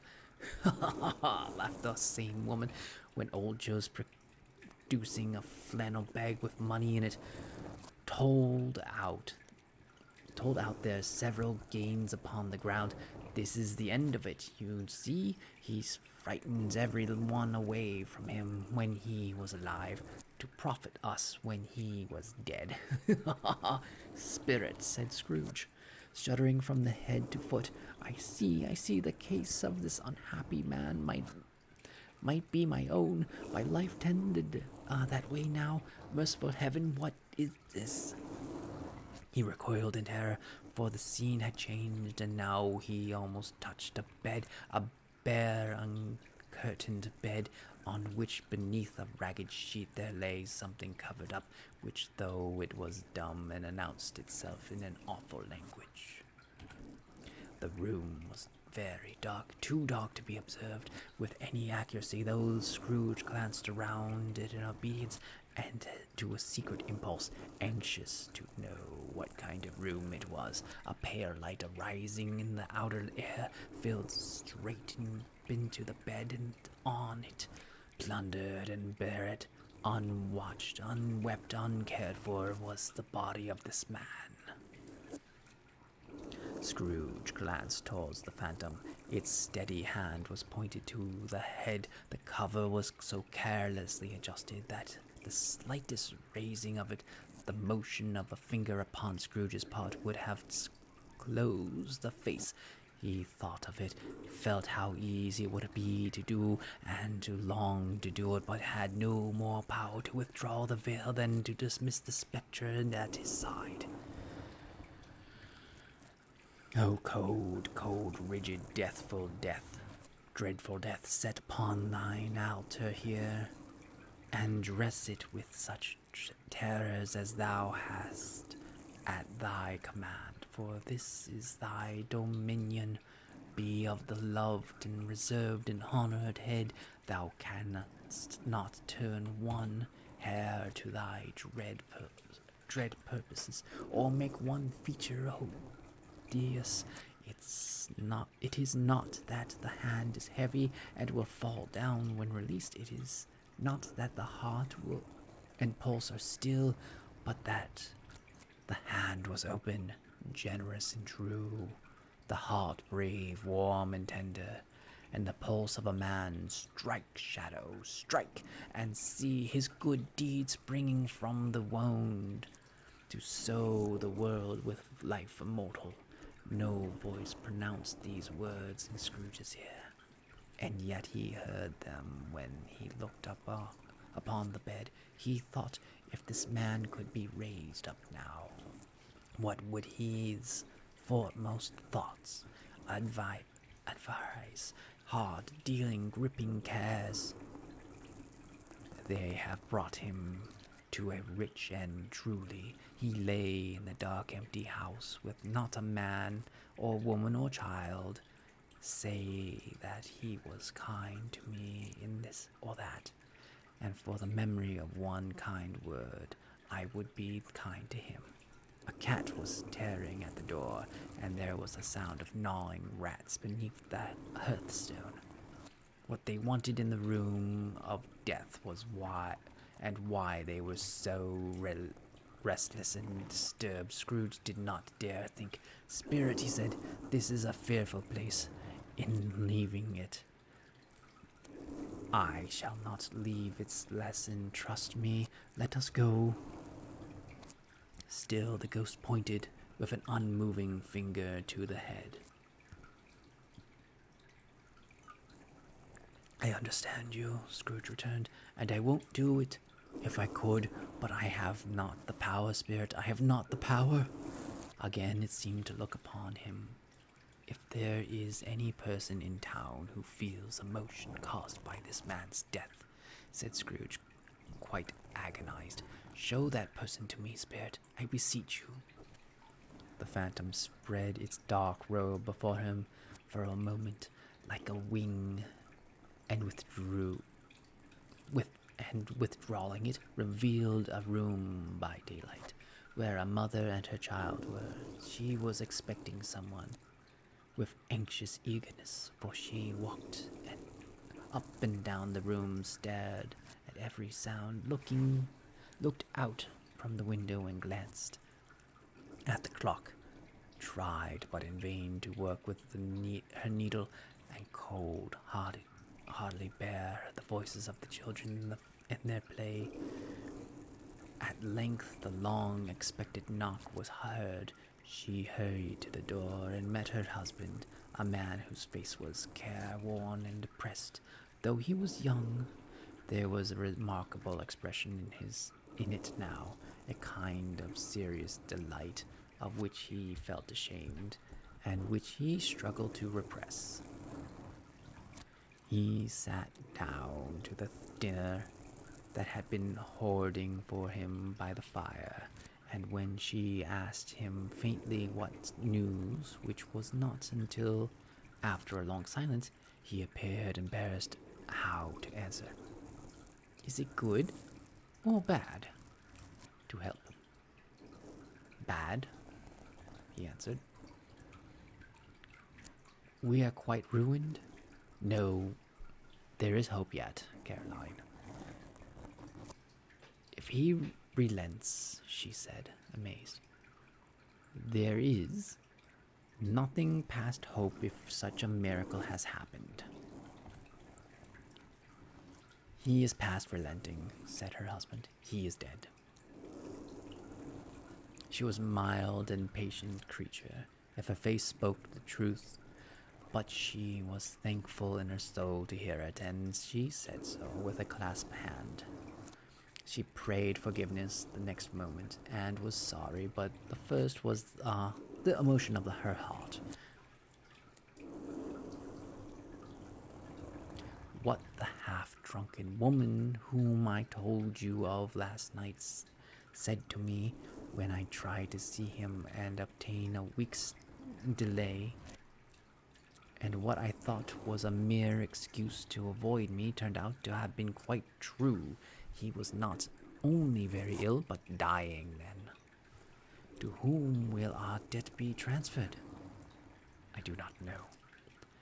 But before that time we shall be ready with the money, and even though we were not, it would be bad fortune indeed to find so merciless a creditor in his successor.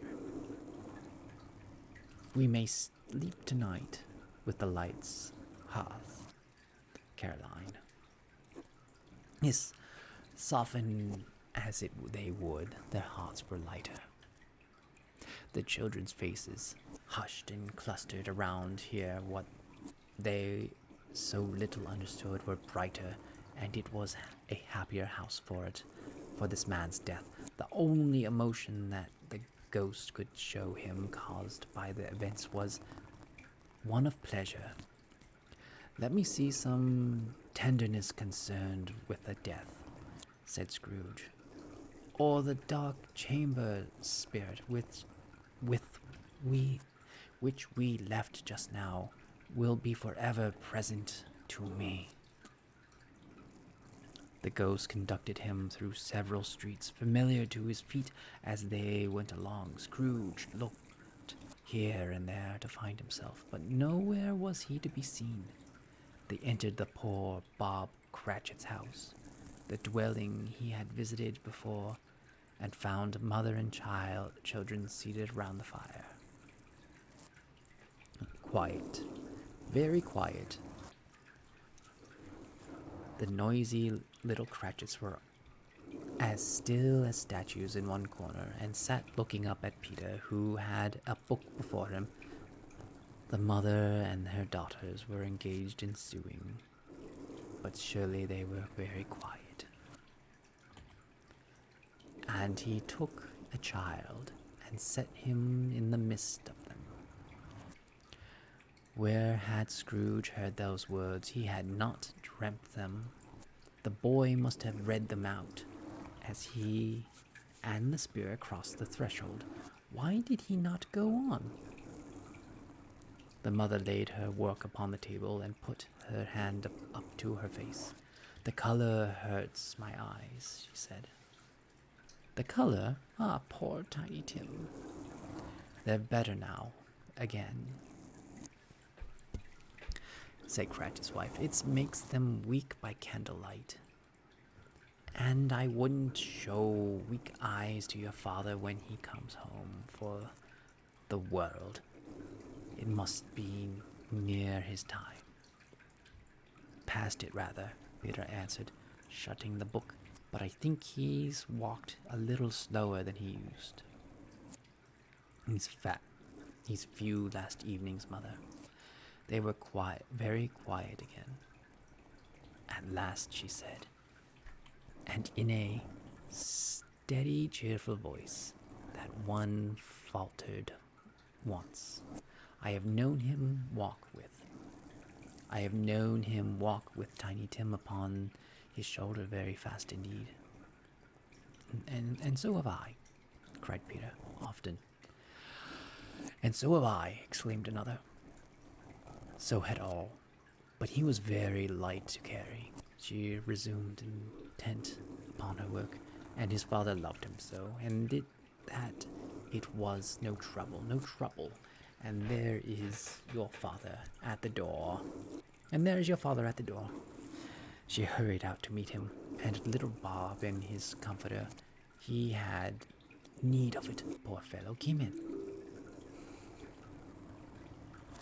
His tea was ready for him on the hob, and they all tried who should help him to it most. Then the two young Cratchits got up upon his knees and laid each child a little cheek against his face, as if they said, "Don't mind it, father, don't be grieved." Bob was very cheerful with them, and spoke pleasantly to all the family. He looked at the work upon the table, and praised the industry and speed of Mrs. Cratchit and the girls. They would be done long before Sunday, he said. "Sunday? You went today, then, Robert?"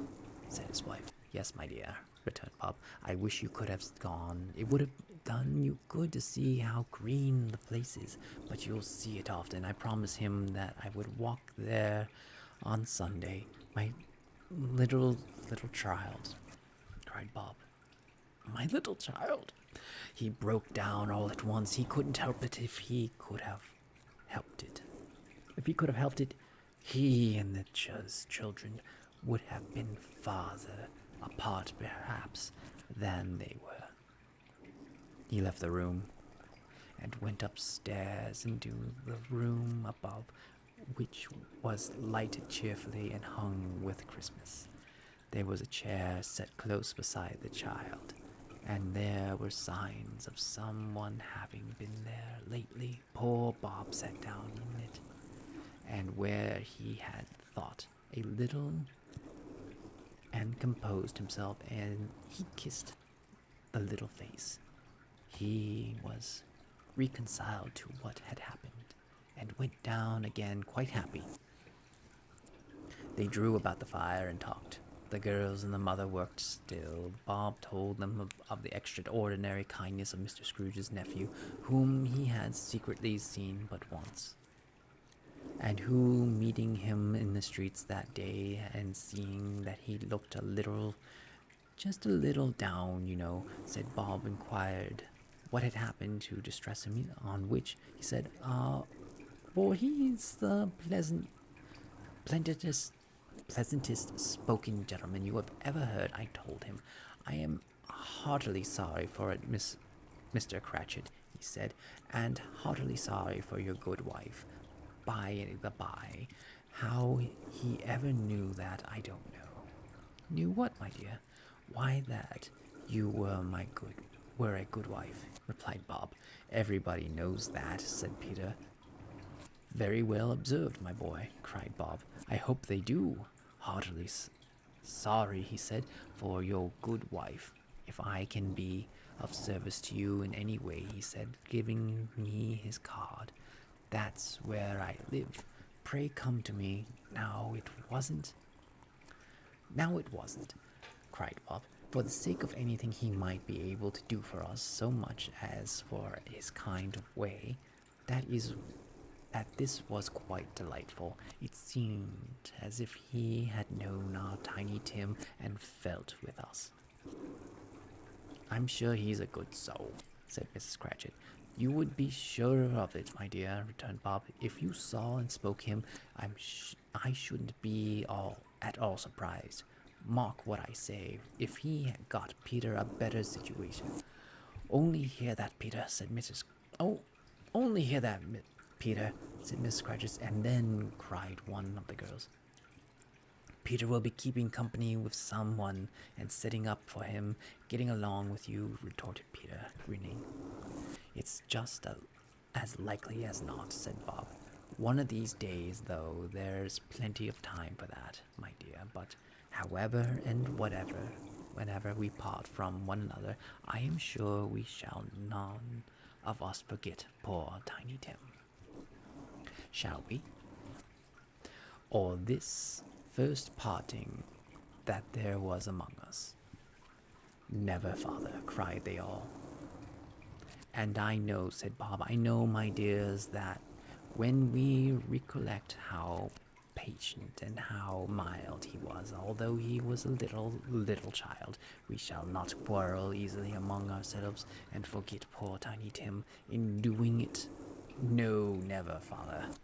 They all cried again. I am very happy, said little Bob. Very happy. Mrs. Cratchit kissed him, and his daughters kissed him, and the two young Cratchits kissed him, and Peter and himself shook hands. The spirit of Tiny Tim, thy childish essence, was from God. Spectre, said Scrooge, something informs me that our parting moment is at hand. I know it, but I know not how. Tell me what man that was whom was lying dead. The ghost of Christmas yet to come conveyed him as before, though at a different time he thought indeed. There seemed no order in these latter visions, save that they were in the future, into the resort of businessmen who showed him not himself. Indeed, the spirit did not stay for anything, but went straight on, as to the end just now desired, until besought by Scrooge to tarry for a moment. This court, said Scrooge, through which we hurry now, is where my place of occupation is, and has been for a length of time. I see the house. Let me behold what I shall be in days to come. The spirit stopped. The hand pointed elsewhere. The house is yonder, Scrooge exclaimed. Why do you point away?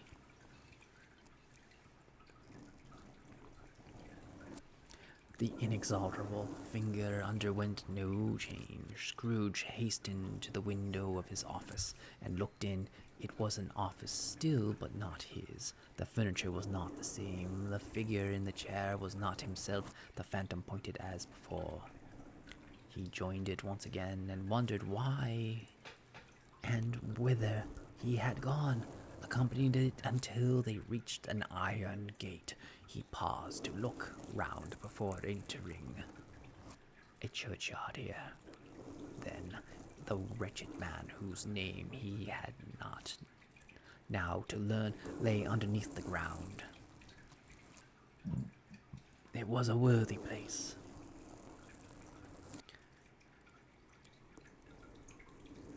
Walled in by houses, overrun by grass and weeds, the ground and of vegetation's death, not life, choked up with too much burying. Fat was replenished, replanted appetite, a worthy place. The spirit stood among the graves and pointed down to one.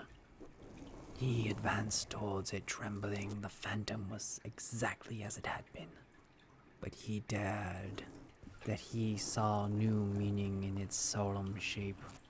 Before I drew nearer to that stone to which you point, said Scrooge, answer me one question. Are these shadows of things that will be, or are they shadows of things that may be only? Still the ghost pointed downward to the grave by which it stood.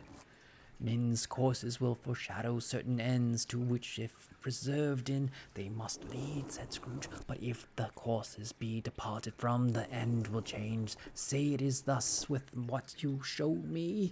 The spirit, immovable as ever, Scrooge crept towards it, trembling as he went, and following the finger, read upon the stone the neglected grave of his own name, Ebenezer Scrooge. I am that man who lay upon the bed, he cried upon his knees. The finger pointed from the grave to him and back again. No, spirit, oh no, no!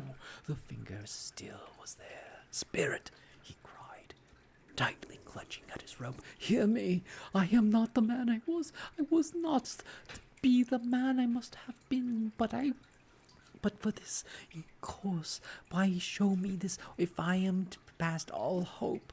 For the first time the hand appeared to shake.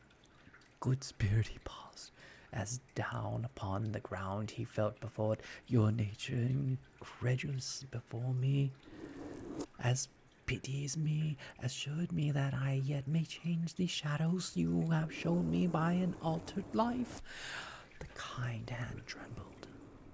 I will honor the Christmas in my heart and try to keep it all the year. I will live in the past, the present, and the future. The spirits of all three shall strive within me. I will not shut out the lessons that they have teach. Oh, tell me, may sponge away the white writing on the stone. In his agony he caught the spectre's hand, and it sought to free itself, but he was strong in his earnesty and detained it. The spirit, stronger yet, repulsed him, holding up his hand in his last prayer to have his fate reversed. He saw an alteration in the phantom's hood, and dress it shrunk, collapsed, dwindled down into the bedpost.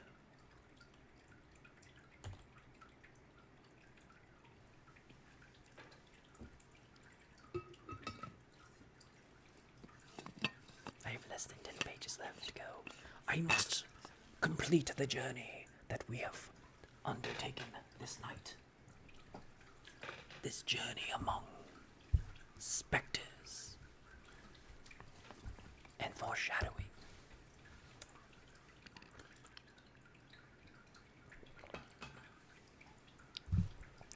Yes, and the bedpost was his own, the bed was his own, the room was his own, the best and happiest of all.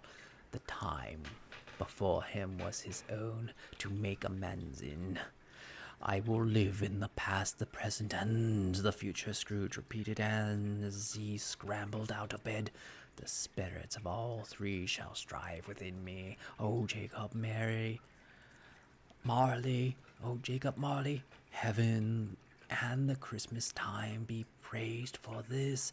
I shall say it on my knees, O Jacob, on my knees. He was so flustered and glowing with his good intentions that his broken voice scantily answered his call. He had been sobbing violently in this conflict with the spirit.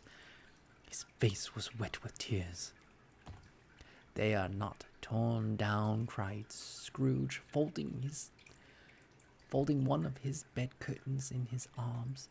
They're not torn down, rings and all. They're here. I'm here. The shadows of the things that would have been may be dispelled. They will be. I know they will be.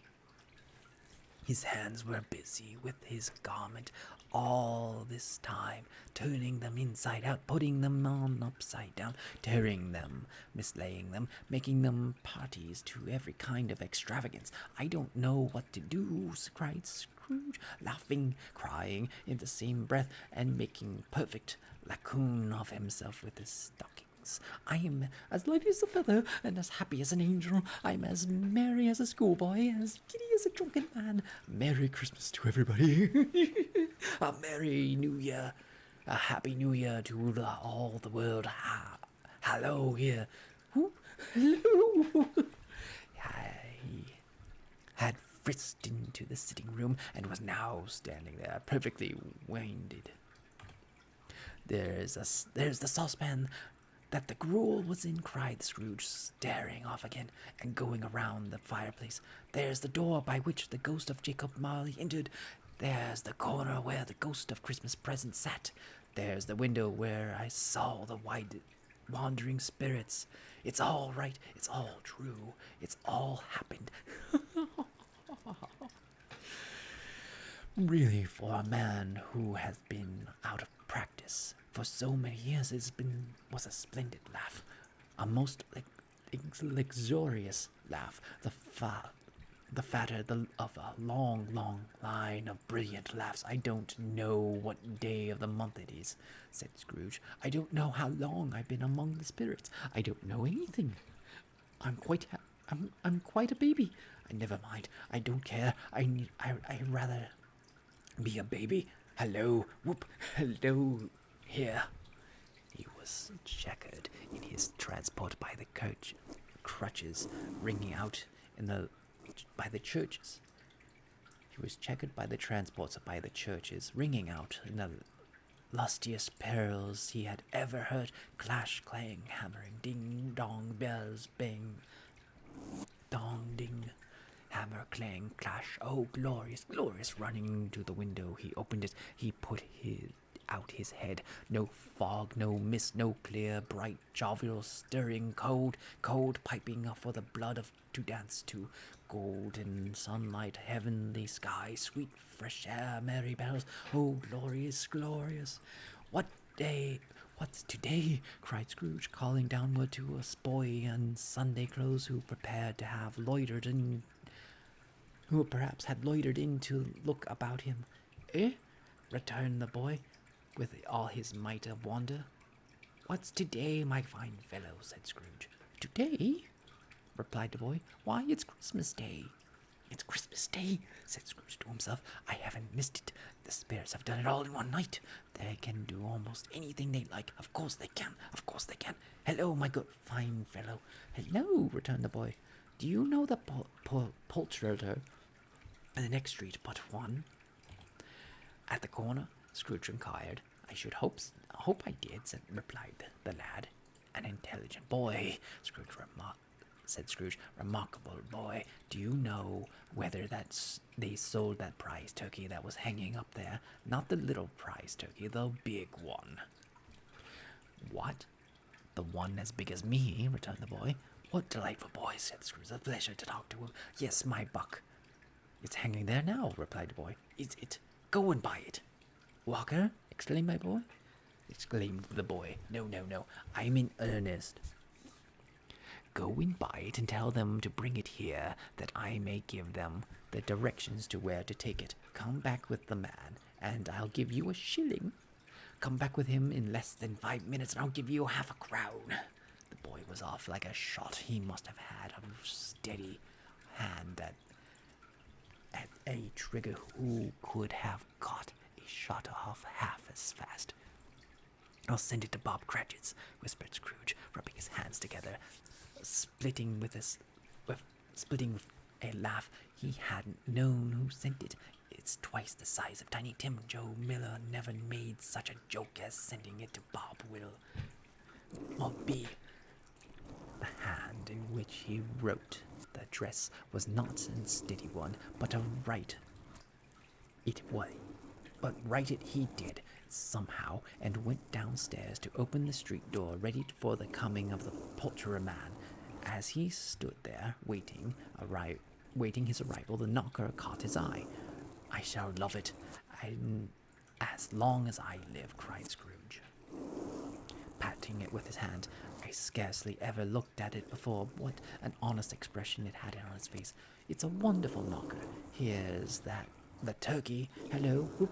How are you? Merry Christmas. It was a turkey. He never could have stood upon his legs, that bird. He would have snapped them short off in a minute, like sticks of sealing wax. Why, it's impossible to carry that to Caedmon Town, said Scrooge. You must have a cab. The chuckle with which he said, and the chuckle with which he paid for the turkey, and the chuckle for which he paid for the cab, and the chuckle with which he recompensated the boy were only to be exceeded by the chuckle with which he sat down breathless in his chair again, and chuckled till he cried.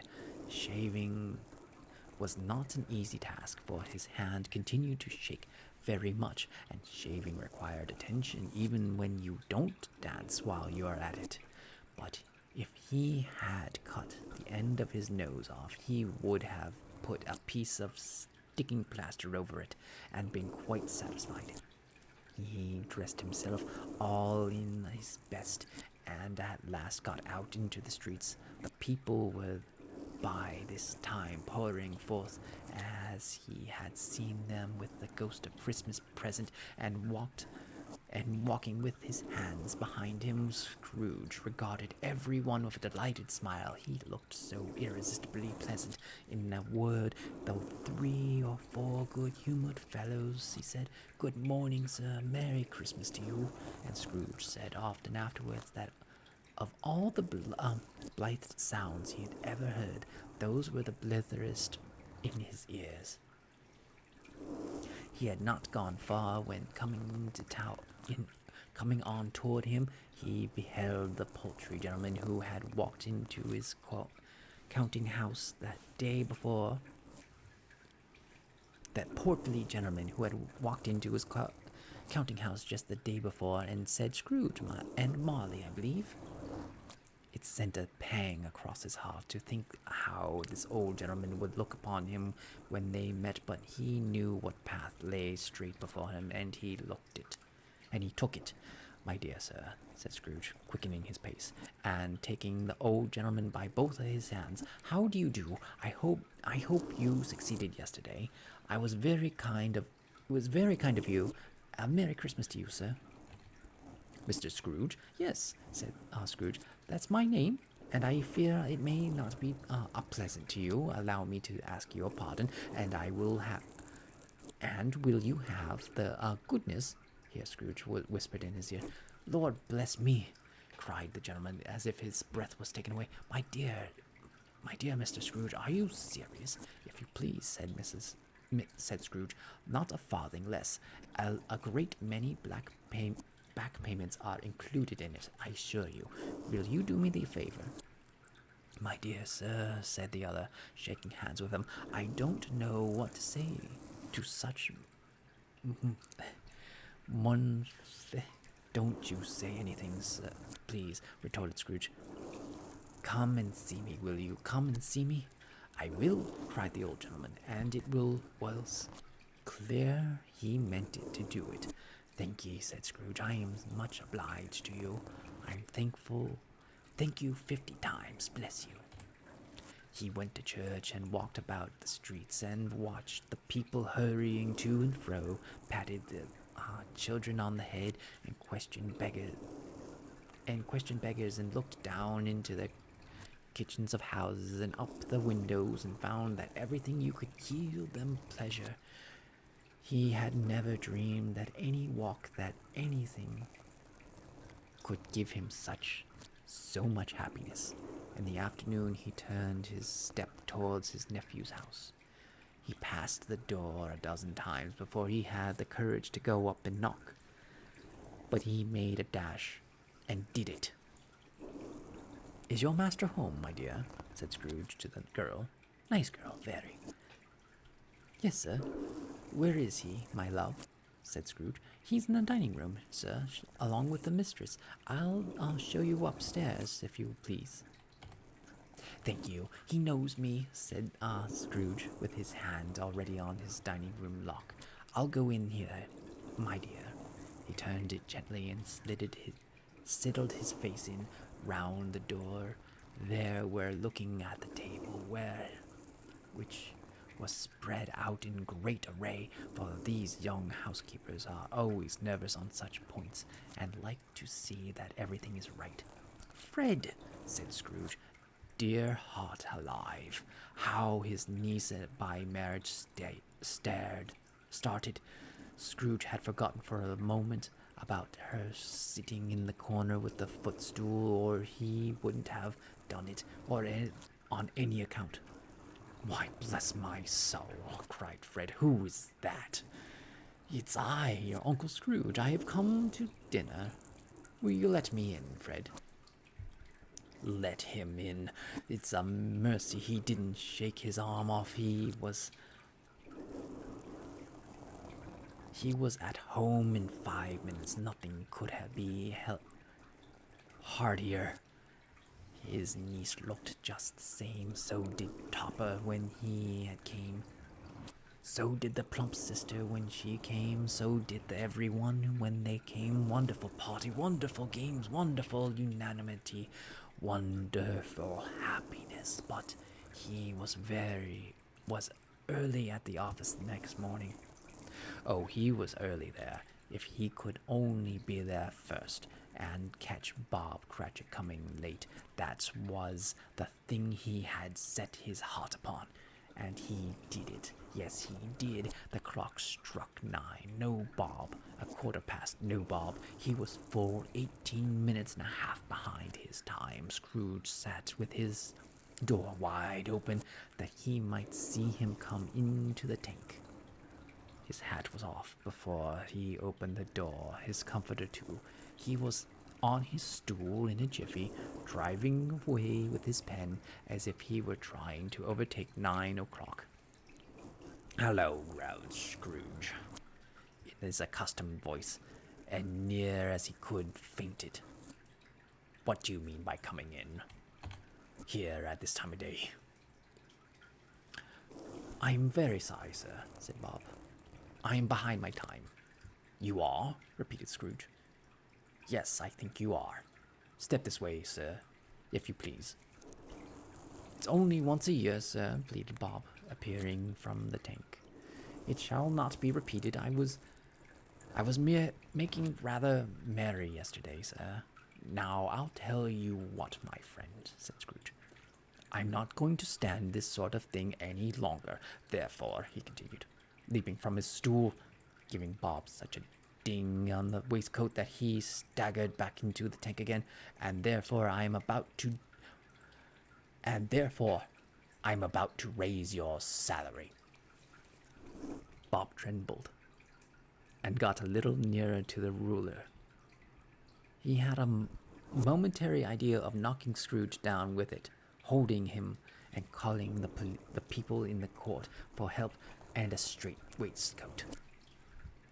"A Merry Christmas, Bob," said Scrooge with a earnestness that could not be mistaken, as he clapped him on the back. "A Merry Christmas, Bob, and my good fellow, that I have given you for many a year. I'll raise your salary, and endeavor to assist you, your struggling family, and we will discuss your affairs this very afternoon over a Christmas bowl of smoking bishop. Bob, make up the fires and buy another coal shuttle before you dot another I, Bob Cratchit."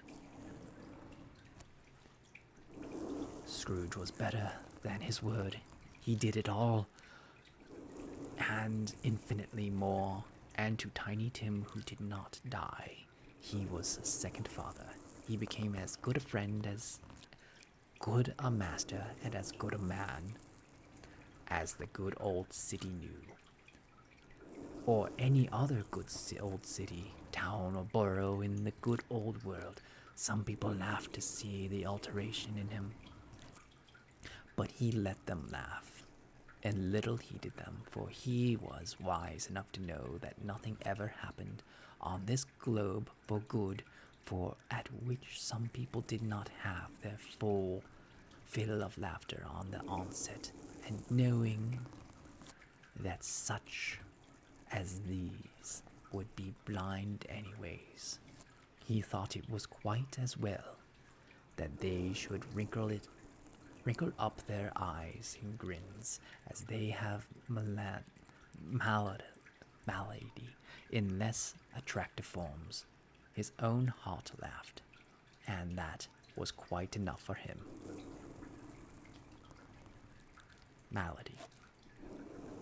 He had no further intercourse with spirits, but lived upon the total abstinence of principle ever afterwards, and it was always said of him that he knew how to keep Christmas well, if any man alive possessed the knowledge. May that be truly said for us, and all of us. And so, as Tiny Tim observed, God bless us, everyone. The end.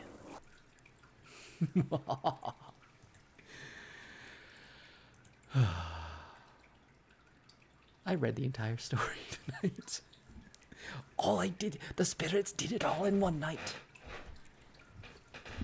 Of course they could. They can do whatever they want. Oh, I'm tired. It's almost 5 in the morning. I'm light as a feather, and giddy as a schoolboy. Oh. 'Tis a very, very special Friday.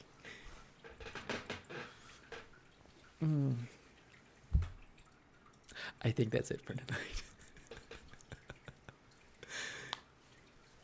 Yeah, Leah, it's very nice to meet you tired. Absolutely.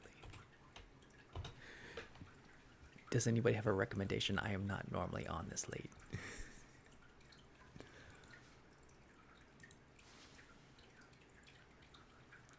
I am surprised that so many people are still on, watching me recount this tale of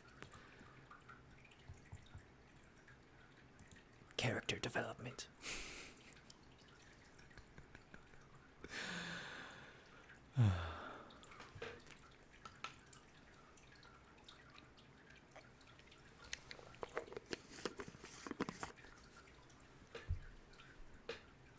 I saw Toasty. I don't know the other one.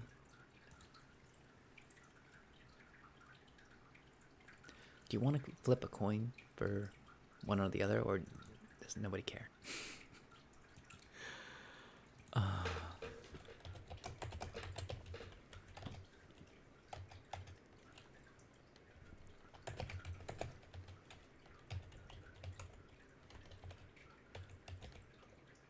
Oh, he's Australian.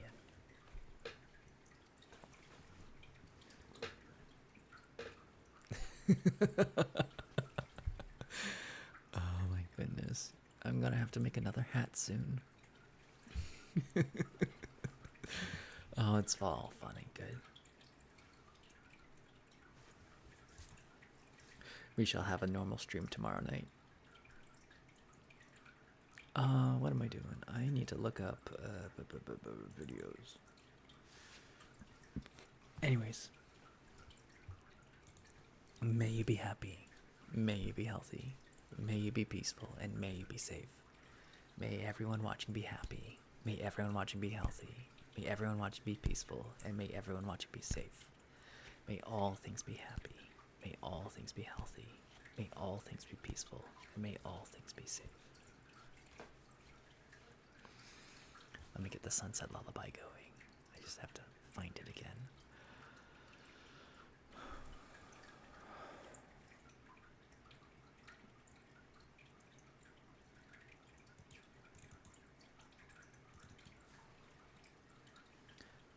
Let me mute this real quick, just in case.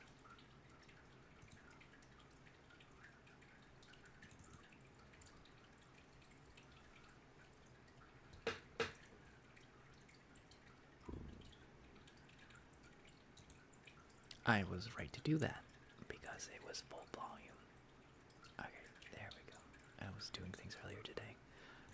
Okay, let me turn the volume back on. And set the lullaby.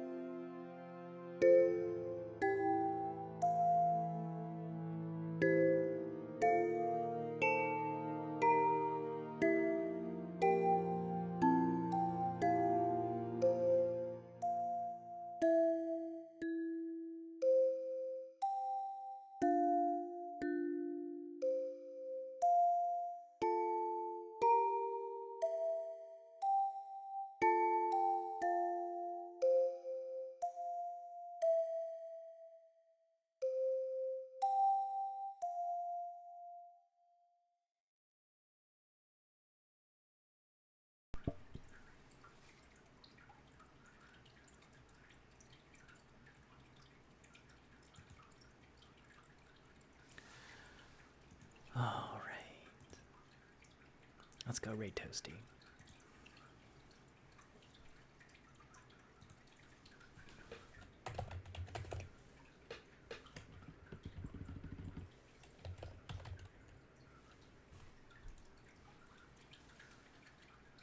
You all have a wonderful, wonderful night, and I will see you all tomorrow.